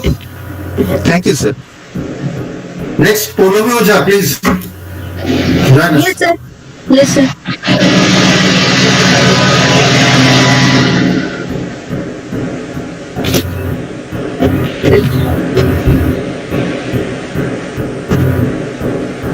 তো দেখা যাচ্ছে দেখা যাচ্ছে একটু এনলার্জ করো না একটু এনলার্জ করে টাইটেল পাটে পাটে দেখো এনলার্জ করে করে Yes, please start. Okay, sir. Today I am presenting my poster on the key role of mangroves to protect environment after effect of Amphan in the Sundarban area. Mangrove trees are an indigenous species to tropic as well as subtropical region of the world. The mangrove trees are the halophytes and they have the ability to grow in the marine environment. The mangrove preserve the water quality and reduce the pollution by filtering the sustainable material and assimilating the dissolved nutrient. The root and the trunk of mangroves together work like the speed breakers and slow the tides. There are 10 mangrove forests in India. ওরকমই দেখা যাচ্ছে না sir দেখা যাচ্ছে এবার হ্যাঁ যাচ্ছে There are 10 mangrove forests in India, such as Sundarban in West Bengal, Viratkonika in Odisha, the Pichambaram in Tamil Nadu, and Karnataka, Andhra Pradesh, Andaman Nicobar, etc. I discuss about the Sundarban mangrove forests that play a primary role in resisting the storm by reducing the wind spread and the breaking the waves, thus protecting the deltas as well as the city of the Calcutta from the greater devastation. We all know that in 2019, Aila was the worst natural disaster to affect Sundarban mangroves, and in 2019, Bulbul struck down in West Bengal and Bangladesh and destroyed part of mangroves in Sundarban. The most disaster and the recent cyclone, the Amphan in 2020, made large landfall over the coast of West Bengal and Odisha and Bangladesh. It is reported that the Amphan has destroyed 1/3 mangroves of the world's largest deltas. So it is necessary to conserve the mangrove for the environmental beneficial together to the sustainable supply of various forest products to the local people. Thank you, sir.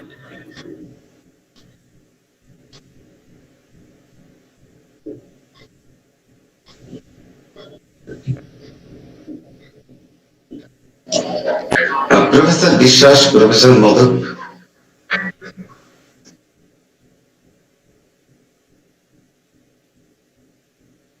Professor Biswas or Professor Madhav?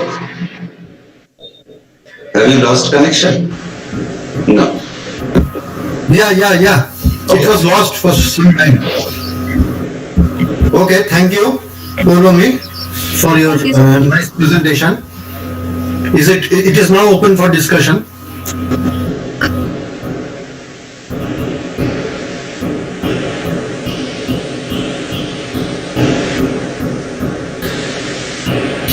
Any questions from the audience?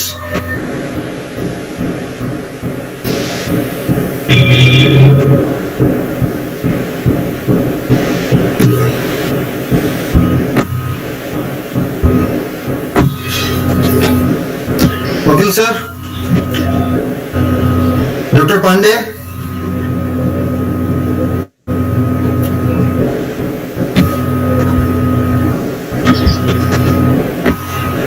No questions. Professor Raha? Yes, please continue. No question. No question. Okay. Thank you, Polomi. Anyone present there? Thank you, sir.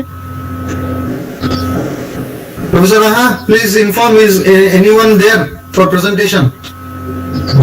Yes, sir. Who? Purnima Pramanik. Okay.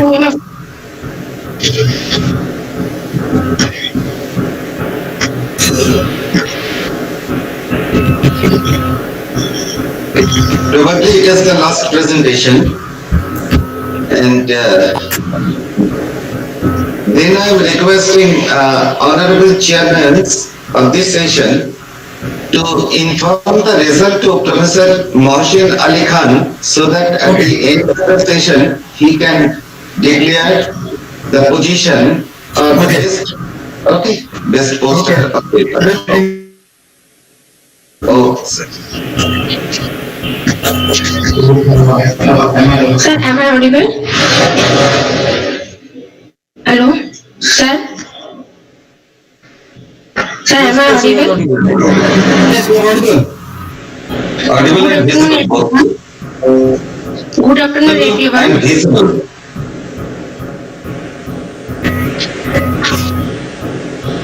I am Purnima Paramani, research scholar of Botany Department, Sidhugani Vicha University, and today I am going to discuss my presentation topic of the topic of my presentation is the Ramsar site and its significance. So due to very short time, I cannot present in detail, but I am saying something about the Ramsar Convention. The Ramsar Convention is a intergovernmental treaty that provides the framework for the convention and wise use the wetland and their sources. The convention was adopted on 2nd February 1971 in Ramsar, Iran. On 8th May 1974, Australia designed the Cobar Peninsula in the Northern Territory as the world's first wetland of international importance under the Ramsar Convention. The convention came into force from 21st December 1975. The main objectives of this Ramsar site is that the wetlands are distinct ecosystem by water permanently or seasonally, treasuring wide range of plant and animals. The convention aims on conserving the wetlands with following objectives. That is, the first one is the maintenance and sustainable use of the Ramsar wetland. Designated the wetlands for inclusion in the list of wetlands of international importance and promotion of international cooperation with regards to transboundary wetlands, shared water system and shared species. The designation of Ramsar site first criterion 1, that is the wetland must contain a representative, the rare and unique example of nature or near natural wetland type found within the appropriate biogeographic region. Criterion 2, that is the wetland must support vulnerable, endangered or critically endangered species or threatened ecological communities. Criterion 3, that is the wetland must support population of plant and the animal species important to maintain the biodiversity of a particular biogeographic region. Criterion 4, that is the wetland must support plants and or animal species at a critical stage in their life cycles or provides refuge during adverse conditions. Criterion 5, that is the wetland must support 20,000 or more water birds. Criterion 6, that is the wetland must regularly support 1% of the individuals in the populations of one species or subspecies of water bird.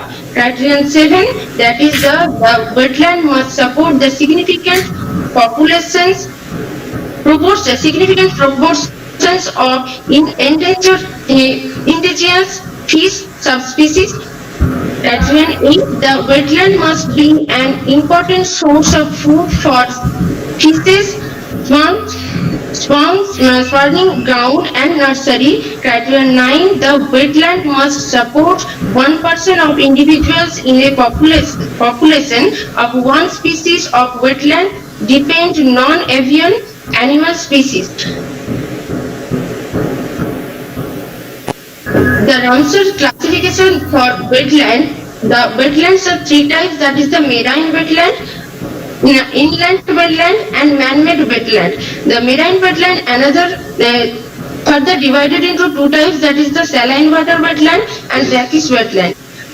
Inland wetland is further divided into the two types, that is the first one is the freshwater wetland and the brackish water wetland. And man-made water wetland, that is example of this man-made wetland, the pond, sanctuary, etc. Ramsar site around the world, total 2,331 Ramsar site are present around the world.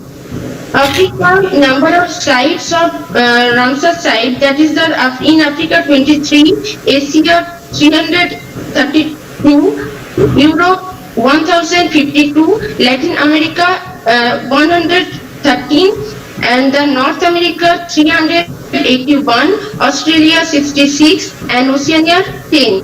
These are the Ramsar site in the this map of India, showing the distribution of Ramsar site throughout the India, and the picture is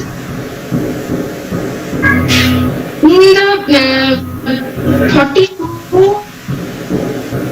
total Ramsar site present in the India, and mainly I'm not saying particularly and the all Ramsar site convention conservation, that is because the their significance are, that is the flora, all flora and fauna is mainly important for the Ramsar site conservation, and here the different declaration and state location state where is it present, it is present. The Ramsar site present at which state, which are represented here, and the significance of this all Ramsar site is the important the conserving biological diversity and to reduce the increasing loss and degradation of wetland habitat for migratory water birds. And many Ramsar sites are important for the fish and another animals. In our West Bengal, the Sundarban wetlands are declared declared on the 30th January 2019, and tigers, leopards and rhinoceros are the important animals, and the different animals and the different plants are important for this Ramsar site conservation. Go to your conclusion directly. From this webinar and my representation concluded that the mainly important for the conserving biological diversity in a particular place, and the reduce the increasing loss and degradation of wetland habitat for migratory water birds, animals, and another flora of the wetland. Thank you, sir.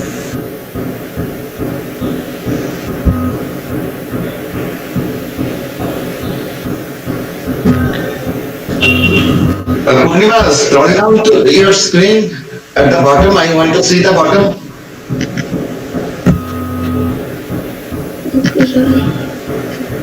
Bottom. Okay. Okay.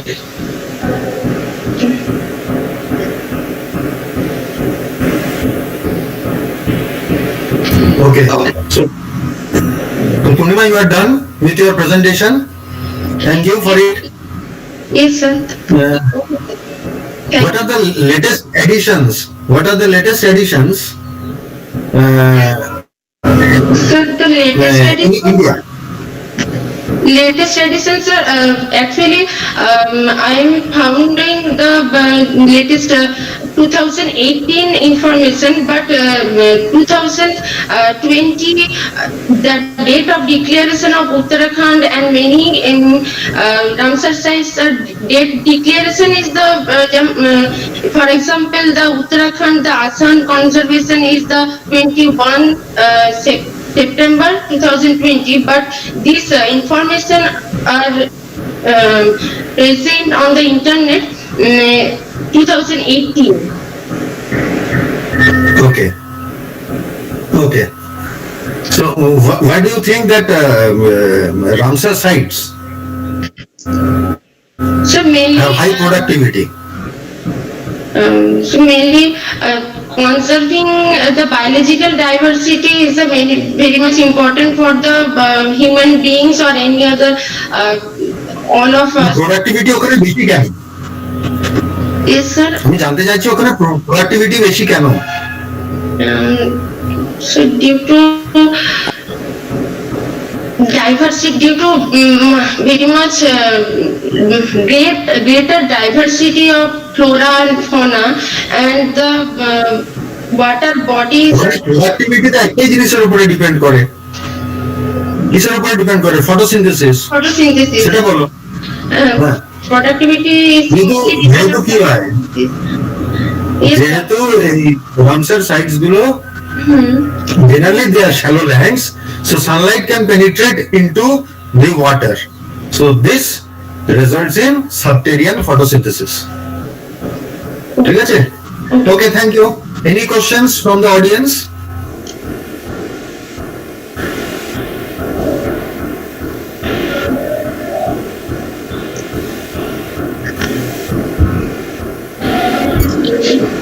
Probably not. I'm thankful to Professor Sujyoti Vishwas and Professor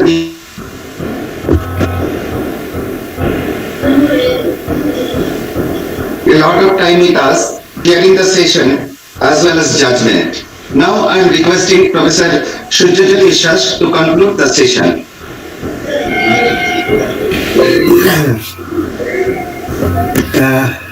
I would like to thank all the participants for their active involvement, giving numerous informations starting from the flora and fauna, various avian species, various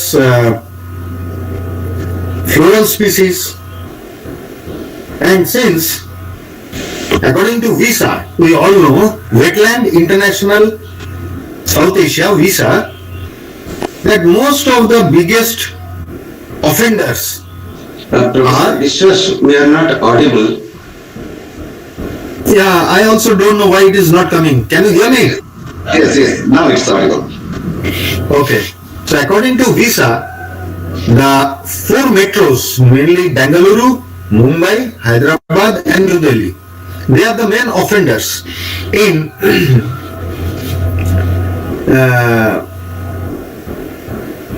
this crunching of the wetlands.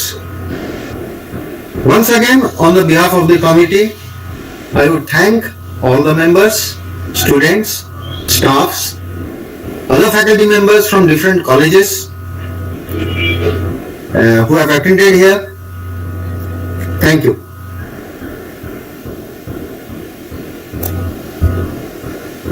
Professor Har. Thank you, sir. Thank you.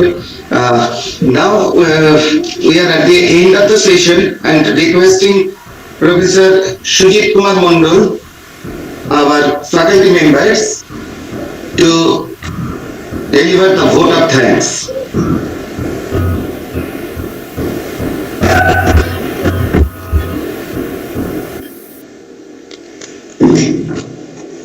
Professor Mondol, Dr. Sujit Kumar Mondol. Yes, present.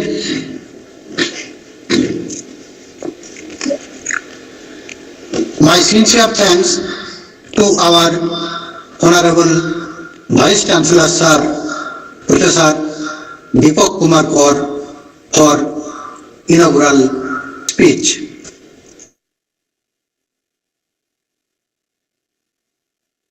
Sir Dr. Nachiketa Bandyopadhyay for his valuable deliberation. My cordial thanks to Controller of Examinations, Sir Dr. Subhash Chandra De for his golden speech.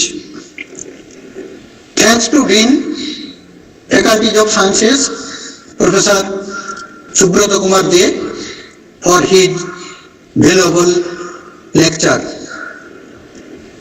My sincere thanks to Professor Subrata Raha, HOD, Department of Botany, to arrange such kind of webinar. Thanks to Dr.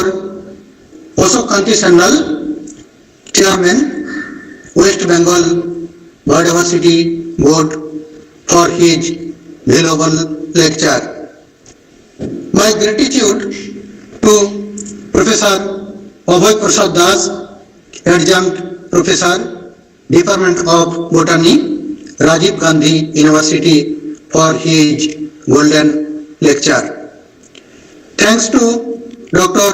Subir Ghosh, CEM member, IUCN Pollution Control Board, for his valuable lecture related to woodland flora and fauna. My sincere thanks to Dr. Ajay Kumar Srivastava, Associate Professor in Botany, St. Xavier's College, Ranchi, for discussion about water conservation and Ramsar sites. My cordial thanks to Dr. Devnath Palik, Associate Professor in Botany, Durgapur Government College.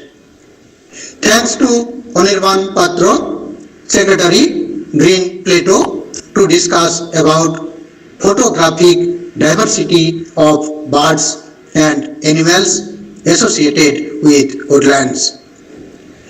Thanks to all chairpersons, Professor Abhay Prasad Das, Professor Biplav Kumar Modak, Professor Surya Jyoti Biswas, for support to running the technical sessions of the webinar.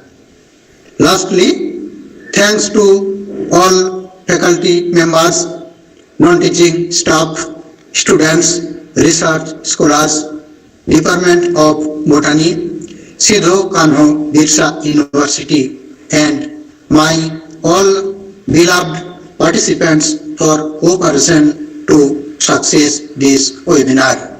Thanks to all. Thank you, Dr. Mondal, for giving the vote of thanks. Now the last part of this session, I am requesting Dr. Mohsin Ali Khan, my colleague, to announce the best two poster presentation or one poster presentation as decided by the chair. Good afternoon to everybody. Thanks to organizing secretary for giving me an opportunity to announce the name of the best two paper presentation. These are paper presentation by Manoranjan Pramanik and another presentation by Deepan De. Okay, thank you all. Thank you, Dr. Khan. Thank you, participants.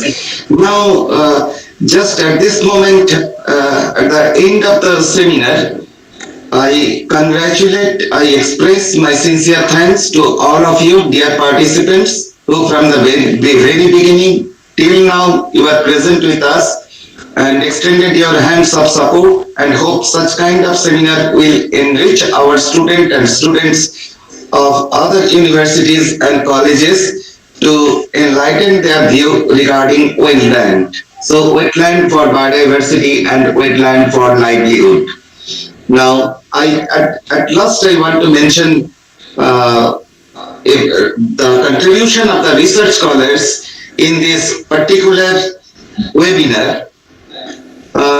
All the research scholars, they tried their best and extended their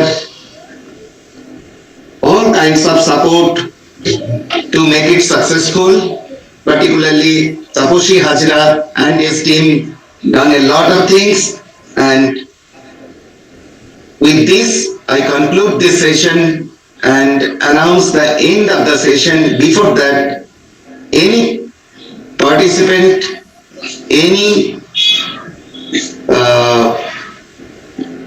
teachers, professors or research scholar, if they want to express their view, their feedback regarding this seminar, he or she is welcome.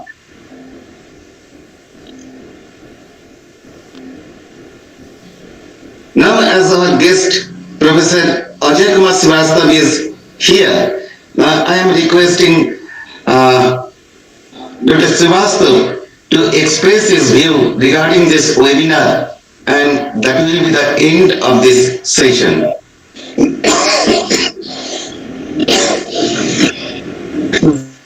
Thank you. Thank you, Dr. Raha. Thank you, everybody. It was a very good experience for me. Although I was in transitional phase, I was at home doing the presentation through the inaugural session. Then I drove to the college. Then I'm in exam duty at the moment.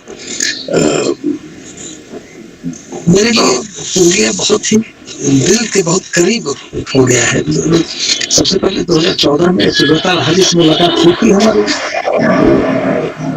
इसमें लगा कि अरे वाह क्या personality है ये, wonderful person. मतलब इनसे दोस्ती बढ़ाने की नहीं है, आगे तक ले जाना है उस relationship, education relationship. Then I came to know that Purlia is going to have one university and Dr. Raha to this university. हमने यहाँ पर जो एमएससी शुरू किया लास्ट ईयर, मतलब उसमें स्तंभ ऑफिसर बने गए और हमारे यहाँ भी जो भी एक्टिविटीज होती है उसमें हमेशा आते हैं। अभी आपके यहाँ कई बार आ चुका है। अभी तो लॉकडाउन चला तो हम लोग काफी दूरी बढ़ी, फिजिकल दूरी बढ़ी, लेकिन वही है कि जब दरवाजे बंद होते हैं तो खिड़कियां खुल जाती हैं। And this webinar has turned out to be that opportunity that we have opened the windows and we have looked far and wide, and we have seen today on wetlands, saying from the speakers in the inaugural session, and a few of the poster I could see, presentation I could see, but it was a very wonderful thing, and message to the students that you are connected. Your teachers, your professors, they are all very kind, very good, and they belong to this generation, and you will keep learning a lot from them. So, and whatever negative things or whatever flip side, you forgo that. Build up on the positive sides of your previous generation. हम लोगों ने हो सकता है कुछ कमी हो, भूल जाओ, वो फॉलो नहीं करना है। जो पॉजिटिव है उसको फॉलो करो और अपना एडिट करो and build on from here. So we are sure we will make a very strong and good society in the times to come. So not taking much time, you had extended sessions. So thank you very much. Thank you Purlia. Thank you Purlia University. Thank you Dr. Raha. Thank you everybody. Namaskar. Sabko namaskar mera. Thank you, sir.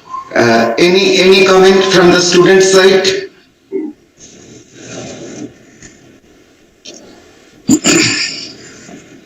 Any comment, any feedback from the student side? How we can enrich more? How we can make for better webinar in future? Have you any comment?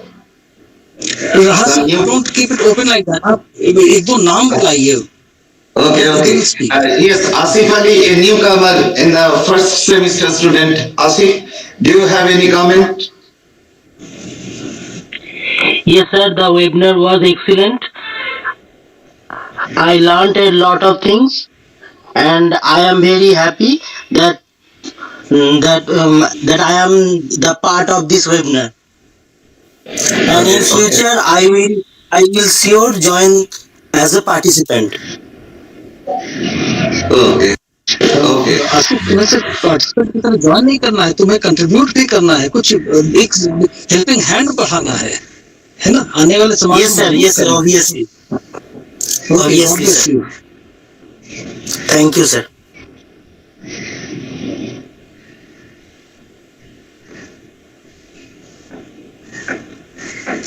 We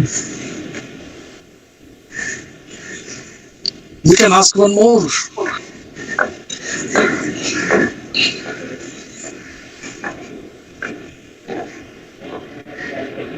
sir আপনি unmute করুন, mute আছে আপনারটা। Sorry. Anyone, like any research scholar?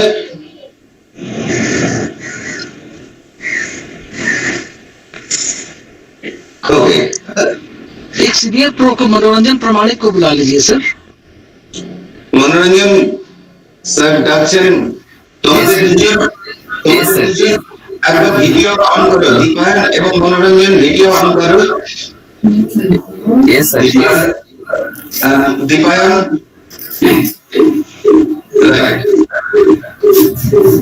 Dipayan এবং মনোরঞ্জন আজকে poster প্রেজেন্টেশনে দুজন best poster presentation award পেয়েছে, আমরা সবাই তাদের কংগ্রাচুলেশন জানাচ্ছি।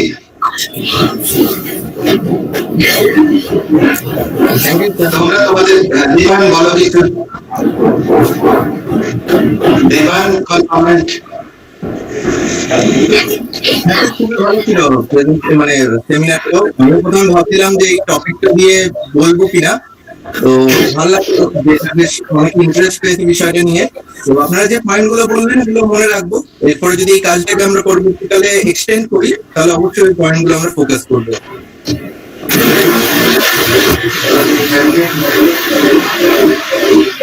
Thank you, Dীপায়ন। I am requesting Tapushi to open his camera. Tapushi, are you there? Tapushi?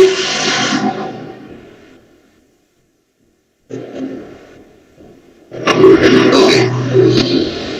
Anyway, so with the kind permission of the distinguished guests and chairperson and my dear colleagues, today we have finished one-day national seminar on wetland biodiversity, and I express my sincere gratitude to all of you and welcome you all to the Department of Botany, Shirukanu Vishwa University. Probably the COVID pandemic crisis is going to be over, and then we'll meet together. As Dr. Srivastava usually come here, we also go there, and such an interaction, scientific interaction will be continued, and students are always welcome. Thank you. Namaskar. Thank you sir, thank you very much. Okay, sir. Then we can leave the platform.